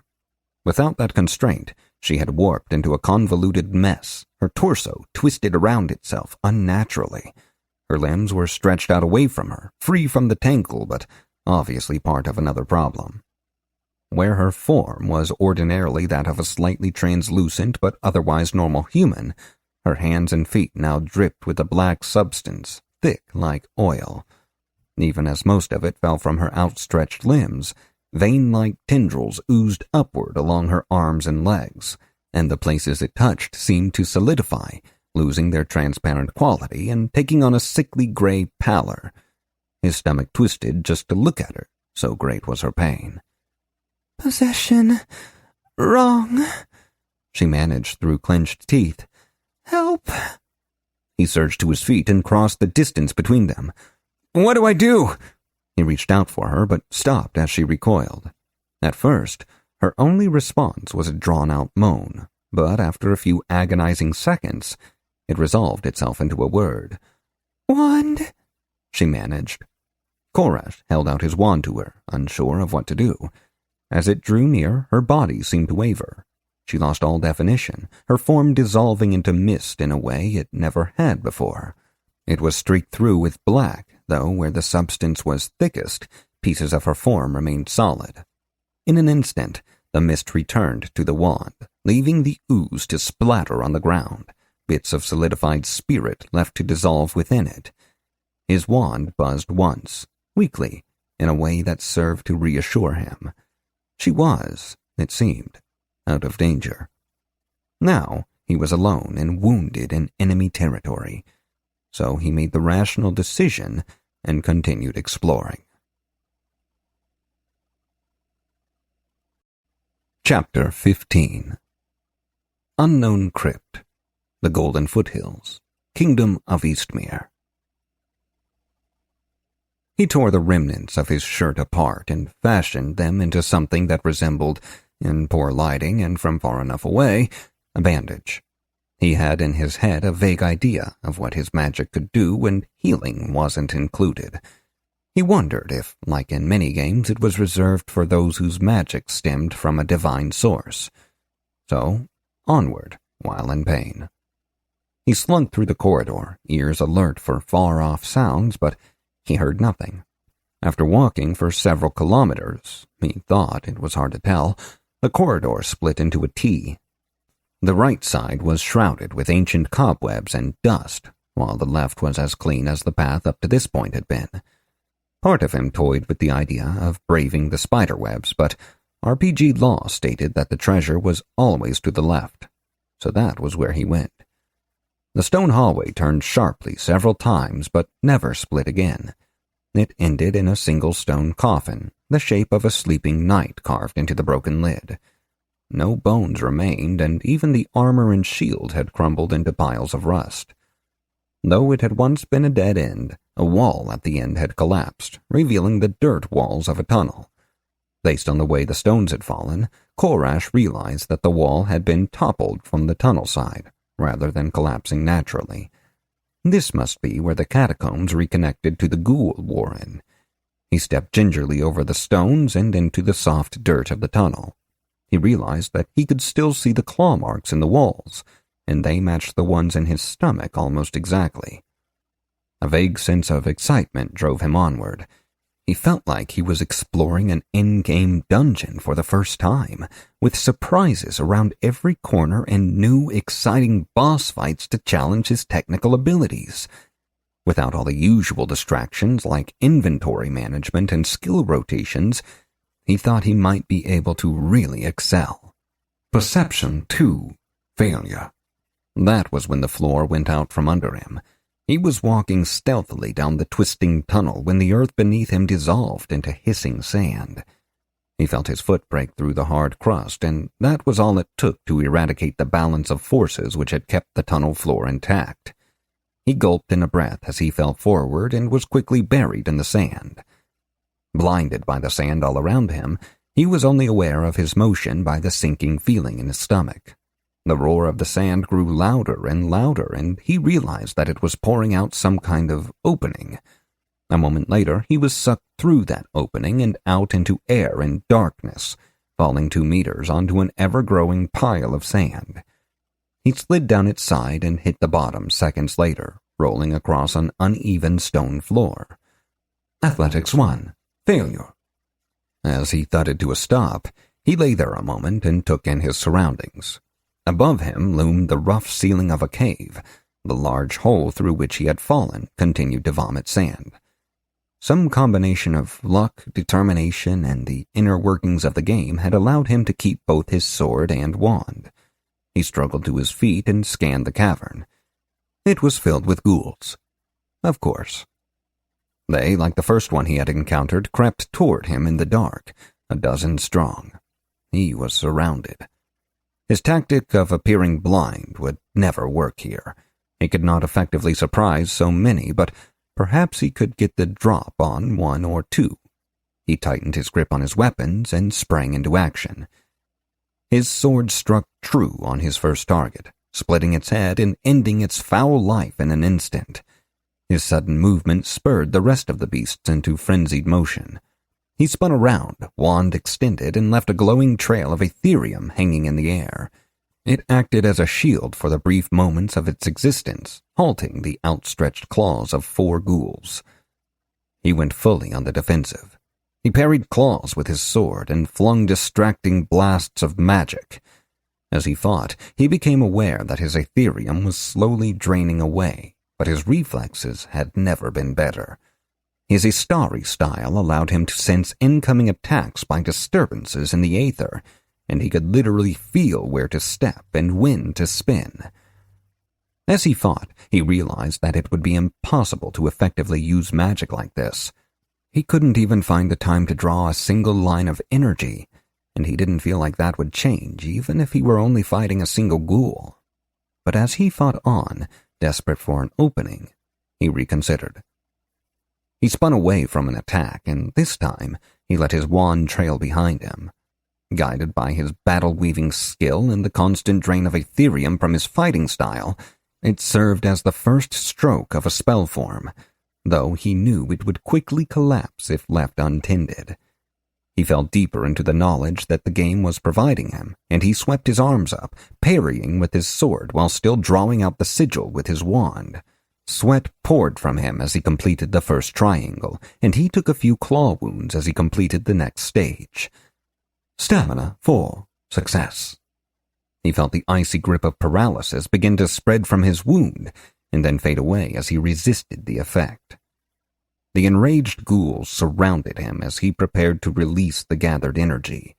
He bent his knees and kicked himself into a twirl, all conscious thought gone as he sought only to complete his spell. His sword lashed out at the ghouls' legs, driving them back.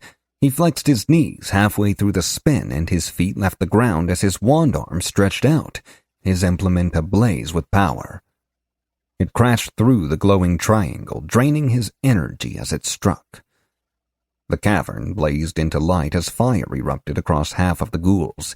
It ate hungrily at their leathery flesh as it died out a second later. All that remained were 5 statues made from ash, which quickly collapsed and created a choking cloud. His weaving had left him facing away from the spell effect, and he saw the remaining ghouls reaching for him.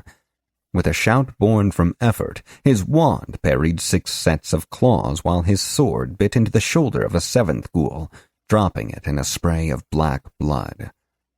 He twirled sideways, preparing to bring his sword around for another strike before his expanded shield shattered. Planting one foot, he sent his weight backward onto the other leg, preparing to dodge if one of them came at him. As they approached, he quickly wove another spell form in the air. As Ethereum poured into the spell, fire erupted and scorched one of the ghouls.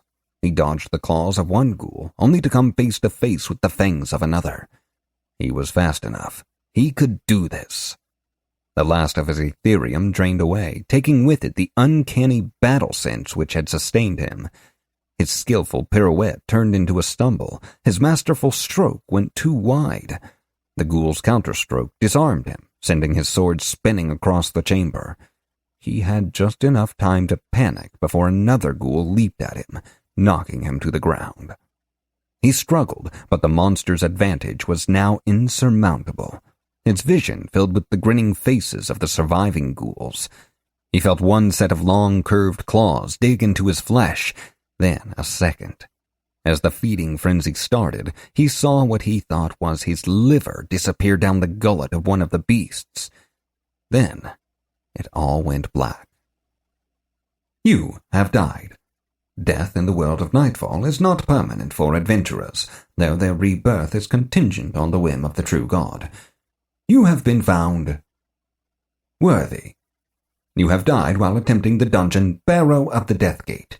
You will return to life at the dungeon entrance when day breaks. All stats will suffer a 20% penalty due to resurrection sickness for 4 hours after rebirth.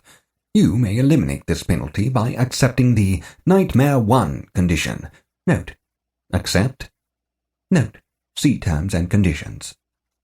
He wasn't sure what the deal was with the nightmare debuff, but it had to be better than the res sickness. He accepted. An ominous bell tolled, the sound filling his ears until it was all he could think about. His vision went black once more. He awoke to the sound of birds. He was laying outside the crypt, a small rock digging into his back, and the sun warm on his face. You have defeated 9 ghouls. Experience gained. Level up. You have reached level 4. New choices are available. Choose a level bonus. +1 prowess or stamina. +2 primary skill points. +1 to a known secondary skill. Eep! Those were good options, as usual. He thought back to his death at the hands of the ghouls and decided that maybe he was not focusing enough on his attributes. He chose the prowess increase, then turned down the option to convert it into a partial perk. A new day has dawned. New secondary skills are unlocked. Strider's Focus. You have grown closer to nature and learned the basics of this skill without a trainer. Somatic Battle Weaving. This skill has increased through extensive use without the need to allocate skill points to it. Equilibrium. This skill allows you to keep your balance and avoid effects that cause dizziness or disorientation. Suffer through more such effects to increase it. Blades. You have increased your knowledge of which techniques to use in which situations. He had little time to bask in the glory of his skill increases, as the true prize of level 4 awaited him. Focus unlocked. At level 4, you may select a focus for one of your attributes. This focus increases your effective score in that attribute whenever the relevant trait is tested. For instance, Prowess, Strength, allows you better results when lifting heavy objects, but you receive no bonus for feats of agility, such as dodging attacks. Yatta! That was really exciting. Given his massive talent attribute, he could gain a significant advantage. But what was his talent really doing for him? If he chose prowess, he could become better at dodging enemies, or even at hitting them. Unwilling to discount his min-max strategy, he called up a list of talent foci and almost drowned in words. Clarity, attention, intellect, riddles, force of will, calculation, aspected focus, deduction, logic. There were too many to count. He had noticed the aspected focus option, though. He considered the option. It would provide an even larger bonus than a regular focus when its condition applied, but it would also reduce the overall effectiveness of the attribute at all other times. Aspected focus. Magic was his an instant later. Phenomenal cosmic power. His mental gloating was interrupted a moment later by another prompt. Fortune. Crawling in the dark. The Nightman ventures into places where no light shines, but you have found a home there. Gain Abyssal Sight, Major, and a small bonus to all actions taken in the darkness. Caution. As the Nightman increases in power, so does the Dayman. Fortune. Horrors of the mind. You have seen things, horrible things. Unlocks a new secret form of magic which has been forgotten for eons. Caution. They have consequences if selected. Begins a unique quest. Fortune. Unimpressed. So what if you're trapped in an endless maze of underground tunnels filled with creatures who yearn to tear you limb from limb? That's just another Tuesday. Grants massive bonuses to stamina, willpower, and conviction when resisting overwhelming odds. Fortunes remaining, 1 of 1. You have gained this fortune for showing exemplary courage in the face of overwhelming odds and placing Korash's well-being over your own. 2 fortunes strong enough to come with extra negative effects, and another that used his favorite 2 words, massive bonuses. Well, secret magic might be his favorite 2 words actually, but he couldn't count the first option out either. He spent a lot of time in the dark, looking for answers. He spent long minutes weighing his options. Wait, what the hell did that last part mean? Chapter 16. Bargain Luxury Apartments, number 25C. Arthur ignored all the pop-ups warning about potential cognitive issues after rapid logout. He sat up and tore off his headset, and his arms felt like lead. He had only been logged in for a few hours, unlike last time, but he was surprisingly tired. It was the kind of sleepiness he felt after sleeping for 12 hours and getting up in the afternoon, which, now that he thought about it, was exactly what was going on. But that was the least of his concerns. The game had just threatened him. Well, not exactly. More accurately, Worlds seemed to be implying that he had somehow made a choice that impacted Arthur. Him. The real Arthur. How was that possible? The only thing he could think of was the debuff he'd taken in place of the res sickness, but that didn't make sense. It was a game mechanic in a game that he was playing. He couldn't even remember the name of the debuff. The whole level-up process after his death seemed hazy now, like he was trying to remember a dream he'd had. He decided to get up and take a shower, after a short nap. When he felt unbalanced like this, a nap was the ticket to getting his head together. He was asleep before his head hit the pillow. Moments later, he was somewhere else. Chapter 17. An ancient sacrificial altar. Location unknown. The ghouls held Arthur down, 2 on each limb, and their curved teeth glinted in an unknown light source. 2 clawed hands gripped the side of his head, and the paralysis kept him from moving, but not from feeling the warm trickle of blood down his neck. His eyes were glued to a stone shelf about 3 meters above the floor. A dark alcove dominated the center, carved with strange pictographs that filled him with an unsettling dread. No human hand did this, he thought. Something stirred within the darkness, and as it stepped out into the light, he felt his heart surge with the most profound fear he'd ever felt. The ghoul nurse mother was shaped like a human, but where her children still walked on 2 legs by preference, she no longer could. Her hips had twisted out of shape and her legs bent out to either side, giving her crawl a strange rocking gait. While the other ghouls had leathery brown skin, she was pale as porcelain. Greasy black hair hung in strands across her face, leaving only a gaping mouth full of shark's teeth in plain view.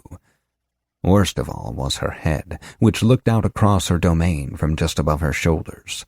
Untold eons had bent her spine a full 90 degrees, allowing her to look forward despite the fact that she crawled on all 4s. She laughed harshly as she crawled toward him, navigating the cave wall as if it were a floor. "Arthur Mallory," she whispered around a tongue too long for the mouth that held it. "you thought you could escape us through something as simple as death?" She was near him now, and he could smell her, a strange musky perfume intermingled with the normal ghoul scent of dust and decay. As she drew closer, the ghouls around him scattered. He was still helplessly, frustratingly immobile. She placed one bent hand on his chest and pulled herself up into a sitting position, legs splayed impossibly sideways like a frog's. Her hair still obscured her face and now clung to her chest, but he could see too much already. She was pregnant, horribly swollen beyond the capacity that any human body should be able to endure. Her current posture made her look like a hideous parody of a fertility statue, all fecundity and no face. "Dearest Arthur," she continued in that voice that replaced random consonants with wet, choking noises. You killed so many of my children, yet you could not stand before our strength. We are legion, and you have chosen the perfect night to join us here. You see, there is a celebration under the earth. Tonight is the birthing of princes. She heaved her bulk on top of him, and he felt her unholy gravidity surround his torso. She leaned forward, using her belly like a fulcrum, and those disgusting strands of hair brushed against his face. No longer obscured, her face leered at him, her jet-black eyes glittering with anticipation. Her nose had long since withered, leaving only a jagged hole rimmed in blackened flesh.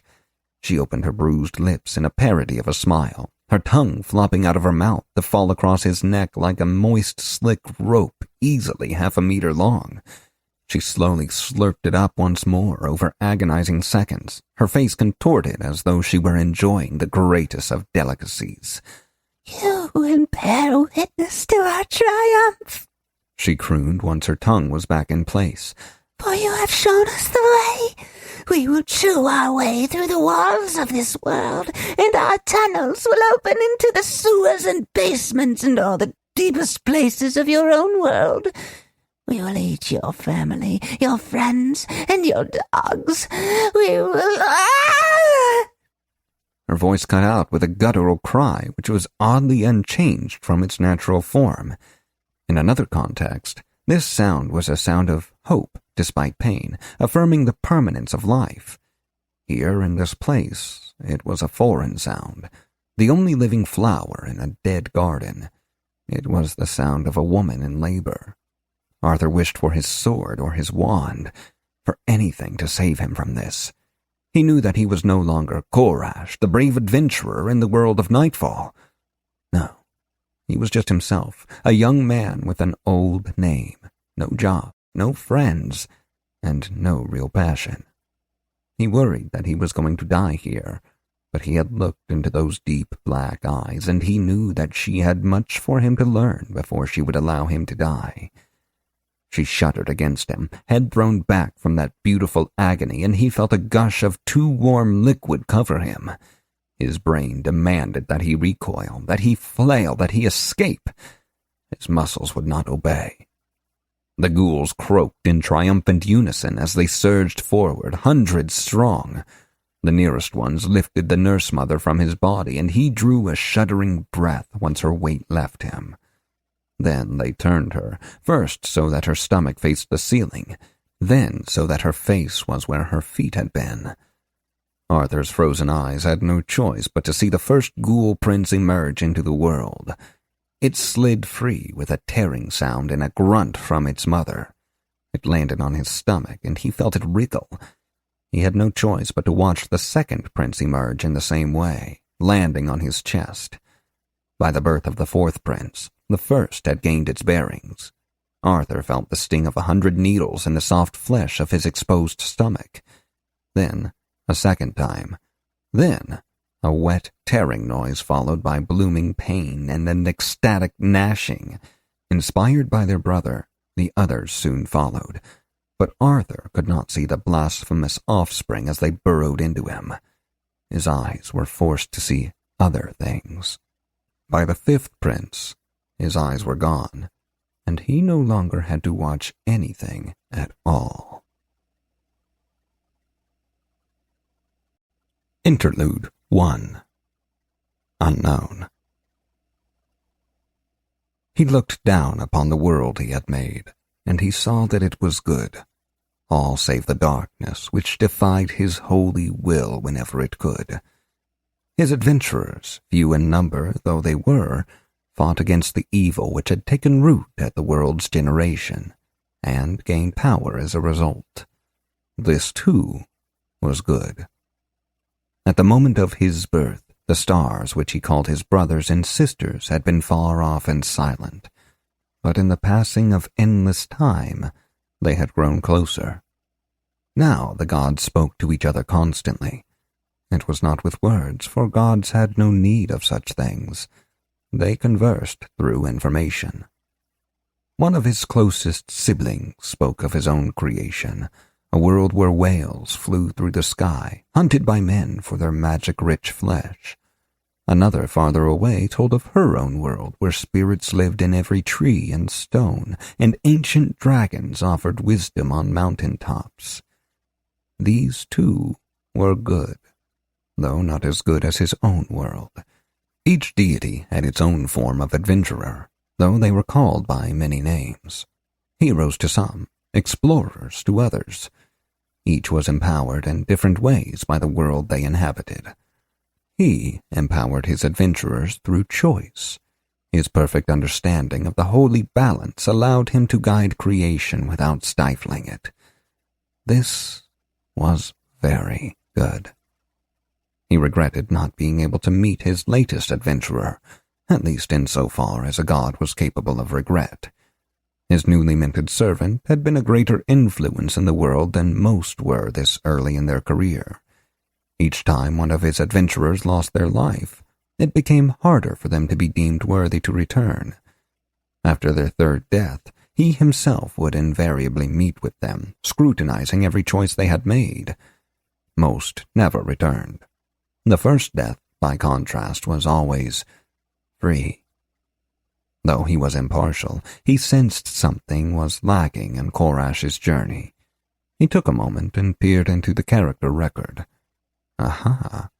Not a bug, then, but a consequence of his non-standard tutorial. The god set in motion the means to rectify the issue with a wave of his hand. While gods had no need of such theatrics, it made him feel more like a wizard, and that was good. Not even he knew why that was so. Chapter 18. Bargain Luxury Apartments, number 25C. They're coming! Arthur flailed his limbs as he fell from his bed, hitting his elbow on the corner of his desk on the way down. Heedless of the pain, he scrambled to his feet and ran through his small apartment. Throwing open the front door, he rushed outside and glanced, horrified, at the street 30 stories below. Cars drove peacefully by. Drones hummed here and there, carrying precious cargo. It was dusk, so there was even some foot traffic. There were no subterranean monsters rampaging out of the corners of the world. He took a deep breath to steady himself, then turned back around to go inside. Rough day, Art? The voice came from nowhere, startling the young man, but it was a familiar voice, so he suppressed the urge to start punching. You could say that, ma'am. It was just Mrs. Flenderson, the elderly woman in the apartment next to his. She was all right, but they didn't have much in common. Her only gaming interest was something called Madden, which he'd tried once and abandoned forever. The fact that she and her severe arthritis had wiped the floor with him had done little to endear him to the game. Happens to all of us, dear. If you need to blow off some steam, you can always stop by and play some Madden. I could bust out 21 for you if you want to keep it light. She grinned like a shark. He just shook his head and said goodnight. He couldn't focus on the conversation, and he needed to distract himself with something that wasn't a lonely old woman and her sports ball games. He was walking through his doorway when he realized he wasn't wearing a shirt. With the door closed firmly behind him, he breathed a sigh of relief. It had only been a dream, after all, but it had felt so real. He almost thought about it before he caught himself and halted his brain in its tracks. He needed to forget all about that dream. He ate cold pizza and tried to remember what he'd been so worried about before. Something about the game.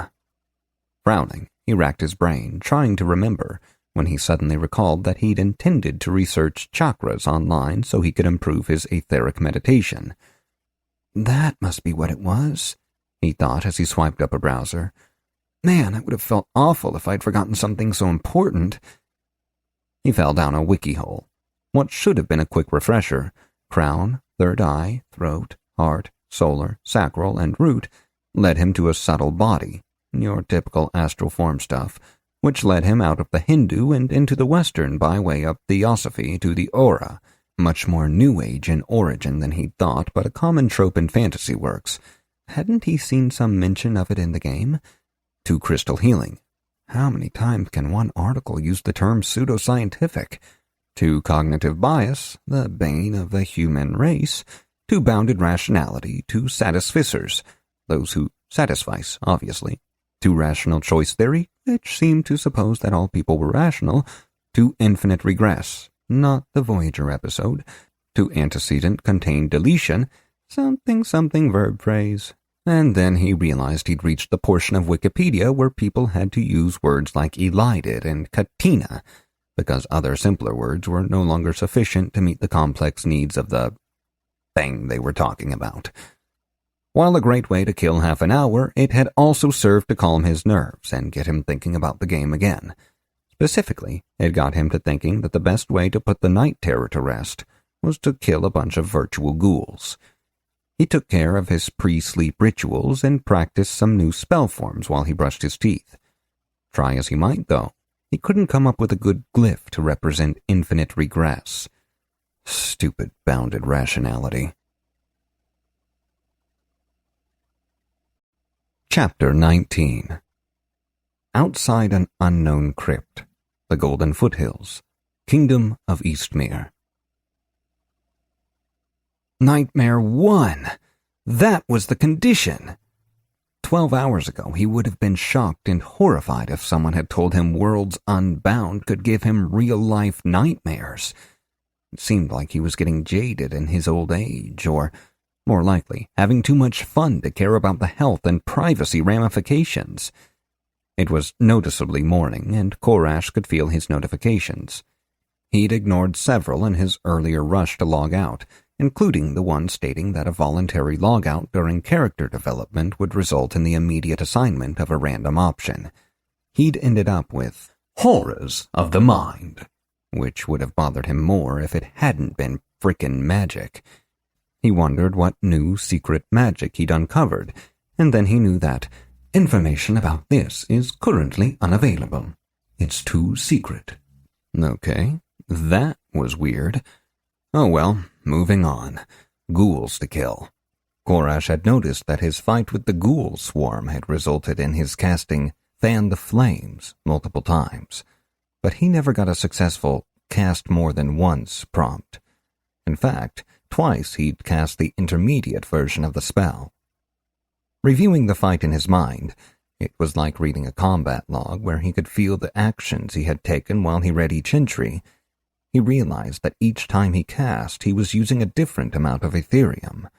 The factor that controlled the classification of the spell seemed to be how hard or long he slashed with his wand to activate it. That meant that casting the spell in order to learn it would be tough. He needed to make the gestures just right and use just the right amount of control when empowering the spell form. It was going to be difficult, but he felt like it was manageable. Thankfully, though, he knew that even if he didn't actually know Fan the Flames, he could create a similar effect on demand, as long as his Ethereum held out. It would have to be good enough for now. He was halfway down the stairs when he realized he didn't have a sword. Ariel missed it into view beside him at the bottom of the stairs. He felt a surge of relief at the sight, remembering how bad she'd looked when he'd last seen her. She apparently felt the same, because eldritch green tears were streaming down her ghostly face as she wrapped cold arms around him. "I thought you weren't coming back," she wailed. The sound did weird things to his heart, somewhere between you made a girl cry and you just resisted a death effect. Best to not make her any more upset. "I, did die, actually. The true God found me worthy." That word came out funny, like he was assigning meaning to it he hadn't intended. The tears escalated, augmented by a vaguely telekinetic force that had manifested around him as he talked. "Don't make her cry. 0. Failure." "Stupid Korash! When you die, you have to be evaluated by the true God. Those who fail don't ever come back. And yes, since you're an idiot, I'll answer your next question. It only works for adventurers." Korash wasn't sure if that meant he had only 2 lives or not. He'd be pretty pissed off if he lost his character due to the whim of some game designer's joke idea of an AI. Of course, given the glaring 0 flaws in the game so far, that didn't seem likely. Besides, He didn't want any more nightmares. "It's all right, Ari. Dying is the last thing I wanted to do before, and now I want to do it even less. Don't worry about me." She sniffled, which was cute even coming from a ghost, and nodded at him. "Speaking of not doing things again," he continued, "I don't want you possessing things anymore, not even to save me." "It was awful," she whispered after a long moment and said nothing more. That wasn't a promise, but Korash decided to let it go. He retraced his steps, which was harder because Ariel was holding his hand. Under any other circumstances, that would have been awesome, but the close-to-death debuff her touch gave him penalized his stamina and willpower, and threatened permanent consequences from long exposure. He only had to endure it until they got to the sand trap, though. What had been a normal tunnel now looked more like the entrance to the lair of antlion. Man, he thought, Grandpa had loved the classics. He played that game so much that I even remember the name of that spoony bard. He shook off the distraction and pulled his hand away from the spirit. "I'm going to slide down. There's a hole down there, but the sand's not moving, so it's probably safe." Ariel smiled and nodded, which was a refreshing change from her calling him an idiot. She seemed more lifelike now. Her lips seemed fuller, and her hair had hints of its true color. Must be all the stolen life energy, he thought, rubbing his aching knuckles. The slide down went exactly as planned, except for the fact that his weight knocked loose more sand, which caused another minor collapse. He shot out of the hole again, but had a much easier time stopping himself before he hit the ground. Other than a minor amount of sand down his pants, all was well. He started to remedy that through some judicious pants removal, but Ariel came floating down. She had seen what he was doing, and she had one eyebrow arched in an expression Korash remembered quite well from their childhood. He locked eyes with her and seized his sand removal efforts. "Don't let me stop you," she said, grinning at him. Korash was unwilling to open that particular door even a crack. Human-spirit relationships usually ended poorly. Part of him wondered how the game would handle it. No, he refused to be that guy. Instead, he stopped her the only way he knew how, by making it awkward. "I will if you will," he shot back. Her mouth flew open and she floated back a little bit, ectoplasm-tinged pink. Satisfied that she wouldn't be pressing the issue, he turned his attention to looking for his sword, but he didn't see it anywhere in the chamber. He hoped it had not been buried by the sand, but from what he remembered of the fight, the sand had stopped falling early enough that at least the handle should be visible. He kicked at the sand around the edge of the pile just to be sure. Nothing. The bodies of the ghouls he'd killed were gone as well, their blood still staining the floor. He couldn't even loot the bodies, although, as he thought about it, this didn't seem like the kind of game where flaming clubs of maiming would pop out of slain bunny rabbits. If he wanted loot, maybe he had to kill something that had loot. He'd even been promised free stuff during the tutorial. Things had gone sideways, though, and he hadn't been able to claim it. He wasn't even sure what had happened to those vouchers. Worlds needed to step things up and get him some of the fattest loot to pay him back for all this mental anguish. "Korash, over here!" Ariel said, her words drifting among the stalagmites which dotted the cave floor. She was outside the range of his abyssal sight, but her faint glow soon led him in the right direction. She was staring at nothing. "Nice, cavern wall you've got there," he said. She glared at him, but he pressed on. "I never took you for a wallflower, Ari." She punched him in the shoulder, and it actually hurt like it should have. Not even the dead appreciated dad jokes, it seemed. "The barrier between the land of the living and the dead is weaker here, smartass," she replied. Law 2. Failure. Forgive my ignorance, but isn't that because we're in a hive of ghoul-ridden tunnels that have housed undead for thousands of years? She laughed, actually throwing her head back and letting the sound ring out into the cavern around them, hopefully with no negative consequences whatsoever. "Yes, that's true. It's why I look so awesome right now. Well, partly why. But here, right here, the veil is even weaker than it is elsewhere." What does that mean? He studied the wall, searching for some sign like a glyph or sigil from a long-dead civilization. He found more stone. I'm not sure. Wait here. She took off toward the wall, but stopped an instant later. Koresh, she said, her tone clearly indicating that she was about to say something important. Yes, Ariel? He suppressed his initial response, which had been, Yo, that's my name. I mean it. Wait. Here. I won't be long. Then she vanished through the wall. Koresh shook his head and addressed no one. Ghost girls, am I right? As if he'd do something crazy like get bored and go exploring. Chapter 20.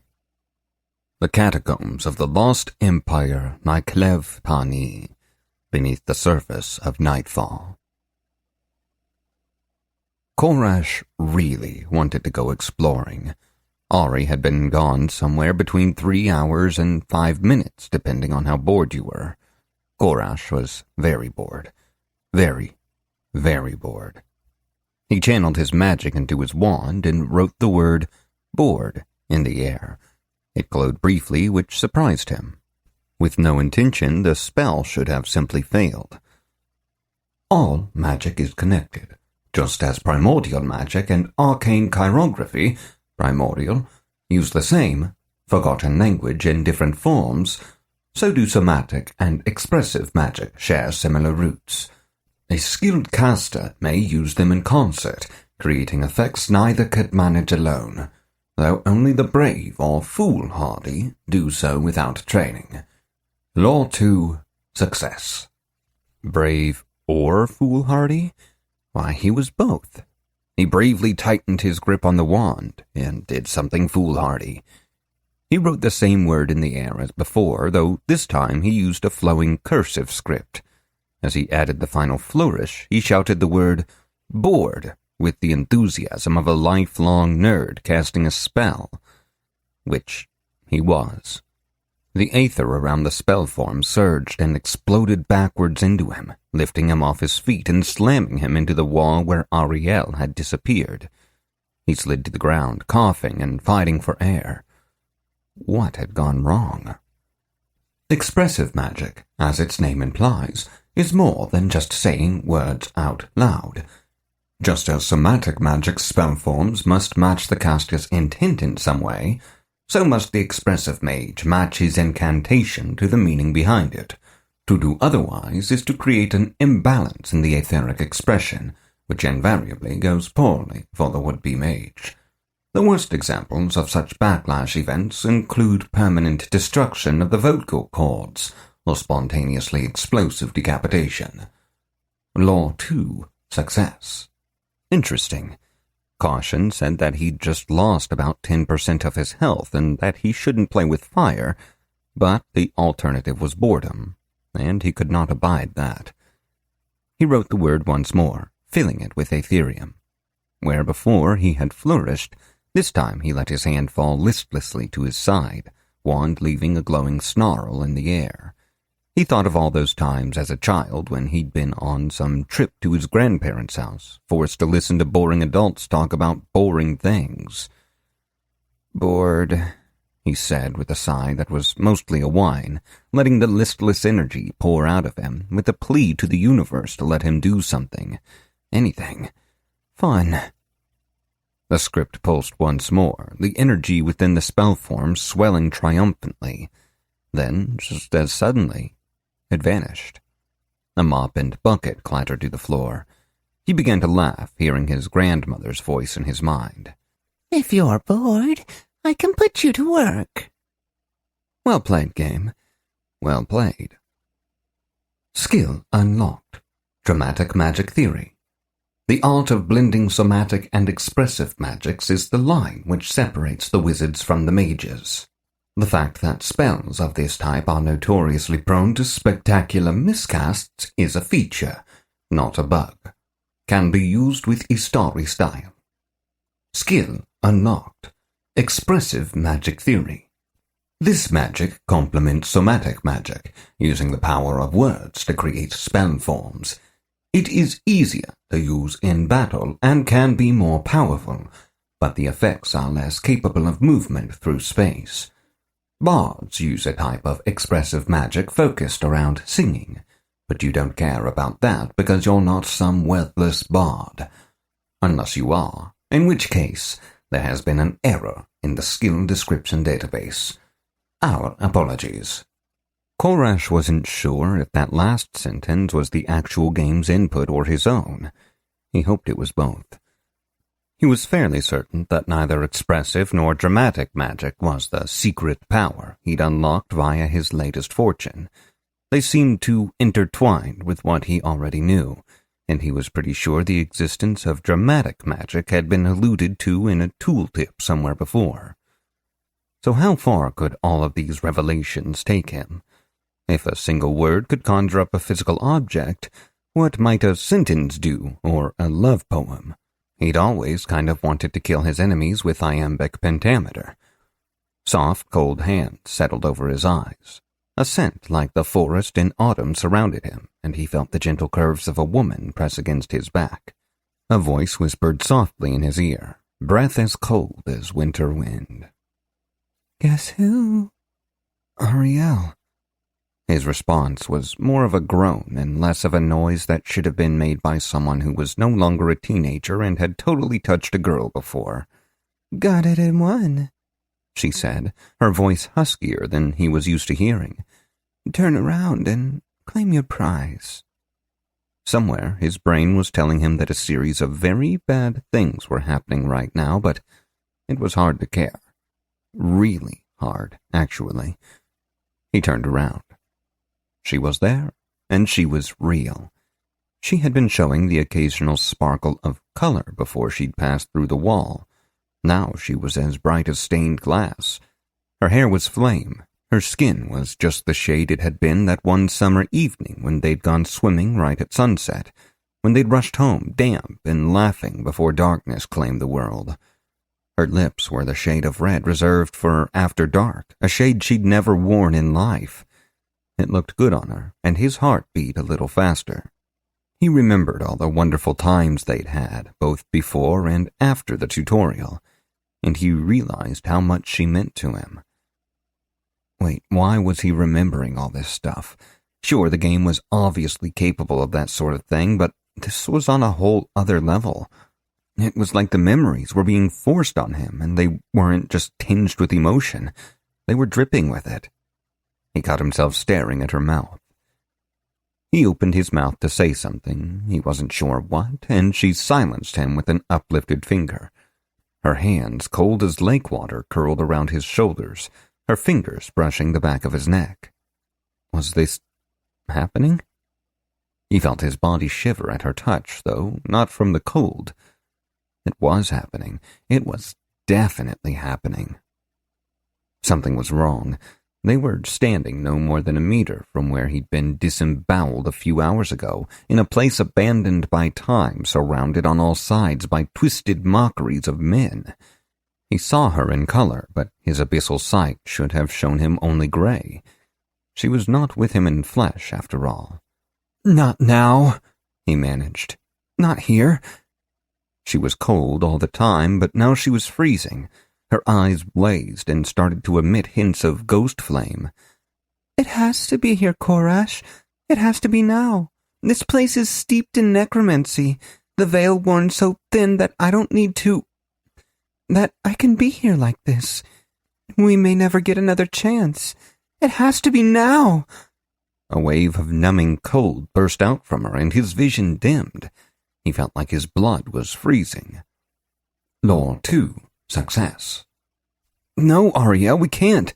Those things are down here, and we can't enjoy being together if we're looking over our shoulders the whole time.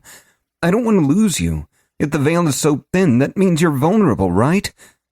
Her face fell, and he watched the hurt blossom inside her, a wave of monochrome spreading through her with a sound like breaking glass. The color bled from her, and she seemed to shrink upon herself. His arms had encircled her waist at some point, and a moment later they fell through her. Her eyes could not shed tears, but she was crying. She stared at him, her expression unreadable through her pain. "You're right," she murmured, and her voice sounded far away. "Come on, then. I've got a present for you." She broke into mist, which swirled around him, lingering on his face for a moment longer than usual before disappearing into the wand. It rose up shakily from its place on his belt, pointing the way. His chest hurt. He knew that he'd done the right thing, even though it felt like the wrong thing. He just hoped their relationship would survive. She was literally his only friend in the world, and that made the whole thing even worse. He followed the wand through the corridor, planning out how to learn spirit necromancy as he walked. He could fix this with a little magic. He was sure of it. She took him to an area of the cavern he hadn't explored yet. A stalagmite had formed against the wall, creating an outcropping that hid the entrance to a tunnel. Broken stone bricks littered the ground, and after only a few meters, they had become numerous enough to be called a floor. Soon, the floor was a hallway. Surprisingly, the stones here were different from those above. This place was old, maybe even older than the ruins which had led him here. Ariel took him through a few twists and turns, and it wasn't long before he was totally lost. He whispered to her, wondering if these were ghouls nearby or worse. She buzzed in his hand, indicating that she had seen nothing on her first trip through. A few minutes later, they had come to the end of the corridor, an ornate stone door before them. Her voice came softly from nowhere. "We're on the other side of the cavern wall. This is an old tomb, I think. I took so long coming back because I wanted to find a way to get you here." Korash reached out a hand to touch the doorway, and runes shimmered to life in blue ripples. He felt his Aetherium draining from him and almost pulled his hand away, fearful of traps. Instead, he thought of Ariel. She had worked hard for him, finding this place and then a way for him to get to it. To pull back now out of fear might put the last nail in the coffin of their relationship. Pun not intended, damn it. He left his hand where it was. As his Aetherium plummeted, the light within the runes grew stronger. The draw was stronger than was comfortable, but he thought he could make it. He pushed his talent toward the door, willing it to open, and the runes shifted from blue to purple as the door shook free the dust of centuries and slid open. It was little more than a closet. In fact, the ancient ruins of rags, piles of petrified sponges, and long dry vials labeled Cleaning Admixture Formula 818 indicated that it might have actually been a closet. Some sort of blue tarp had survived the ravages of time unscathed. Whatever lay beneath it was slightly curved, with regular protrusions. Korash furrowed his brow. He was supposed to get treasure. Cautiously, he reached out with one trembling hand and raised a corner of the tarp. Maybe the object beneath the tarp was just an oddly shaped chest. The cloth shimmered as it moved, lighting up the interior of the closet and casting deep shadows across the hollow eyes of the skull that peered up at him from beneath the material. Korash released a sound that was mostly subdued by his desire to remain quiet and alive, instead of noisy and dead. What should have been sort of an "ah!" instead came out as a more subdued "heep." He lurched back out of the tiny room as the movement caused the skeleton to shift. One bony arm fell to the floor, index finger outstretched, the others clutching tightly to some small object. A wordless whisper disturbed the air as whatever magic keeping the skeleton intact was spent. The bones crumbled to dust in an instant, leaving behind only dust, the cloth, and a small wooden sign covered in nonsense. Korash picked up the sign and struggled to make out the words. WXTXB DCRS PXLXS XIGXPOBO. Any idea what that means, Ari? A depressed, clearly negative buzz from the wand told him that his friend didn't know, nor should he ask her any more questions for a while. The cloth, without the rough contours the skeleton had provided, was clearly a hooded robe. Something still sat beneath it, as a lump a little larger than both of his fists remained in the middle. He hooked the robe's hood with his toe and shifted the garment out of the way, ready for anything. A small cloud of bone dust assaulted him, and he only gagged a little before it dissipated, revealing his second prize, a small, brown leather belt pouch. He fell to his knees, a cry of relief escaping from his throat. Loot! At last! He mouthed a silent thanks to the long-dead mage whose tomb he had just raided and lifted the belt pouch from its resting place like a treasure hunter removing a golden idol from a very trapped pedestal. His heart started to sink as he felt the pouch's weight, or rather, the lack of it. Was it full of rare feathers? There was only one part of his life in which he was a praying man, and it was now. RN Jesus, look down on your follower with mercy in his time of need, he muttered. He made a gesture like throwing dice as he opened the pouch. Blackness stared back at him. Nothing. He'd gotten nothing. Grumbling, he raised an arm to throw the pouch away. Wait, the pouch was literally black inside, and he could see without light. Hope exploded inside him as he aborted his rage toss and instead reached into the blackness of the pouch. His hand disappeared inside, then his forearm, then his elbow. He shed a single manly tear of joy. It was a pouch of holding, the single most coveted item in role-playing games, and the base assumption of MMO games with inventories. It could hold far more than its size, and would accept even large items. It also significantly reduced the weight of items carried within it. Was anything inside? The question brought a flood of knowledge. Pouch contents. Ancient gold coin, 467. Unidentified sword. Major health potion, 5. Major Ethereum potion, 5. Major devotion potion, 5. Brown leather boots.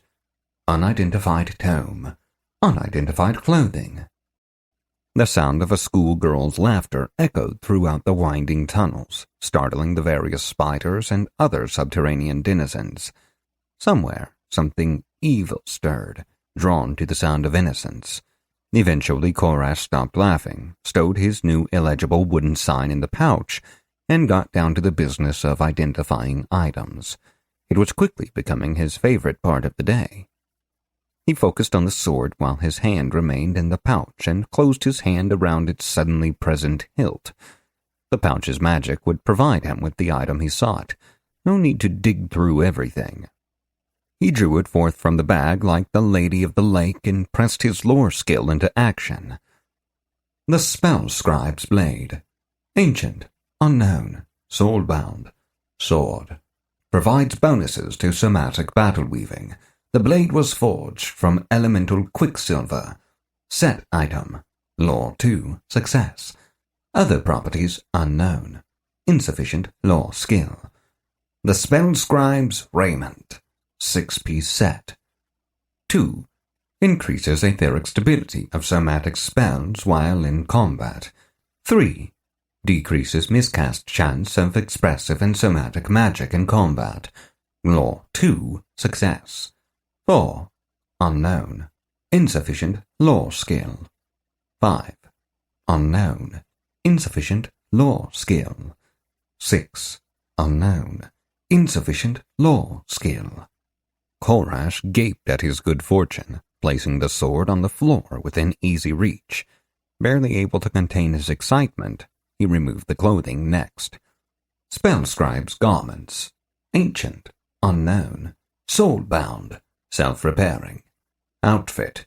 Tunic, shirt, and pants must be worn together to gain any magical bonuses. Cool in the summer and warm in the winter, but will not prevent damage from extreme temperatures. Does not stain. Damage to outfit mends as your health does. Lore 1, success. Provides bonuses to dramatic magic. Woven from arcane linen and spell thread. Set item. Lore 2, success. Other properties unknown. Insufficient lore skill. Part of set. Spell Scribe's Raiment. The cream-colored clothes looked like homespun linen, soft but simple. The tunic was unusual, designed to form an overlapped V above the belt and an inverted V below it. The fitted pants were evidently designed to be tucked into the leather boots. There was something distinctive about the look that made Korash long for a laser sword. He reluctantly set the folded items aside and took the books out one by one.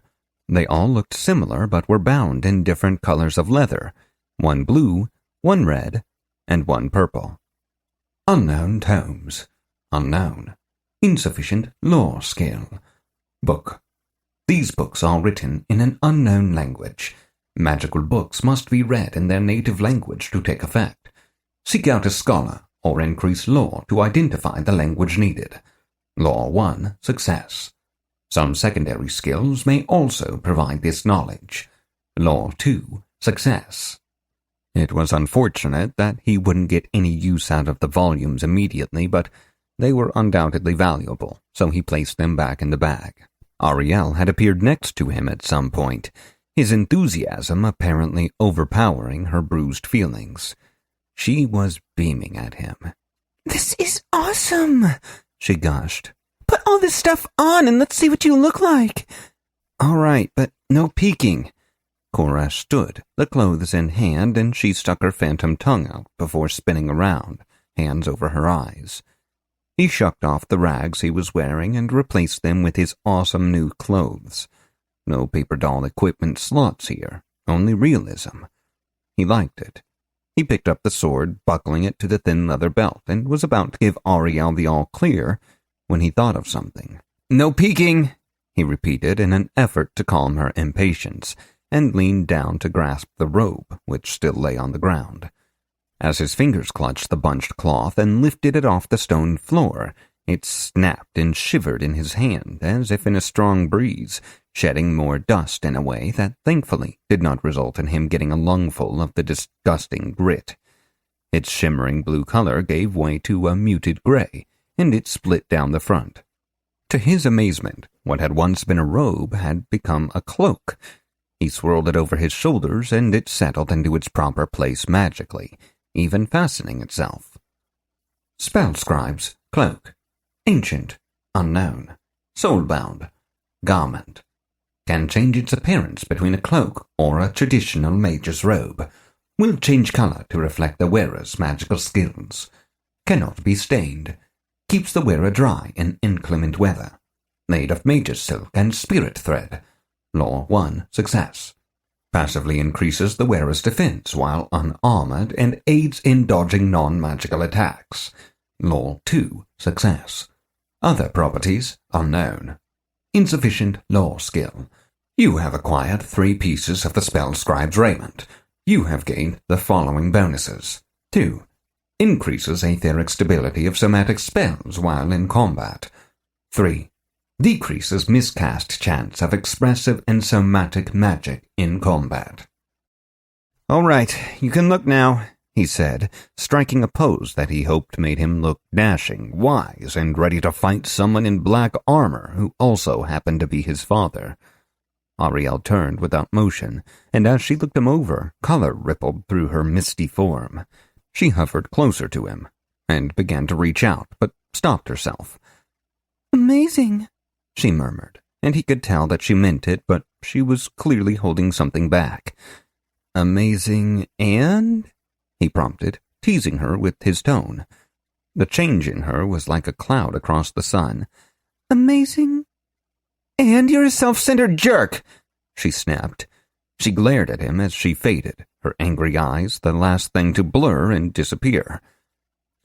"Still mad," he said to himself, resolving to have a hard conversation later. He definitely misjudged her mood. Dejected, he turned to head back the way they had come, when he heard the unmistakable sound of metal clinking against stone.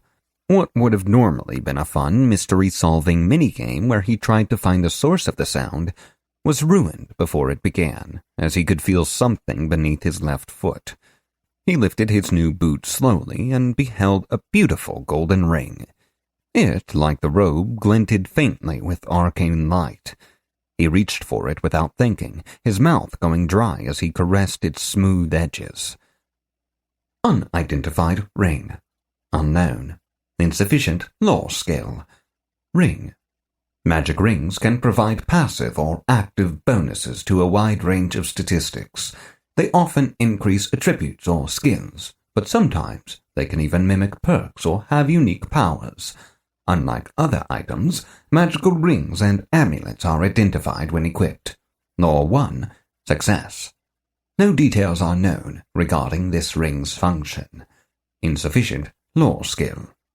He heaved a sigh. It would have been nice to know what kind of ring it was, but this failure had an upside. Higher lore requirements meant a more powerful item. He didn't want to wait until his lore increased to see what this thing did, especially since some ancient archmage had been buried with it. Maybe it was the next set piece. The ring slid easily onto his index finger, which was obviously where one wore magic rings. He giggled as he felt it go from loose to tight. As it tightened a little bit more, he stopped laughing. Too tight, ring, he thought in an attempt to control the auto-sizing magic. The ring ignored him, growing tighter and tighter, until he could feel his blood pulsing. His finger was rapidly turning purple. Then, as abruptly as it had started, the ring snapped back to its initial, not quite uncomfortable level. As it did, knowledge of its function washed over him. Beggar's Band of Bankruptcy. Ancient, ruinous, ring. This ring alters the wearer's fate and perception with regard to all things pecuniary, preventing him from earning money easily. All random gold awards reduced to 0 while worn. All gold awarded from quests is reduced to 25%. Special property. Bankruptcy. Damage to the wearer while in combat may cause loss of coins, whether owned or carried. Has a very small chance to also reduce damage from the strike based on the amount of coin lost. This ring cannot be removed through normal means. Damn it, son of a bitch! The ring was cursed. Chapter 21. Labyrinth of the Cursed Air. Catacombs of the Lost Empire, Nyclev Tani. Beneath the surface of nightfall. Korash made a few half-hearted attempts at convincing Ariel to manifest, but she refused. She also didn't bother telling him which way was out, so he decided to get his revenge by finding his own way back. After an hour of walking, he could say that he had certainly succeeded at the revenge part. He was thoroughly lost. He'd been nearly lost in the maze of passages when he'd had a spirit to guide him, and now it was just hopeless. He was more lost than a blind moblin in the lost woods.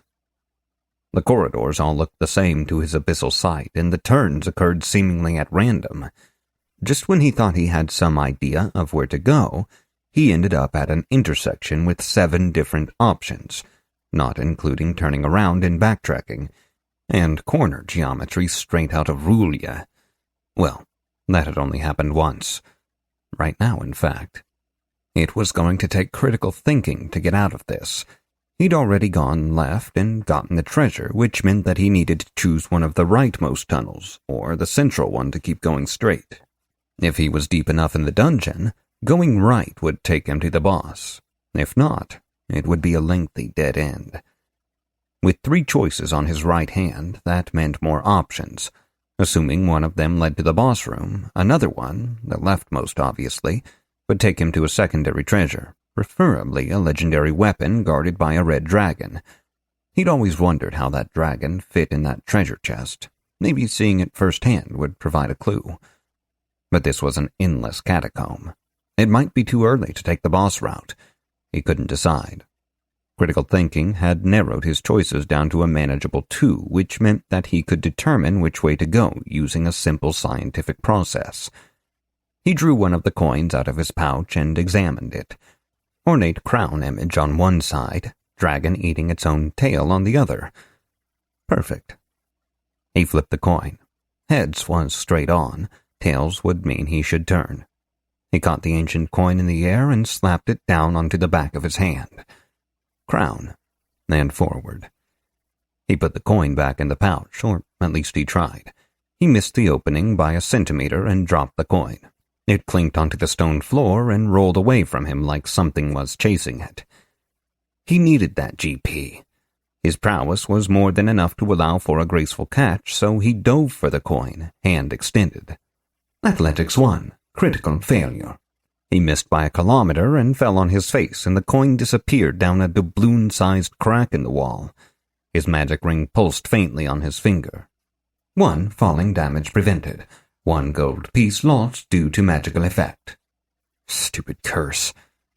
He brushed himself off, then looked around to make sure no one had seen him wipe out, which was absurd because he was alone in a tunnel. Vanity satisfied, he set out down the centermost tunnel. Not long after, he realized he was descending. The floor had just enough slope to make it hard to maintain a steady pace. He kept misplacing his feet until he realized what was happening. Survival craft 1, success. After that, it got easier. The slope grew steeper as it went, forcing him to lean backward to balance properly, and he lost track of how long he'd been walking. The corridor had widened as well. Instead of the narrow corridors above, the walls were now at least 3 meters apart, and the ceiling seemed about that high as well. He heard a noise rising from back the way he had come, a sort of clattering or clopping sound, and it was getting faster. Perception 1, success. It sounded like a horse, but that didn't make much sense in an underground ruin. Korash stopped walking to listen more closely. Within moments, the hoofbeats were echoing off the walls, filling the air with sound. He could feel the stone vibrating beneath his feet. A roar split the air, and it was so close that Korash threw himself to one side of the tunnel, purely out of reflex. The creature which made the unholy sound was certainly not natural. Even more unnerving, it was a sound that conveyed only one thing: pure, unmitigated rage. A massive abomination charged from the darkness beyond his abyssal sight, bearing down on the spot where Korash had stood only moments before. It roared again, nearly deafening him. The shadowy bulk resolved into a bull, covered in jet-black fur. Its crimson hooves struck orange sparks as it dug its legs into the stones to arrest its failed charge. Where its head should have been, the muscular torso of a man emerged. 4 powerful arms flexed from forked shoulders, each ending in fingers tipped with very non-bovine claws. A bull's head sat where the man's would have, thick horns almost scraping the ceiling. It roared again, spraying frothy saliva into the air as it reached out for him with those wicked claws. Korash slashed at the air as he sketched out a spell form faster than he ever had before. Somatic Magic Theory 2, success. Fire burst forth and washed over the creature, seeming to blind it momentarily. He backed away from the sweeping claws, and they decapitated on the air. Defense 2 failed, but became a success due to other factors. What the hell was he supposed to call this thing? A Mino-Centaur? A Sen-Minotaur? A Mino-Tartar? Thoughts of nomenclature ceased to matter as the enraged creature lunged for him again. He felt the magic of the spell scribe's raiment activate as he spun effortlessly out of the way, his wand already tracing a new symbol in the air. Ethereum poured from him in a rush as he carved a jagged line, forming 3 glowing spikes. He brought his sword up and parried the next set of claws, drawing a second, identical symbol slightly offset from the first. This thing had too many arms. A 3rd strike was already on its way, but his spell form was moments from collapse. He wouldn't be able to position the modal portion of the glyph in time. Inspiration surged as the scythe-like claws swung toward his unprotected face. He tightened his grip on the wand, throwing his arm out to draw a gleaming circle around the glyph. At the same time, he planted his feet and pushed himself backward. Given the slope of the tunnel, the ground receded quickly as he flew backward. He was entirely focused on his spellcraft. As he soared, he tightened the arc of the circle. Rather than drawing a 2-dimensional spell form, He was working in 3. The wand left an effulgent trail like a corkscrew, slowly tightening into a single point. The remaining Ethereum flowed into the spell form and brought his intention to life. Somatic Theory 2, success. Defense 2, failure. Athletics 1 failed, but became a success due to other factors. Somatic Battle Weaving 2, critical success. The temperature in the corridor dropped to below freezing in an instant. Blue-green spears of ice formed behind the glyph, their razor-sharp points leveled at the monster. They shot forward faster than crossbow bolts, only to be replaced with more. Shards of ice poured out in an ever-widening burst. The Minotaurus, he was under pressure, bellowed and reared back in pain before ice obscured it from view. Korash, ecstatic at the increase his new items gave to his spellcasting, shouted, "Cone of cold, bit!" His words cut off suddenly due to the application of the hard ground to his spine. Equilibrium 1, failure.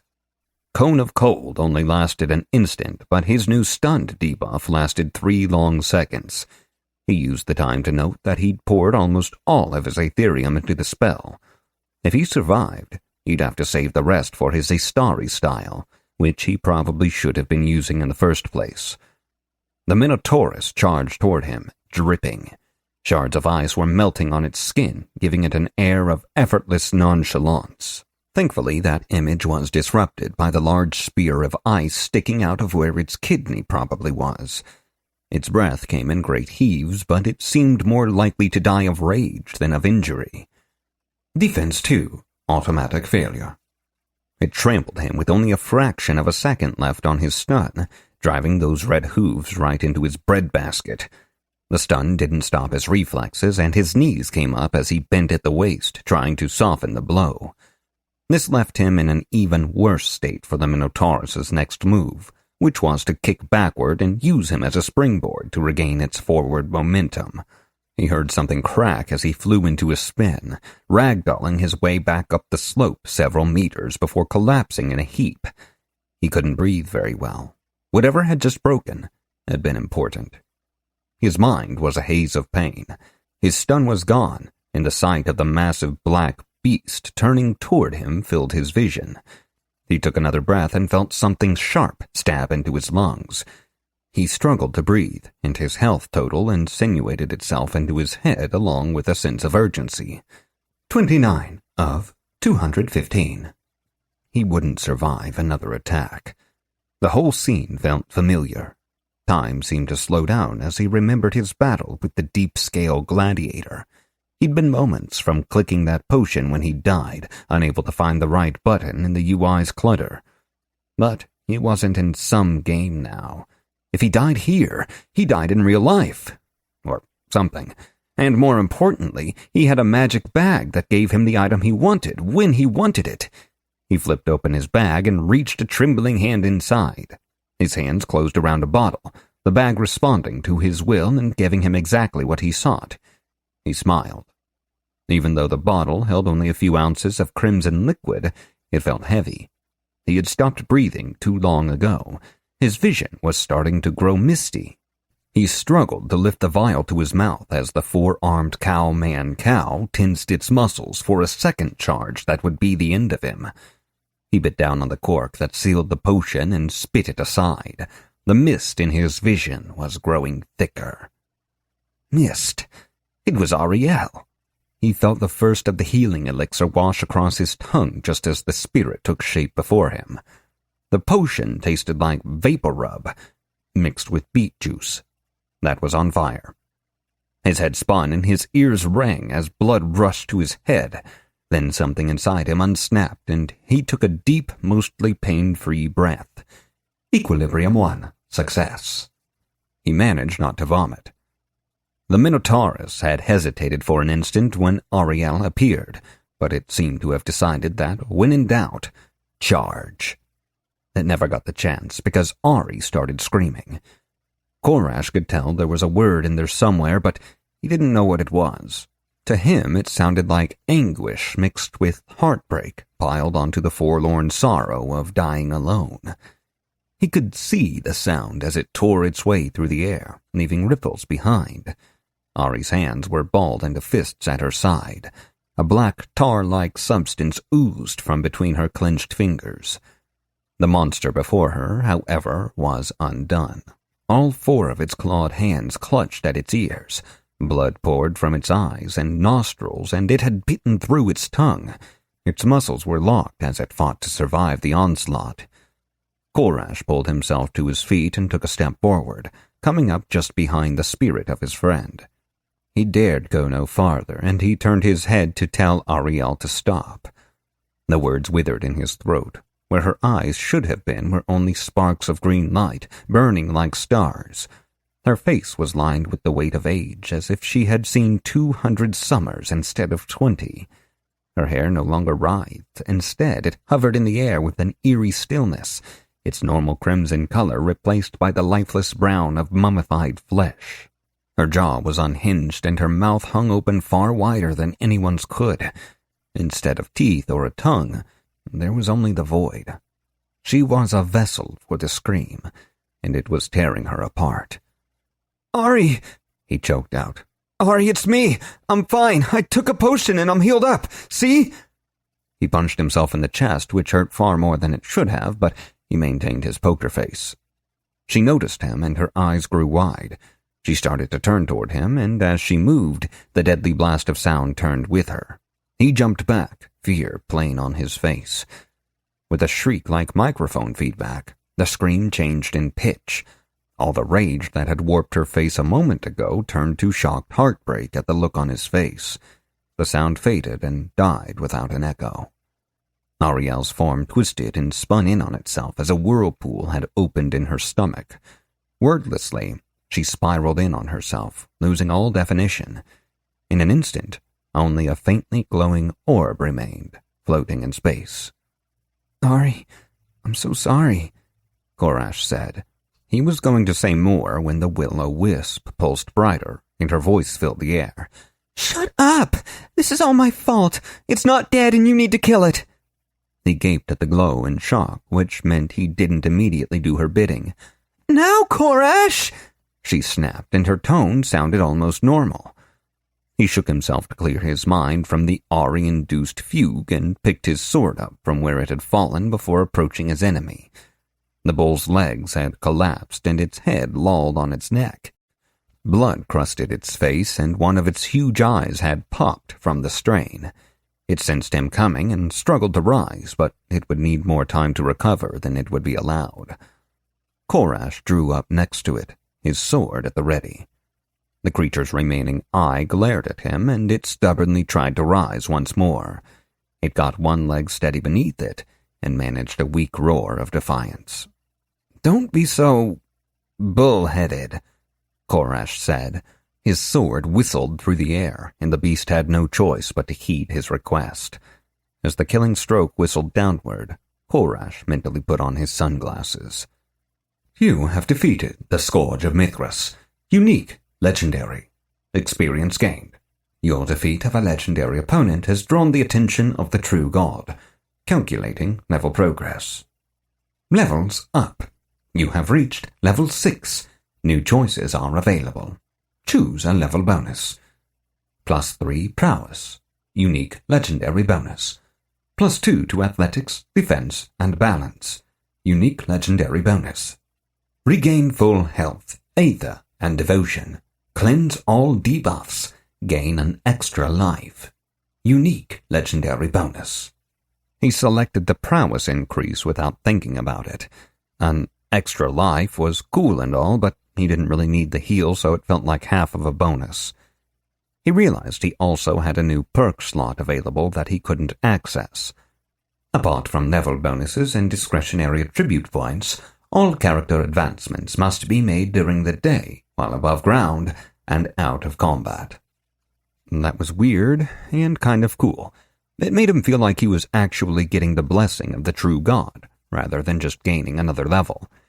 He turned back to the glimmering light that was Ariel, kicking the head of the Scourge of Mithras aside. That reminded him to loot the body, but there would be time for that in a moment. "Ari, are you all right? What the hell was that? Her voice was strong yet sullen. I don't really want to talk about the details. Let's just say that I should have been protecting you, but I was too busy being a bitch. I can't afford to let you die, Korash. I'll go to the abyss first. Her voice grew heated as she spoke. After a moment of silence, she continued. It won't happen again. I used a lot of my energy doing what I did, but I also learned some things, like how to manifest like this. I can even be near you during the daylight in wisp form. By the end, she sounded almost excited, almost back to her old self. I'd hug you if I could, Korash said, hoping the sentiment wouldn't push any buttons. I know, she replied, but it seemed that if it had, at least it had been the right button. Chapter 22. The Catacombs of the Lost Empire, nigh Clev Tani, beneath the surface of nightfall. They had debated briefly about whether to head back through the maze of corridors or to carry on down the sloping tunnel. When he learned that Ari could not travel more than a few meters from him while in wisp form, he decided to keep heading downward. They set out even though Korash was still fuming over the failure that was the loot system. The stupid, legendary, unique monster wasn't wearing anything, so it had no loot. Like any good gamer, he'd immediately decided that the best way to go was to chop the corpse into its component parts and sell or use the pieces in crafting once he finally had time to do that. The game had other, more horribly insidious plans. You do not have the requisite tier, skills, or specialty to harvest from this creature. In order to gather from a corpse, you must be the same tier as it was in life, possess a minimum craft or relevant secondary skill score based on the creature's tier, or have a relevant specialty component. Only a few minutes later, the passage leveled off and turned sharply to the right. He poked his head around the corner and found more stone walls, the same stone floor, and the same stone ceiling. He wondered if long, boring corridors were some trope of dungeon design that he'd never heard of. More walking. His feet were even starting to hurt. He froze as his ears caught a barely audible sound. It was a hard noise like claws on stone, but it had seemed soft due to distance or interposing barriers. Perception 2. Success. He waited in stillness for a few moments, and when the sound did not recur, he moved on. As he started moving, the sound started up again. Now, however, it seemed to be coming from more than one place. He stopped again to think, and the sound stopped with him. Something was watching. He closed his eyes and slipped inside himself, feeling the aether around him. It hung there in stillness, as undisturbed as the air around him. This was wrong. The air was uneven. He drew aether into himself through his chakras, but his pool was full. Curiosity piqued, he decided to push instead. He pushed his Aetherium out into the air around him, keeping his breathing steady and the effort divided evenly among each channel. Concentrating on one channel over another would make the flow uneven, which was not what he wanted. He noticed a glow through his eyelids and imagined it was his Aetherium concentrating around him. Creative ideas flashed through his mind as to what this new development could mean. Now is not the time to try multiple simultaneous experiments, he told himself. In moments, he'd spent around a quarter of his total Aetherium. The slow release had kept it from dissipating, and he was now surrounded by a cloud of denser energy. With a mighty effort of will, he pushed in all directions at once, and then snapped his Aetherium channels closed. The Aetherium shot away from him in a sphere, and he felt the ambient aether nearby vanish for just a moment. He'd created a vacuum in the magical landscape. He forced himself to focus, for he had only an instant to prepare. As the sphere expanded outward, he tried to judge how long it would be before the pulse lost its shape. After 2 heartbeats, about the amount of time he had to finish a somatic spell form, he opened his chakras again and pulled. At first, it felt like sucking liquid through a clogged straw. He felt like his body was going to implode, but he persisted. For a brief instant, his mind touched the wave as it expanded away from him, and then all that Ethereum came rushing back toward him. He kept pulling, afraid the concentrated energy would dilute too much and be useless. It hit him with the force of a metaphysical tidal wave, exploding against his skin with invisible pressure. He was locked in place for an instant, overpowered by the wave. As it finally disappeared, he collapsed. He had succeeded. As the Ethereum had crashed into him, it had been uneven. As it pushed through the aether, it would encounter solid objects, restricting its flow. Ethereum, unlike air or water, reacted to the metaphysical structure around it. It would impact differently against wood than against stone or dirt, for example. There were areas of the stone walls nearby that were different. He wasn't quite sure what that meant yet, but he opened his eyes and resolved to find out. Even a close inspection of the stone yielded nothing. There was no discoloration, no change in the feel, and no sign of enchantment that would indicate the suspect portion of the wall was anything out of the ordinary. It wasn't until he started tapping on the stone with the pommel of his sword that he figured it out. Some areas of the wall echoed hollowly when struck. They were not as thick as the stone surrounding them. That, paired with the nature of the sounds he'd heard and his location, meant only one thing. The ghouls were trying to breach the tunnel by digging into it. Maybe it wasn't as bad as it seemed. This could have been an ongoing effort that he'd interrupted by accident. Maybe the ghouls would need hours or even days to dig their way through, meaning he'd be long gone. He struck one of the weak stones again, this time putting some force behind it. The stone cracked, breaking open a hole large enough for his hand. The withered face of a ghoul became visible, and it fell back from the hole as if he'd struck it. Then it opened its cracked lips and began to screech. "Ari, run!" Gorash sprinted off down the tunnel, his gently glowing wisp-shaped friend zipping after him. The frantic sound of digging erupted on all sides as the creatures behind the walls abandoned all attempts at subtlety. The wisp hovered next to his ear. "You've got this, right?" she asked. "I'm still too weak to be of much help, but I'll jump in if things start to look bad." He sucked in another breath as he poured on the speed. He was pretty sure the digging sounds were mostly behind him, and if he could get in front of the ghouls, he thought he might have a chance.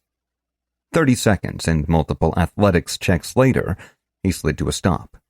Sweat dripped from his face as he turned, listening intently.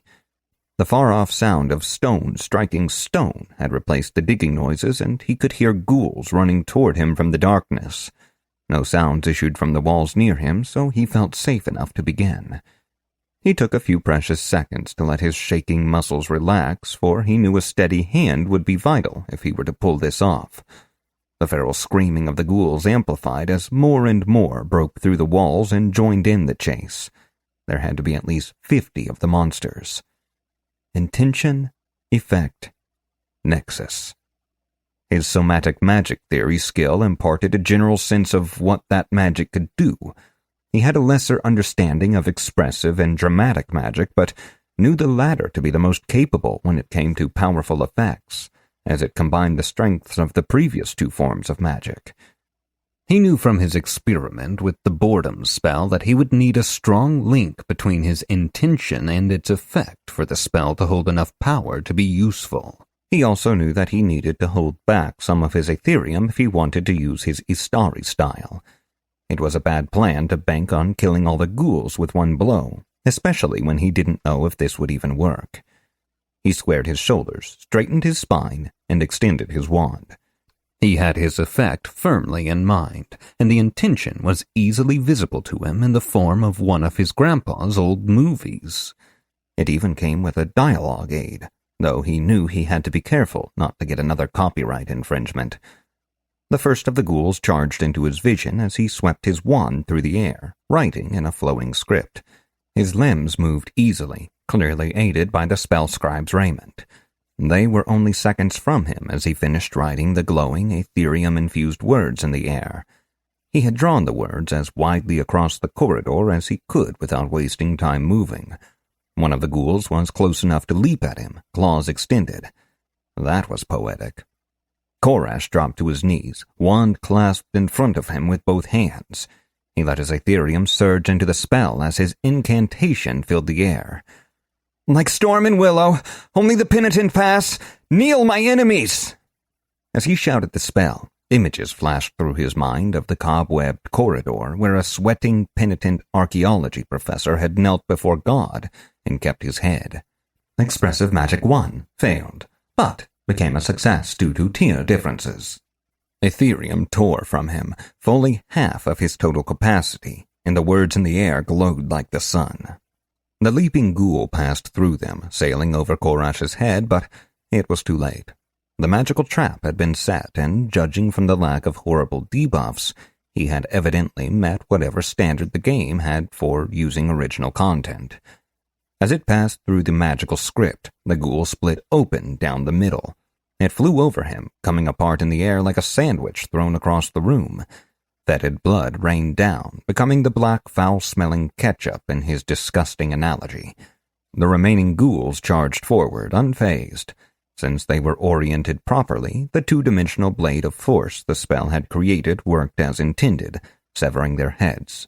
Mindless in their lust for his flesh, the creatures continued to surge forward, and thus they continued to die. With each death, the glow of the script dimmed. Korash fell backward and scooted away from the flailing limbs of the ghoul corpses, already covered in gore. He struggled to his feet. "That was amazing!" shouted Ariel, flying about in an excited pattern. "It won't be enough," he said grimly. "Should we run or fight?" "I say we fight," she said. "Who knows what we might run into if we keep going, and then we'll be pinned in." Korash nodded in response. Judging by the way the runes were flickering, he would not have enough time to meditate. Instead, he grabbed a mana potion from his bag. "Call them Ethereum potions all you want, game," he thought. "It's still mana in my head." He downed the potion in one gulp, tasting espresso and lavender. His stomach burned, and he could feel his Ethereum pool begin to fill. The Penitent Passage spell was almost gone, but Korash was not wasting time. He almost danced through the corridor, sword and wand weaving through the motions of the Istari style.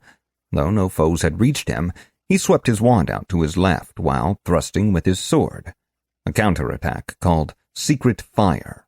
Whirling to the right, he stabbed with his wand, firing off 3 rapid glowing flashes while blocking with his sword. He named this technique Flaming Pine Cones.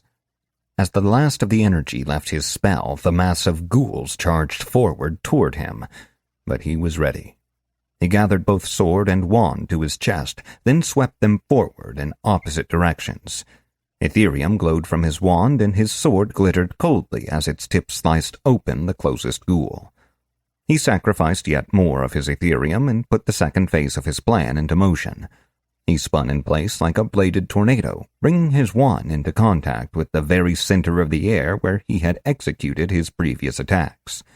Flame grew from nothing on either side of him, and though he could feel no heat, he knew the ghouls would not have the same protection. He now stood at the apex of a V made of 2 walls of fire, and he was pleased to know that he had cast both spell forms identically, effectively preventing the ghouls from surrounding him. He slashed and parried, raising shields with the sweep of his wand and throwing blasts of energy at encroaching monsters. By the time his conjured flames died, he had fallen back into the trance of Istari style, pressing his attack forward into the pack of ghouls. Of the original pack, 30 remained. They quickly surrounded him, but they were clumsy, mindless creatures, and he was a goddamn wizard. As he spun and parried, he slashed invisible lines of energy into the surrounding air. Ghouls fell to his sword in droves, only to be replaced before they hit the ground. His magical energy began to drain faster as he dodged more and more attacks. He knew that if he were to succumb to paralysis, he would be done for, and he could not let that happen. 10 ghouls died, then 15, before he finished the spell form. He stabbed his sword behind him, taking a ghoul in the stomach as he leaped backward through the opening he'd made, and he spiraled his wand through the air to add the final bit of power to the spell. Ari zipped around his head, shouting encouragement, her wisp form tinged red from bloodlust. Ice appeared out of nowhere, just as it had when he had fought the Scourge of Mithras. The cone of cold poured needle-like icy death into the ghouls and drained most of his remaining Aetherium. 3 ghouls went down, and the icicles slammed into the stone walls. In his haste, he had failed to align the spell form properly with the tunnel. It had cleared a space for him, but hadn't ended the fight as he had hoped it would. He stepped into the gap he'd made and planted his feet, the wall at his back. This was it. He doubted he had enough energy left to kill so many ghouls, but he was going to try. "Get ready, Ari. I might need you," he said. The wisp stopped looping and seemed to nod in midair. They were on him in a flash of claws. He swept his wand across his body, leaving a glowing trail of energy that absorbed the damage of their attacks, and his sword arced out to end another ghoul. That cost him 3 points of Aetherium, leaving him with only 9. He ducked another set of claws and severed a ghoul's ankle. His pool dipped down to 8 from the Starry Styles passive Aetherium drain. He chained flaming pine cones into Glamdring Descending, felling 3 more ghouls before windmilling his wand in front of him and creating a shield that blocked him off completely from the remaining 7 monsters. Etheric Projection 1 failed, but became a success due to tier differences. He called that move, which he had just invented, an unexpected party. It also used the last of his Aetherium, and he felt the style's supernatural grace leave him. He was soaked in sweat and breathing hard, and his shield gave him enough time to breathe, but not enough to quaff a potion. He was trapped against the wall, ghouls on all sides. Ari was spinning in place, struggling to manifest. Her glow flickered erratically, and it scared him that she was still so weak, but he knew better than to argue with her and try to convince her not to help. He brought down another ghoul with an overhand swing and dodged out of the way of 2 more. Blades 2, success. Defense 2, success. Another had been biding its time and struck his blind side as he moved. Defense 2, failure. He felt blood flow from the wound and then felt the icy chill of the ghoul's paralysis set in. Another set of claws swung toward his face, and he struggled to raise his sword and block the strike, but he knew it was futile. Black claws pierced his side, and he considered the invading notification with pleased disbelief. Stamina check failed, but became a success due to tier differences. Increasing stamina beyond 5 will result in near immunity to many mortal tier effects. The bonus from his last level had pushed his prowess past its previous limit. He sprang into action, slashing repeatedly with his sword. He took another hit, then another, but without the paralysis, the claws were much less dangerous. His Aetherium had refilled just enough to give him a wand blast, which he targeted well enough to drop 2 more ghouls. Etheric Projection 1, success. Bleeding from a score of slashes, he hacked down one of the 2 remaining ghouls just as the other's claws stabbed into him, and he felt his muscles freeze. Stamina check critically failed, but became a failure due to tier differences. The ghoul laughed deep in its throat, a wet sound like the growl of a sick dog. Knowing he was helpless, the thing drew near to him, opened its mouth, and crunched down on his shoulder. He would have screamed as the pain speared through him, but he could not. He'd grown cocky, and now he was paying the price. It was the age-old problem in games that relied on numbers. Even a peasant could sometimes bring down a king if the dice fell the right way. He didn't want to die down here, but he felt like he kind of deserved it. Ariel abandoned her attempt at manifestation, instead flying toward the pair in wisp form. She sunk into the ghoul's head, and the monster reared back, throwing itself away from the freezing orb. She clung to her position, bouncing around inside its head. She slipped partially into view, occasionally making it appear as though the ghoul's head was being rocked by tiny crimson explosions. The creature twirled and swiped at the air, thoroughly distracted for the few remaining seconds of Korash's paralysis. The instant he regained control of himself, he swung his sword in a mighty arc and cut the creature in 2. Blades 2, success. Ari shot out of the thing's head like a champagne cork, her wisp light shot through with black streaks. She faded rapidly from red to green, and the strange marks vanished as well. Korash sank to the ground, breathing heavily. "Good work, my busy little bee," he said, smiling at his friend. "Shut up, you," she said as a flash of pink shimmered through her. Korash reached for another healing potion and decided to do exactly that. Chapter 23.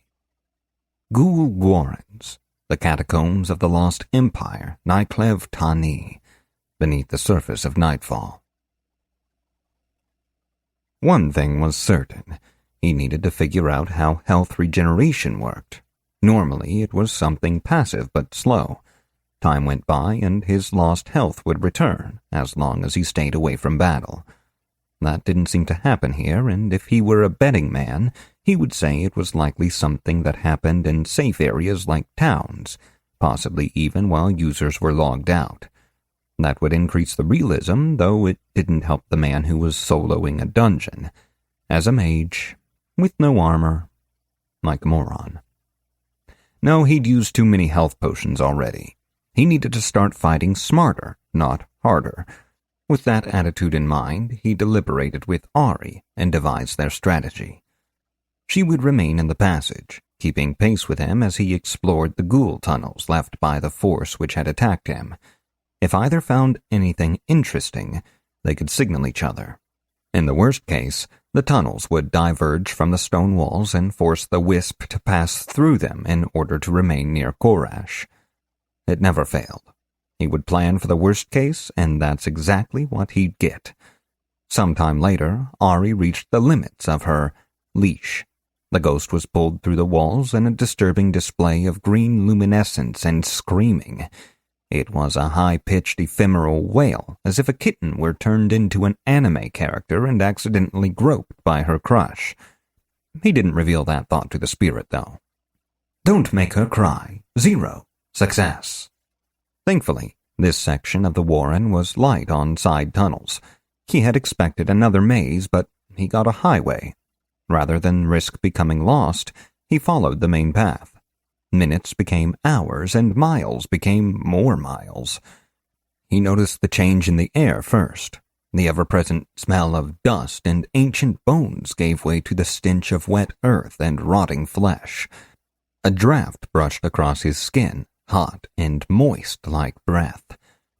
Wisp Ari turned a pale blue and slipped inside the wand. Without her glow, he would be less likely to disturb any lurking monsters. He squeezed the grip of the wand in thanks. Advancing cautiously, he pressed up against a wall and walked silently forward. The warren had been growing wider, and rather than the shoulder-width passages the ghouls had used, he now stepped down a 7-meter-wide hallway with vaulted, skeleton-reinforced ceilings. It was an impressive feat of engineering, for ghouls at least, and showed an excellent command of the build creepy things out of bones skill. Ignoring the hollow-eyed gaze of the skulls above him, he pressed on. Had he not possessed abyssal sight, he would have fallen to his death moments later. Before him, a great chasm yawned in the bare earth. It was this pit that spewed the blighted air. Around the edge, a scaffold of bones spiraled ever downward, beyond the limits of his vision. Other passages radiated outward from all around the pit, leading in unknown directions. They would keep him close to the surface world, though it might be weeks of aimless wandering before he found a way out.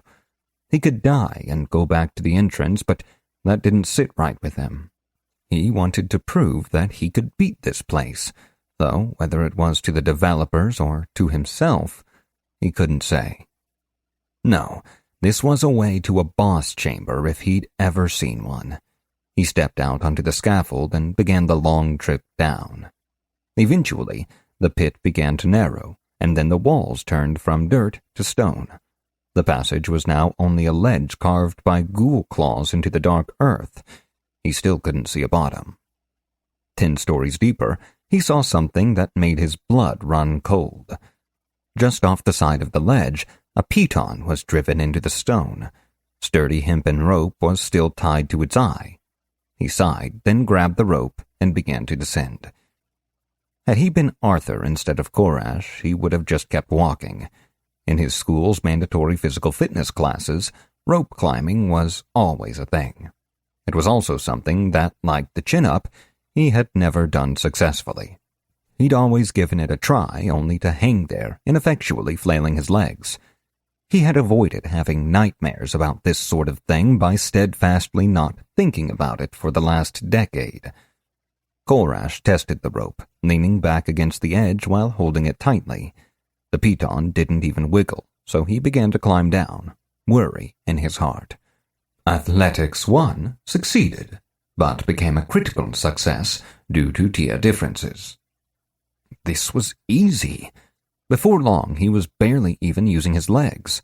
His heroic tier prowess served him well, and he came to the end of the rope without issue. He'd counted the ledges during his descent and figured he'd climb down another 30 meters. The ledge was just a few centimeters away from his feet, so he swung gently in and hopped free of the rope. He had ignored the various passages which branched off around the pit, intent on reaching the bottom, but the presence of rope meant that something other than ghouls had come this way.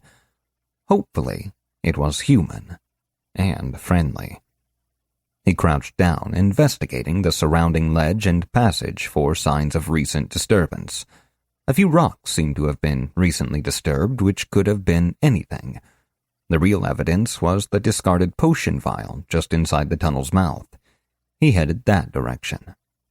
Survival Craft 1. Success.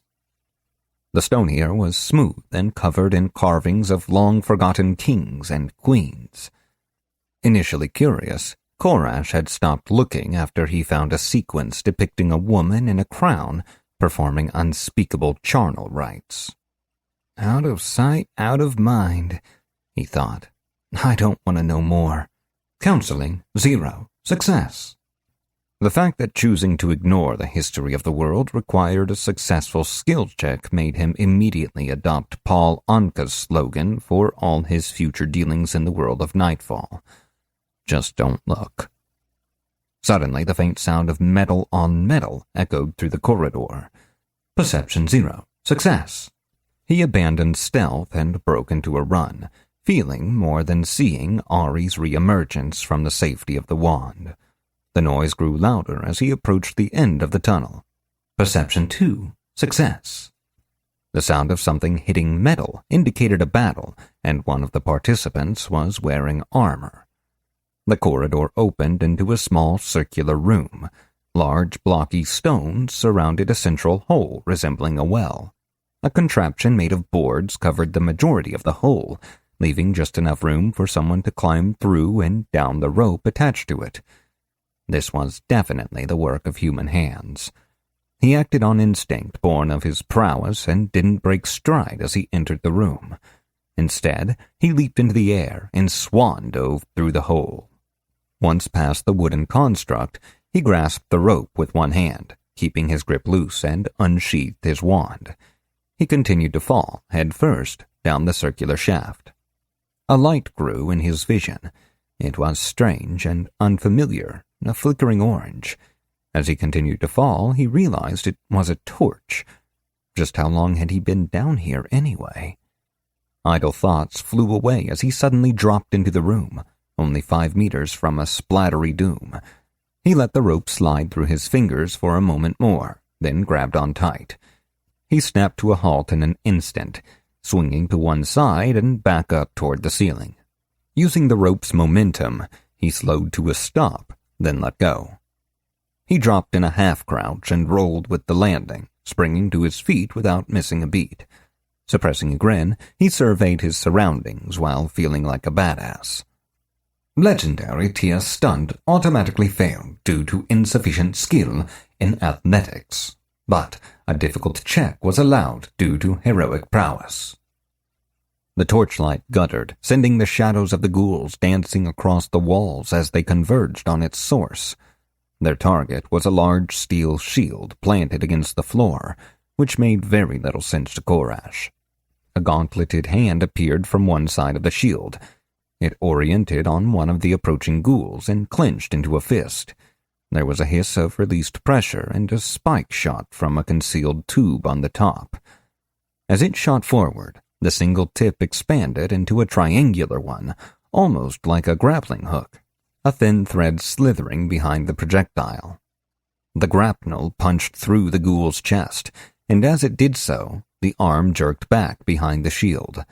A whirring sound filled the chamber, and the cord on the end of the projectile snapped taut.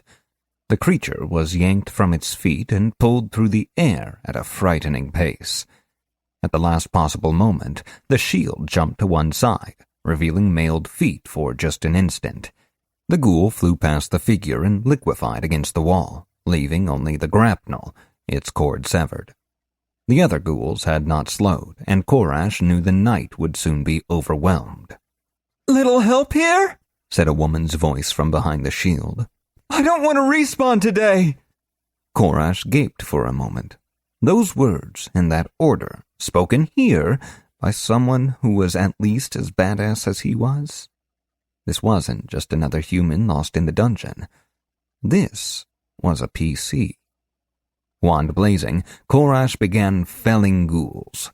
It was time to group up. Chapter 24. Ghoul Warrens, the catacombs of the lost empire Nyklev Tani, beneath the surface of nightfall. "Not bad for a noob," Sarah said after they'd traded introductions around the woman's small campfire. As they'd talked, he realized that his health had begun to regenerate. It seemed that his theory about needing peace was correct.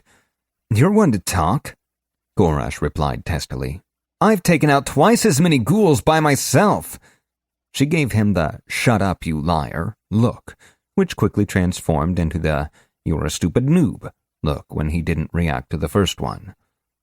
"These were ghoul clutch wardens. You were probably fighting regular ghouls, or maybe ghoul diggers if you were lucky. Those things are super squishy."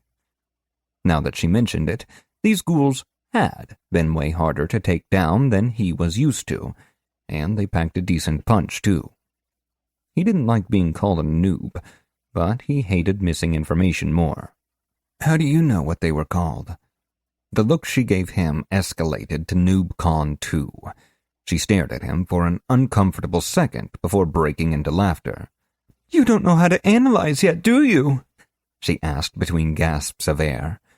Korash could only shake his head and try not to blush. She slapped her knee as she continued to laugh, which filled the chamber with the ringing peal of a cymbal.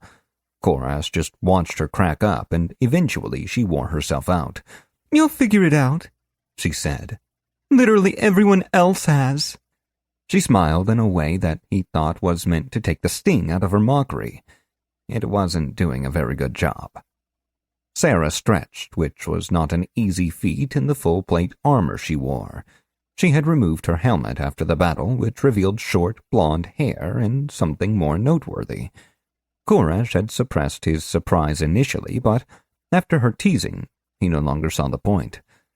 "So, what's with the tattoos?" He tried not to sound judgy. She smiled, and it was the smile of a feline who had just consumed an amber-colored avian. He'd meant to put her off guard or something. Instead, he felt like he'd walked into a trap. "These," she said as she ran a mailed finger over her face, tracing the circuit-like designs which covered most of her visible skin, "are the marks of an arcanosmith." "You have a class already?" he asked, incredulous. He hadn't even seen anything about classes hinted at in the game. "How?" "Easy, cowboy. I got it during my tutorial in Sunblade.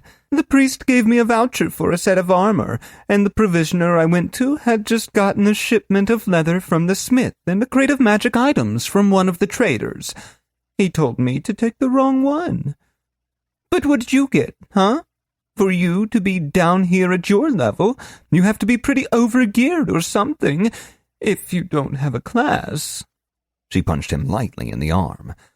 The warm air grew frigid, and it hurt to breathe. The light of the flickering torch vanished without a sound, and an eerie green radiance lit the chamber. "He got me," Ariel said frostily, appearing between the two adventurers. She was a lot more wrapped in cold green fire than usual. Sarah stepped back too fast as she reached for her mace and tripped over a ghoul's severed leg. She went down in a symphony of crashing metal, and Ariel laughed. The Arcanosmith began cursing profusely. Koresh stepped out from behind Ariel sheepishly. "Sarah, this is Ariel," he said. "She's my, spirit companion." The ghost shot him a look, still very on fire. "And friend," he added quickly. "Ari, this is Sarah. She's an adventurer like me." The spirit shot him a withering look. "I can still hear you, even if you can't see me, you know." She still sounded mad, but the green flames around her winked out. She glared at Sarah and collapsed in on herself, taking her wisp form. "I'd better stay around to chaperone you two," she groused. Sarah looked up at him from her position atop a very disemboweled ghoul. "Seriously?" she said. Chapter 25. Ghoul Warrens, the catacombs of the lost empire Nyklev Tani, beneath the surface of Nightfall. "I can't really tell you much about classes or resonances," Sarah said as they walked down yet another tunnel. "I mean, I could, but it won't mean much until you experience it. All I can say is to keep leveling and walking the path of the adventurer, and you will be rewarded." "What level are you then?" he asked, sullen. A gasp sounded from beside him as Ariel began flickering mauve. Sarah just gave him the finger. "Not cool, man," she said. "Apologize to that woman right now," added Ari. "Sorry," said Koresh, both automatically and sincerely. He'd known better and had grown careless. In open-world games like this, anything was possible. Knowing another player's level allowed you to gauge their power, and some people decided to be assholes and kill anyone weaker than they were. "That's all right," Sarah replied. "I don't really care, since I could totally take you in a fight. If you really want to know—" Ghouls fell upon them. Literally. The high ceilings were beyond both his own magical sight and the dim glow of Sarah's torch. The creatures must have been hanging from a stalactite. Koresh felt a ripple in the aether a moment before the strike and instinctively spun to one side, ending in a crouch. The ghoul landed on all fours like a cat. Sarah had neither enough agility to react nor any skill that gave her early warning, so the ghoul hit her head on. Or, more accurately, landed on her helmet. It dug its curved claws into her armor, which made a nails-on plate mail sound that did absolutely nothing else. Koresh, thanks to Sarah's advice, had come up with a plan. He peered at the creature, giving it his full attention, then wondered what it was. Utility unlocked. Analyze. Using perception and lore together has allowed you to know the types of creatures you fight. Greater proficiency with both skills will allow for wider applications. May not work on strong or mysterious creatures. Koresh smiled and sent a blast of Aetherium at the ghoul ambusher's hideous, stupid face. It ducked, then launched itself at him once more. He leaped sideways, catching it with his sword as it flew by. Sarah had dropped her mace and grabbed the ghoul with both hands as it tried in vain to sunder her armor.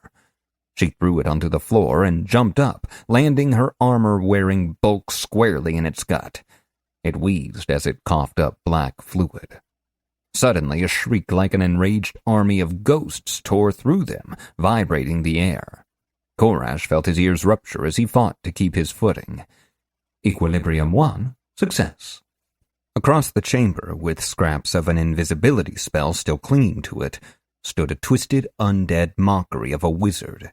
Its robes were dusty tatters, but even in ghouldom, it retained the majestic beard it had worn in life. Withered Vizier, legendary tier. This ancient bearded magic user likely knows long-buried arcane secrets. Unfortunately, its mind is warped from centuries spent underground, gnawing upon the bones of the dead. The only way you will learn its secrets is to see them brought to terrible life as it uses its magic to destroy you. Very rarely, a withered vizier's magical items are potent enough to still function. For those who encounter such beings, beware. Their powers are augmented, though the items may be claimed as loot should you end their existence. Law 2. Success. Korash fought to raise his wand, seeing Sarah's knees give way in the face of the magically augmented attack. She landed on her erstwhile ambusher, crushing the last of the life from it. He knew he was in trouble. The vizier was too far away to hit with a wand blast, and in order to close the distance, he would open himself up to the other ghouls' leaping attack. They had him effectively surrounded.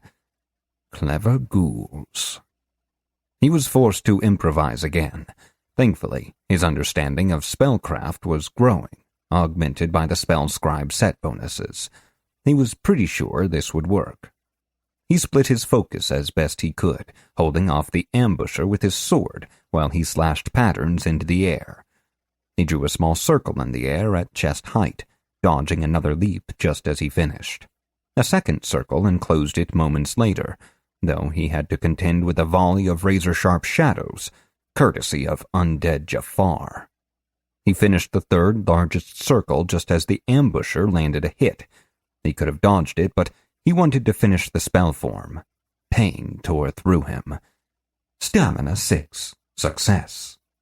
He gathered his Ethereum and fired 3 wand bolts through the spell form he'd built in the air, eyes locked onto the vizier. As soon as the last was in flight, he turned his attention to the hideous freak chewing on his unprotected shoulder. He brought his sword up between them, trying to skewer the beast, but it relinquished its grip to dodge. Korash slipped into a starry style, flowing forward to close the distance using Shadowfax's step, then crouching and springing forward in a charging lunge called Look to the East.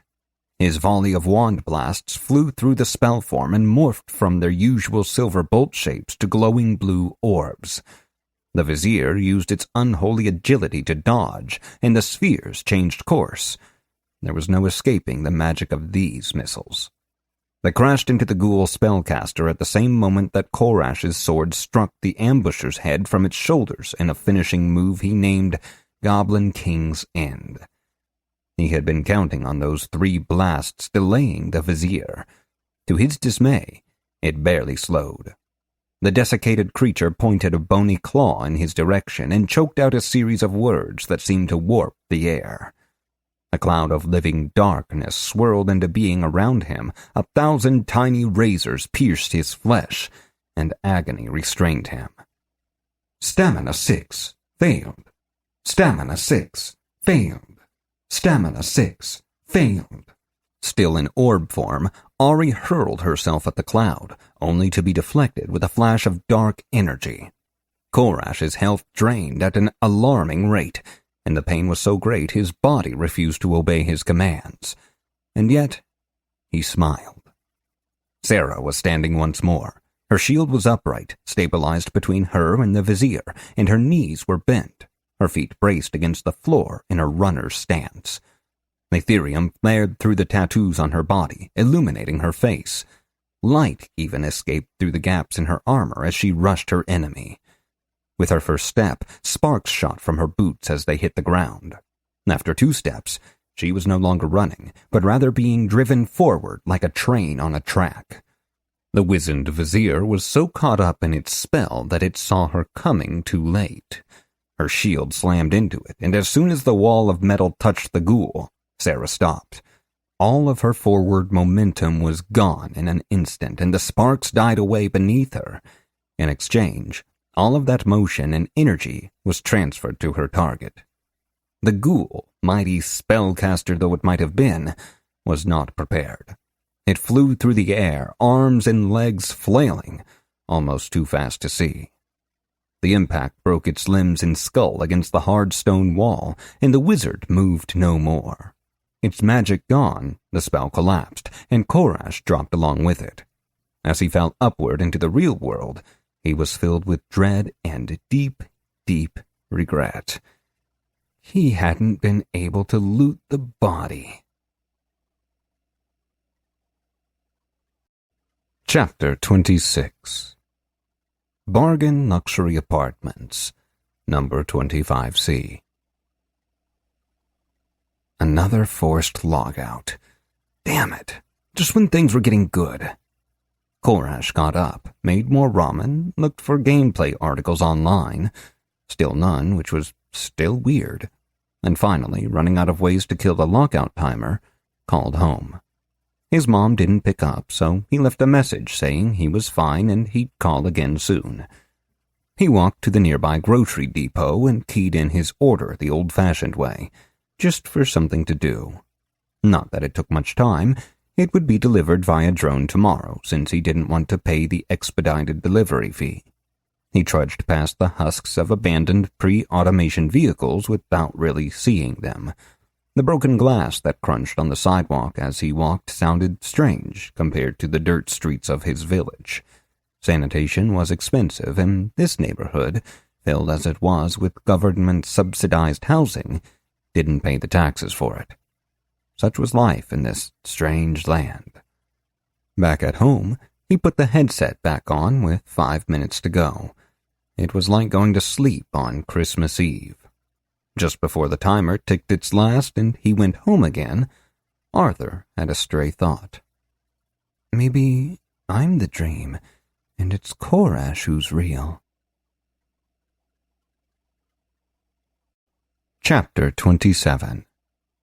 Ghoul Warrens, the catacombs of the lost empire Niklev Tani, beneath the surface of nightfall. He came back to a campfire, a welcome change from the alarming thought that had struck him just moments earlier. Now, whatever had spooked him was already beginning to fade. He cast the last bit of unease from his mind as he noticed the way Ari was hovering around him in worried circles. Sarah sat off to one side, eyes closed. "About time you got back," she said without looking up. "Did you wait long?" "I had a bit of a rest myself," she said, opening her eyes and reaching for her helmet. "Good loot on that vizier that you forgot to grab, too. At least that's what I'd say if I were a wizardy type. You want any of it?" His vision was suddenly full of wisp, and he laughed as he smiled at her. "Sorry, Ari. I told you I'd be fine if this happened again, right? You weren't too worried." "Stupid Koresh," she muttered, fluttering away from his face. From the way she glowed, he could tell she was happy. He glanced at the robe and staff that Sarah produced as they chatted some more. The robe was part of the Shadow Collar set, which sounded neat, but probably wasn't all that rare or anything. Law 2. Failure. Bar to 0. Critical failure. The bonuses to Primordial Magic Theory and Primordial Magic Focus, on the other hand, meant that both items would be wasted on him for some time to come.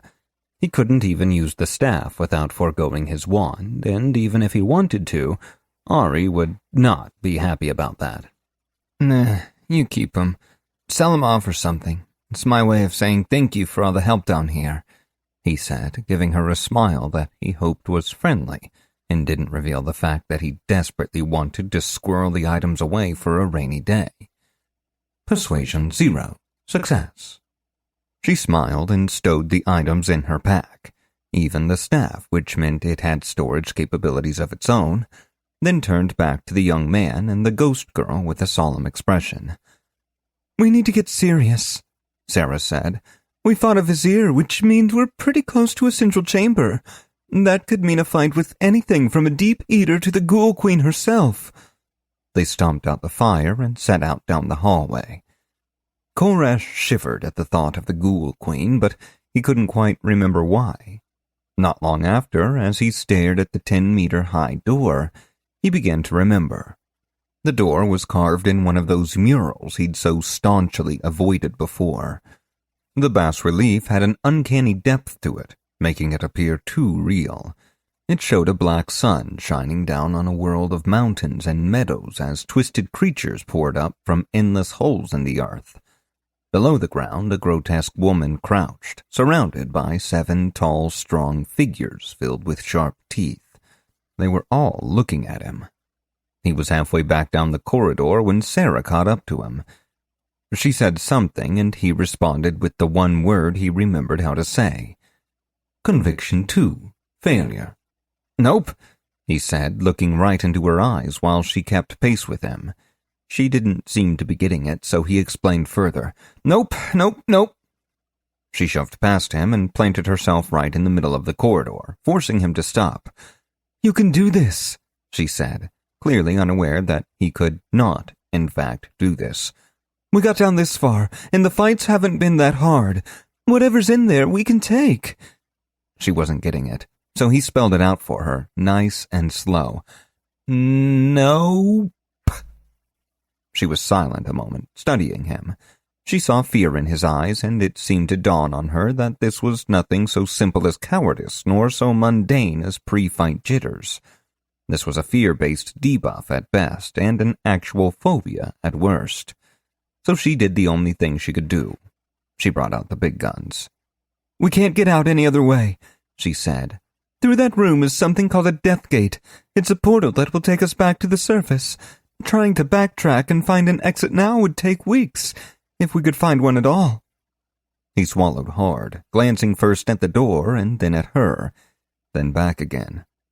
Kill me, he said, or I'll kill you and then myself. That way we'll end up back at... The room went red. Absolutely not. Wisp Ari filled his vision, so angry she was vibrating. She took off, passing through his head. Life-ending cold seared his sinuses and spread through his brain as the spirit's ectoplasm intersected with his corporeal form. He smelled death and waffles. Mostly death, though. She popped out of the back of his head, then circled around again. How about now? She asked, voice calm with fury. Still want to die? As the shock of waffly death stink began to clear his head, he realized that he was being irrational. He had nothing to fear from some stupid boss in a stupid game about stupid endless catacombs. He drew in a deep breath, then another. Conviction 2 failed, but became a success due to other factors. Let's do this, he said, turning to walk back toward the boss room. Sarah, open that door. She complied, and she even avoided saying anything snarky as Korash tended to the laces on his boots. The troublesome knots kept him busy and prevented him from looking at the door until Sarah cleared her throat. He looked up, realized that the doors were now safely open and not displaying anything abjectly horrifying, and stood, ready to go at last. They stepped into the chamber together. All sound died save that of their footsteps, which echoed like laughter in a sepulchre. The room was large and circular, with a single shelf of rock about 3 meters off the floor at the far side. A dark cave mouth gaped above the ledge. In the center of the circle stood a large stone altar the length and breadth of a man. Blood, too fresh for comfort, coated its surface. The whole place was riddled with tunnel entrances, but most had either partially collapsed or showed no signs of use. Here and there, however, fresh piles of dirt stood next to newly dug tunnels leading out in all directions. Korash counted. There were 7. 7 monsters, 14 rows of jagged teeth sawing at his... He shook his head in a vain attempt to clear his mind. Welcome back, said the ghoul nurse mother as she dragged her batrachian form into the flickering torchlight. You just missed my beautiful sons, but I'm sure you'll see them again soon. Ghouls boiled forth from everywhere, mad with the urge to protect their queen. Korash was unconcerned. Death was inevitable anyway. Chapter 28 Ghoul Warrens, the catacombs of the lost empire Nyklev Tani, beneath the surface of nightfall. Come on, dude! Get your head out of your ass! Sarah shouted out to him as she fought against the tide of ghouls. Korash struggled to care as waves of terror assaulted him from somewhere deep within his brain. It was a primal sort of fear, born from the subconscious. It was, literally, the stuff of nightmares. A ghoul worked its way behind Sarah's guard and lashed out, only to be thwarted as the thick metal plates of her armor absorbed the blow. Suddenly, Ari was there. She hovered in midair, a glowing wisp of light, and buzzed past the ghoul's head. As if from nowhere, black blood spurted from the thing's neck, a clawed hand fading into being for an instant. The spirit, it seemed, had learned a new trick. As the ghouls circled closer and closer, he knew the Arcanosmith would be overwhelmed. She was great at holding threat and okay at single-target DPS, but AoE wasn't her thing. It was his. Something about this scene and the fear which paralyzed him felt wrong. He tried to focus. A few meters away, Sarah launched her grapnel. Once the projectile flew over the head of the closest ghoul and sank into the wall of the chamber, she leaped into the air and twisted her wrist. The line grew taut, and she flew through the air, scattering ghouls everywhere. She landed in relative safety and began hastily unstrapping the tower shield from her wrist. What had he been thinking? Something about himself and area of effect spells? Ari zipped by, blinding him momentarily as she and her incorporeal claws took down another ghoul. He was too terrified to focus. Sarah's giant shield had fallen to the floor, and she was standing atop it. What a strange thing to do. Sparks sprayed from her, shooting from her shield instead of her boots this time. She sprang forward, riding the slab of metal like a surfboard, crushing the life from the ghouls she had knocked down before and taking the legs out from beneath others. Then it hit him. Not the shield, but the thought that had been so elusive before. All this fear didn't belong to him. He had never been paralyzed and feasted upon by rotting things that promised to devour his entire world. He had never looked into the eyes of an ancient evil as her freshly birthed children devoured him one bite at a time. No, he was feeling someone else's fear, suffering someone else's consequences. He felt like he might have known that person's name once. It wasn't important now. He needed to help Sarah right now. If he didn't act, did nothing to save her or himself, how could the true God find him worthy? Korash was not afraid. He had friends nearby, he had a sword, and, most importantly, he had magic. They were just ghouls. He was really good at killing ghouls. Darkness vanished as silver light surrounded him. Power poured from him in waves, his Ethereum streaming out of him into the air, even as it was refilled through other channels. He screamed wordlessly as he scythed his arms through the air, no longer even bothering to use his wand. Crescents of silver light took shape and flew, spinning across the chamber, decapitating ghouls as they went.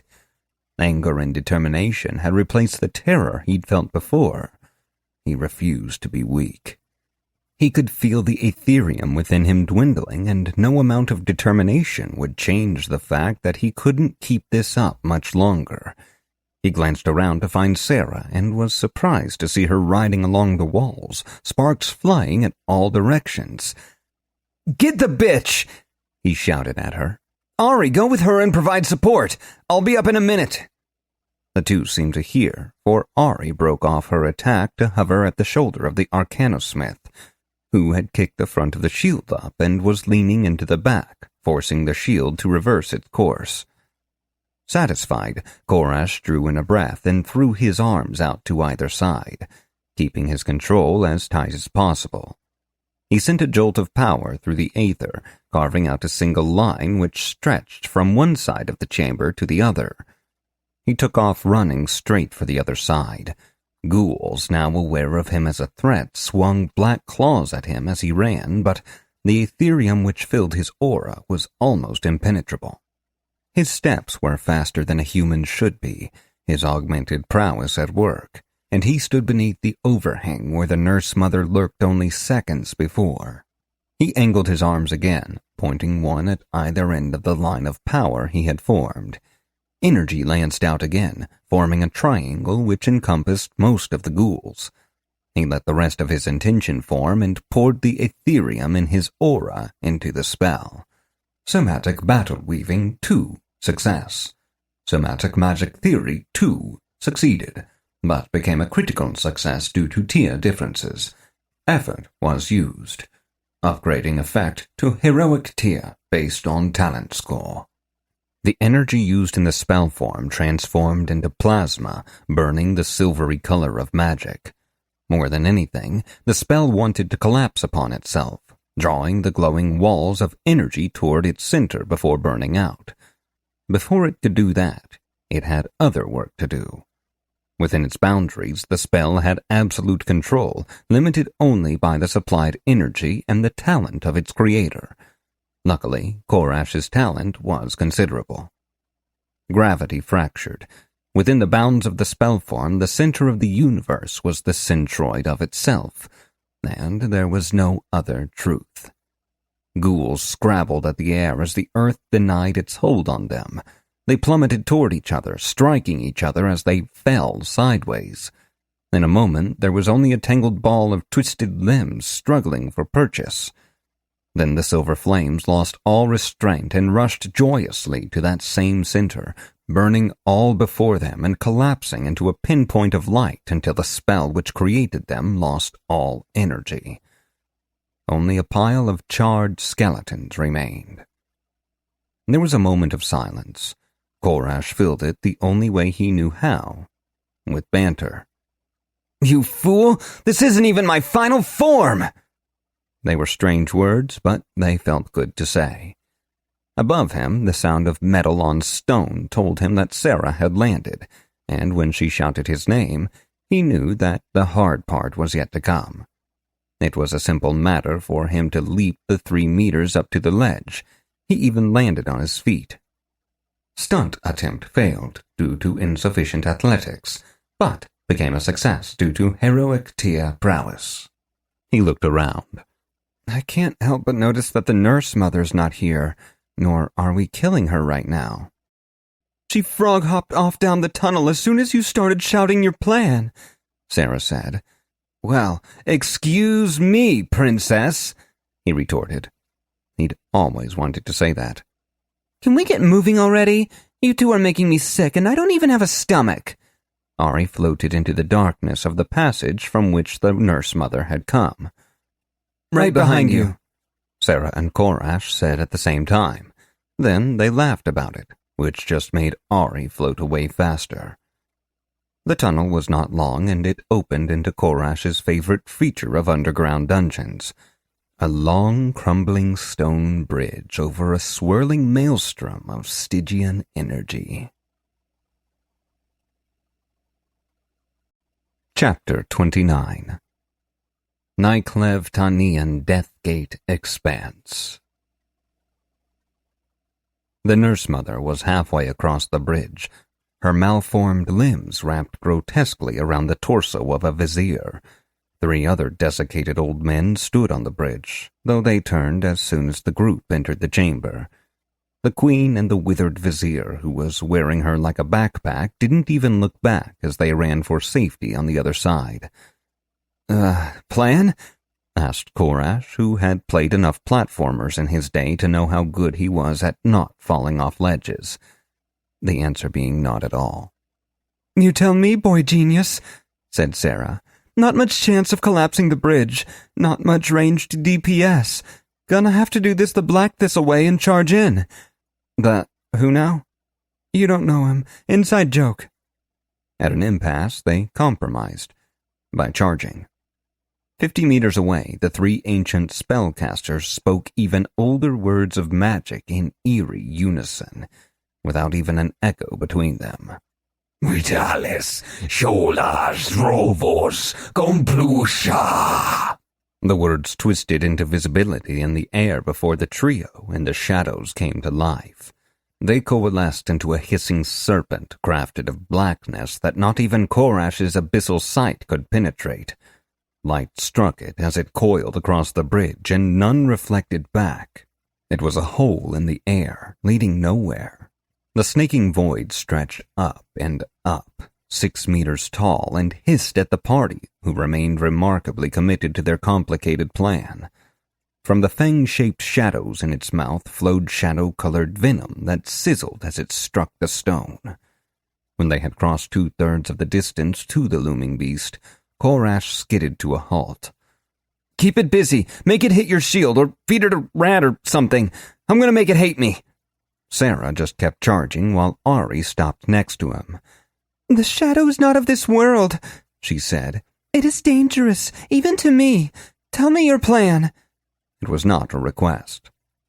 Korash sank to one knee as he raised his wand.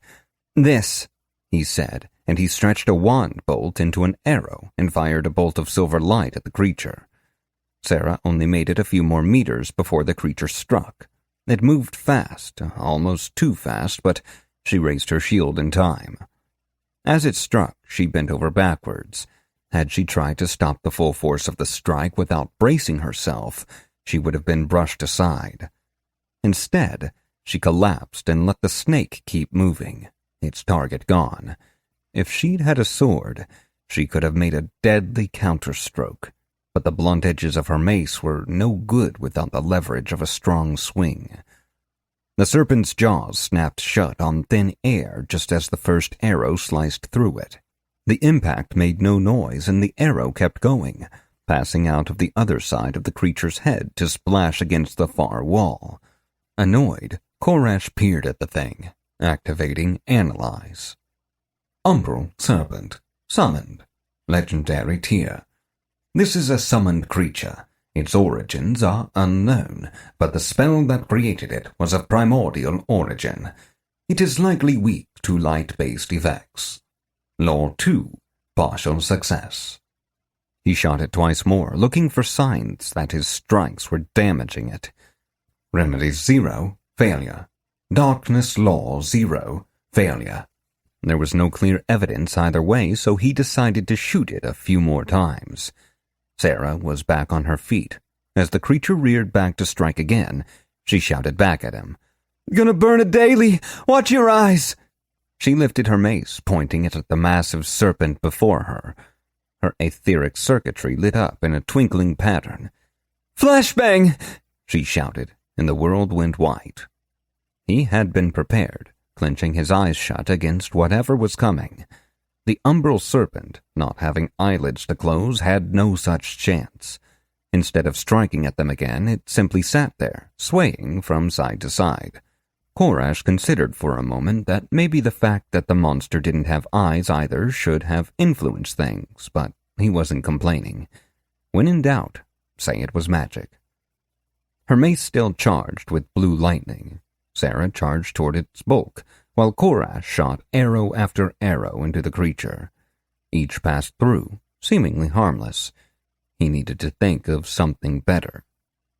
As Sarah reached the serpent's coils, she put all her weight behind a swing. The glowing mace cleaved through the shadows that formed the creature, and it hissed in pain. It loosened its coiled stance to wrap around the bridge, seemingly free from the stun. Sarah swung again as she called out an update. Most of them are escaping with the nurse mother. There's only one vizier left, and it's doing something. She deflected the massive head once more, letting the thing's fangs clash against her shield. Despite absorbing the blow, she was still forced back a step by the power of it. The withered vizier was indeed doing something, however, and that something was another incantation. Kalos sholas phasmas pursue. The words formed into a swirl of black mist which unwound from between the ghoul's hands and floated through the air toward Sarah. As the murky substance wrapped around her head and began pouring into her ears, she screamed, dropping her mace. Sarah! Korash shouted. He ran forward without thinking. The umbral serpent struck at him, and he managed a dodge that was equal parts luck and blind luck. Defense, too, critically succeeded, but became a success due to tier differences. It also gave him the idea that he had been waiting for. "Hold on, Sarah!" he shouted as he quickly wove through the motions of a spell he'd cast only once before. He couldn't get this wrong. The summoned monster snapped at him again, and he almost lost the spell. With immense effort, he kept the flow of Aetherium steady as he ducked under the massive head, before adding the final flourish to the spell form. He crowed in triumph as the spell came to life, and the words he shouted were almost an incantation, though they were not part of the spell. Somatic Magic Theory 2. Success. "I cast Etheric Missile at the darkness!" Silver-white motes of explosive power sprang into existence and flew in a cluster toward the serpent. At the last moment, one of those missiles veered around the giant snake and impacted the ghoul. This broke its concentration, and the mist assailing Sarah vanished. The other orbs sunk deep into the shadows of the creature before they exploded, tearing away huge chunks of shadowy essence. The tide was turning. Sarah retrieved her mace, though its etheric charge was spent. She redoubled her attack while Korash retreated.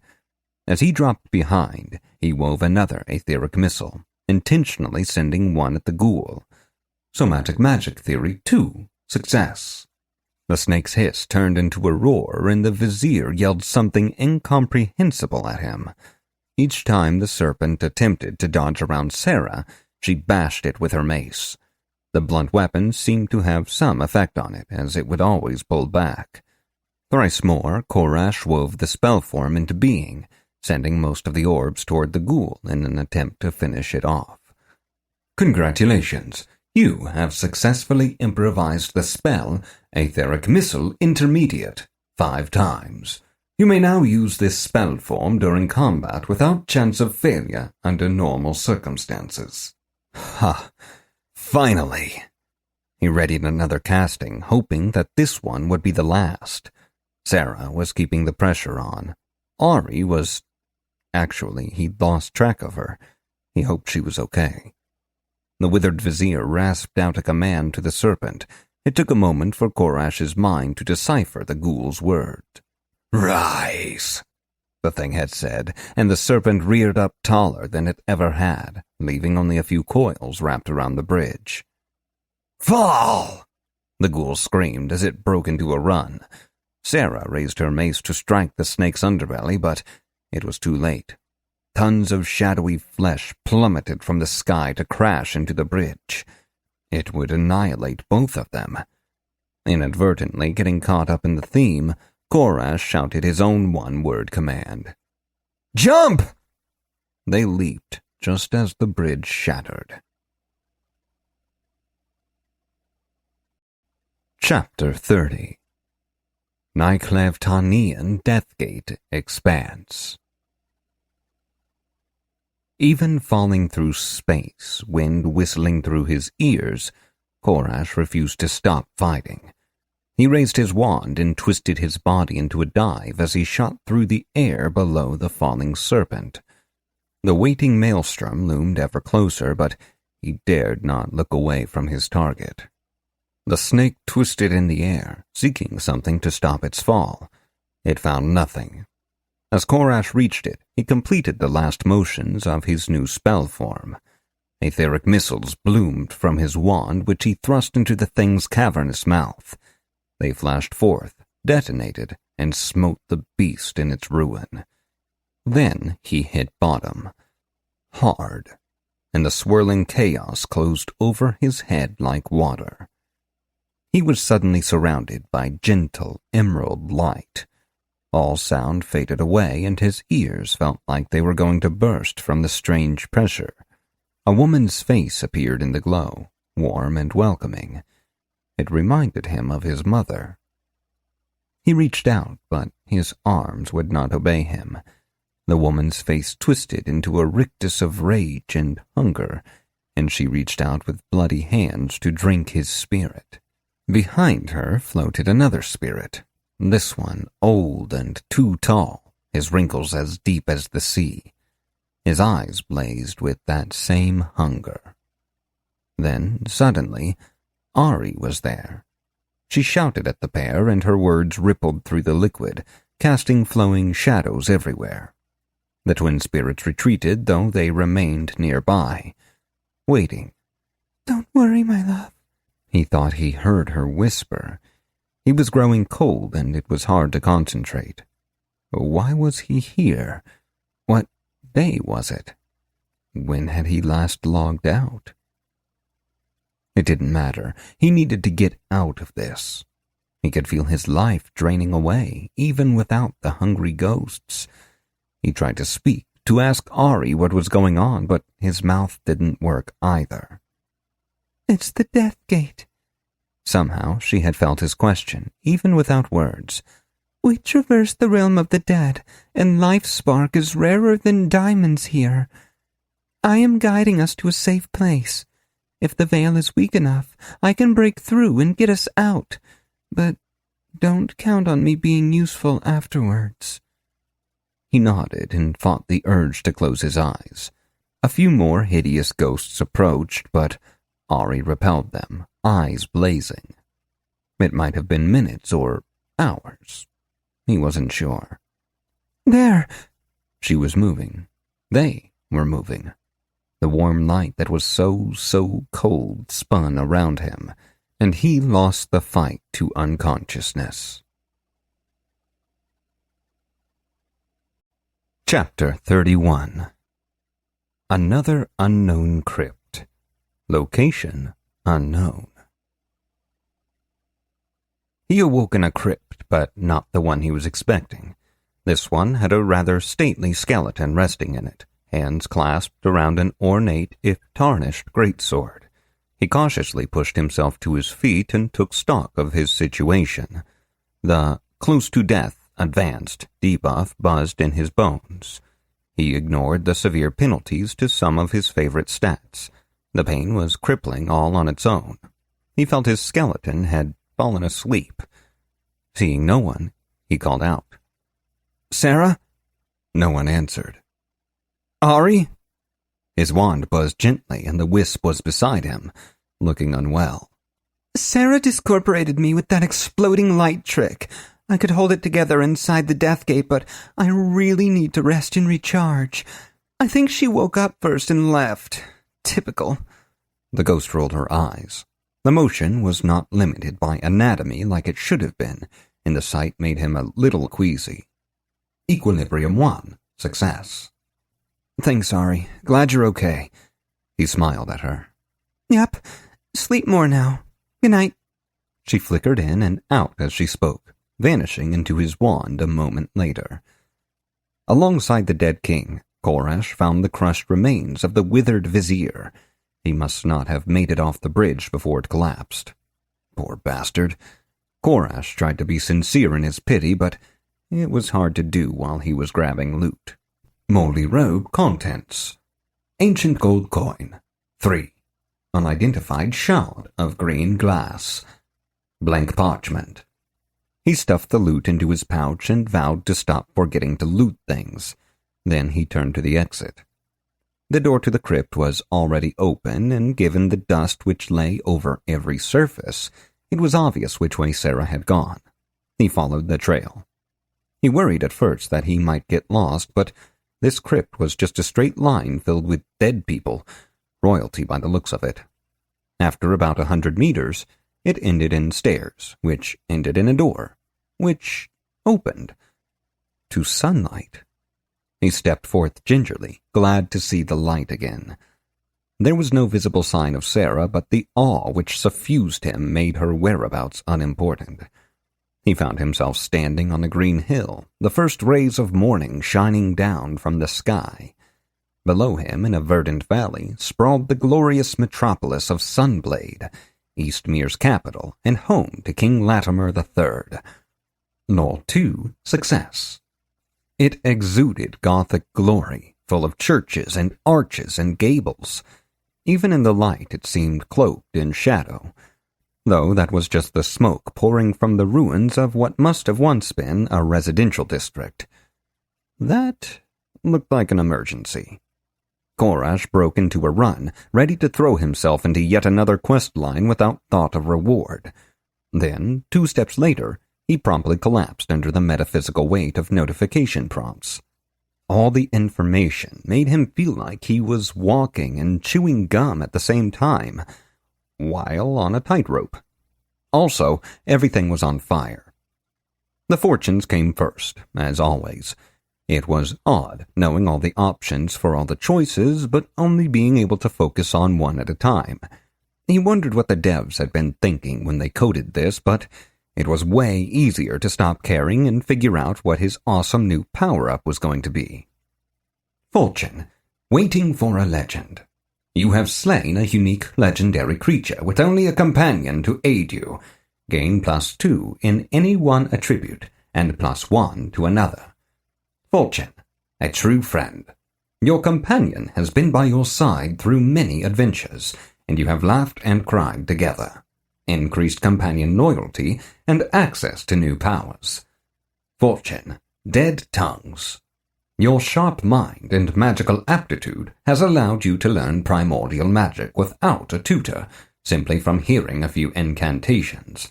It often takes years to learn even the basics of primordial magic from a dedicated tutor. Fortunes remaining, 2 of 2. You have gained this choice through battle with a unique legendary creature far beyond your tier. Seek out similar beings in their ancient haunts to earn fortunes and glory. As usual, the game was not making this easy. He read through the choices again and finally rejected a true friend. He wanted to give back to Ari for helping him out so often, but an irrevocable fortune choice was not the way to do that. He almost selected the primordial magic access out of reflex, but decided to think it through. He considered his stats and saw something interesting. He felt like his idea was a good one. He just needed more information on how tiers worked. There are 8 tiers of attributes: weak, mortal, heroic, legendary, mythic, elder, draconic, deific. Each tier is a range of attribute scores that equate an approximate power level. The difference in power between tiers is non-linear, though advancement within a tier is linear.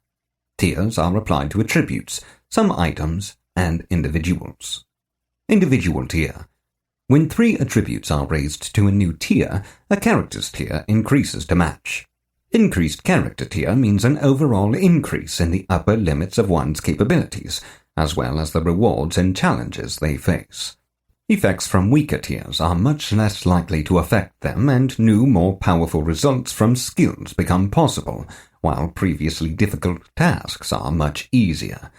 Example: jumping 3 meters up onto a ledge requires an athletics stunt at mortal tier, an athletics check at heroic tier, and is automatic at legendary tier.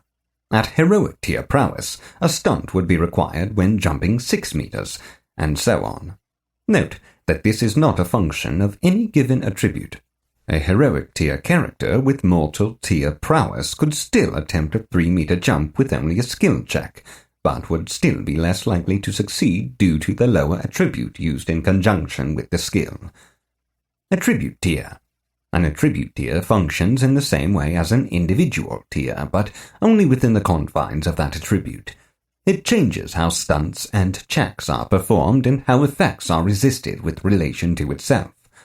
Example: a mortal tier character with heroic tier talent would be able to learn and use sorcery, a heroic tier magic, using a skill check instead of a difficult stunt. Item tier. Items with tiers have effects that relate to their tier standards for capability or difficulty. Example: a mortal tier character attempting to wield the Desert's Heart, a legendary tier scimitar, would suffer vastly increased difficulties to all blades checks. Satisfied with the plan, he chose Waiting for a Legend. He increased his willpower by 2 and stamina by 1, then pondered his next choice. Fortune. Ancient foes. You have chased the ghouls from their ancient place of power, but they are still a threat. Grants a bonus when fighting ghouls and increases the rewards of associated quests. Fortune. Knowledge lost to time. Many things lay buried under the earth forgotten.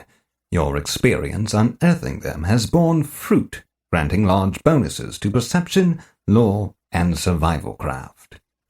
Fortune, unnerving curiosity.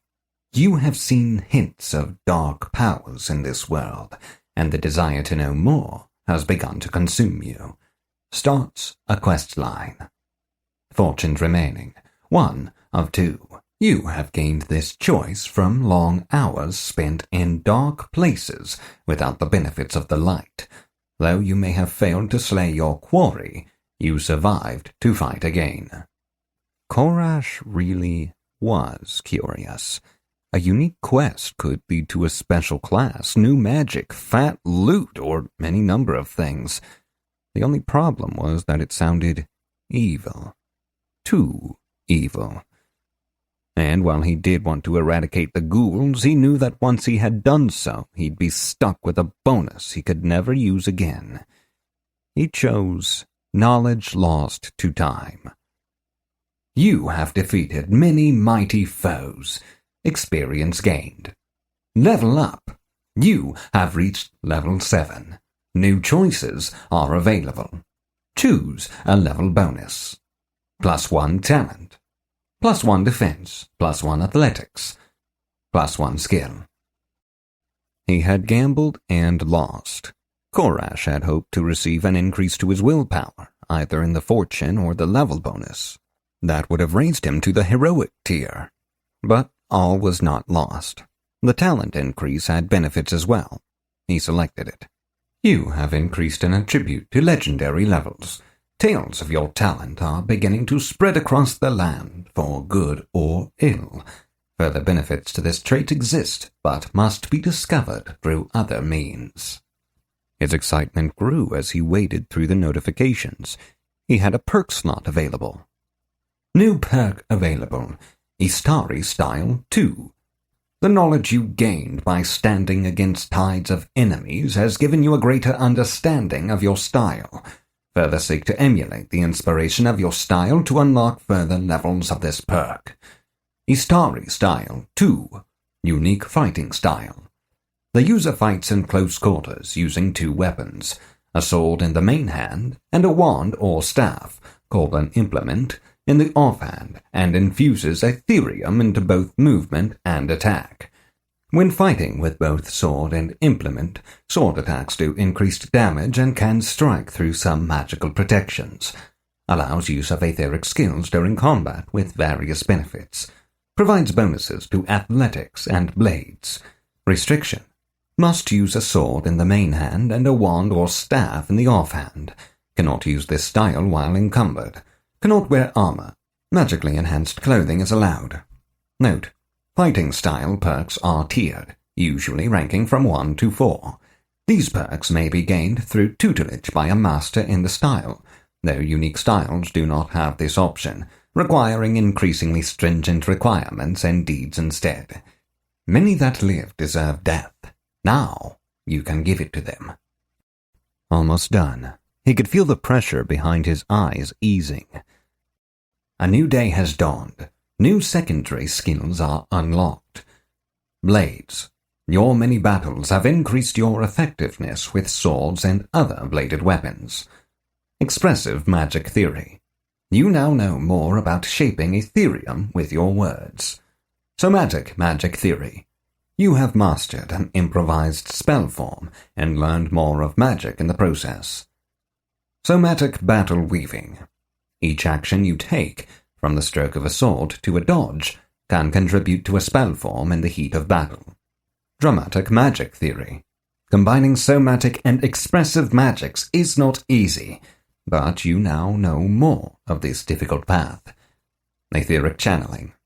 Masters of magic long ago learned the secrets of how aether changes states and moves through the aura. You have taken steps to recreate that knowledge. Critical breakthrough. You have progressed very far in a short time, understanding the aura in ways many arcanologists thought lost to time. Etheric sensing. Through innovative use, you have advanced in this skill without the need for a tutor. Etheric projection. Few wand users ever go beyond simple bolts of energy, but you recreated an entirely different weapon from raw aether. Critical breakthrough. Frenzied use of advanced techniques has ingrained them in you, making even such advanced uses seem trivial. Skill greatly increased. Aura mastery. You have learned how to fill your aura with Ethereum while still allowing Aether to flow into you. Provides damage reduction and allows use of somatic spell forms without an implement. Greatly increases the Ethereum costs of such spells. May have other benefits as well. Korash felt light-headed. The strain of so many options finally resolved. He resumed his trek toward the city as he considered the last bit of information the new day had brought him. You are now a heroic character. Facing non-heroic challenges will be significantly easier for you, and will provide fewer benefits. Attributes below the heroic level will succeed more often against mortal odds, but will have reduced effectiveness against heroic threats. Neat, he thought. Then he cartwheeled happily down the hill toward the city. Each one was executed flawlessly. It was good to see the sun again. It took him less than half an hour to reach the city. Ari was sleeping in, and the smoke, it had turned out, had not been an emergency. It was only the result of the recent destruction of yet another vampire den. Sunblade, ironically, had a bit of a vampire problem. He was assured that the City Watch could handle it, but that a call for adventurers might be sent out by King Latimer if the situation began to grow worse. Korash rented a room at the Elven Arse, the city's oldest and cleanest inn, and adopted the persona of an overawed tourist wandering the streets and gaping at anything and everything. This feat was made far easier by the fact that he was an overawed tourist. The city was massive and flawlessly designed.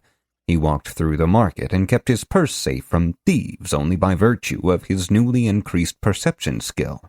He visited the town fountain and saw his face in the clean water. He rescued a young woman from being mugged in an alley. All the usual tourist stuff. That was when he found himself in front of the most beautiful building in the city. At first he thought it was a castle, for it towered far above the surrounding buildings. Towers with pointed roofs stretched to the sky, and a glittering stained glass window dominated the area above the doors. Over those doors were letters carved into the stone. Archaeologist College Library. Korash vanished inside, never to be seen again. Or that was how it felt when he emerged 4 in-game days and 2 mandatory logouts later.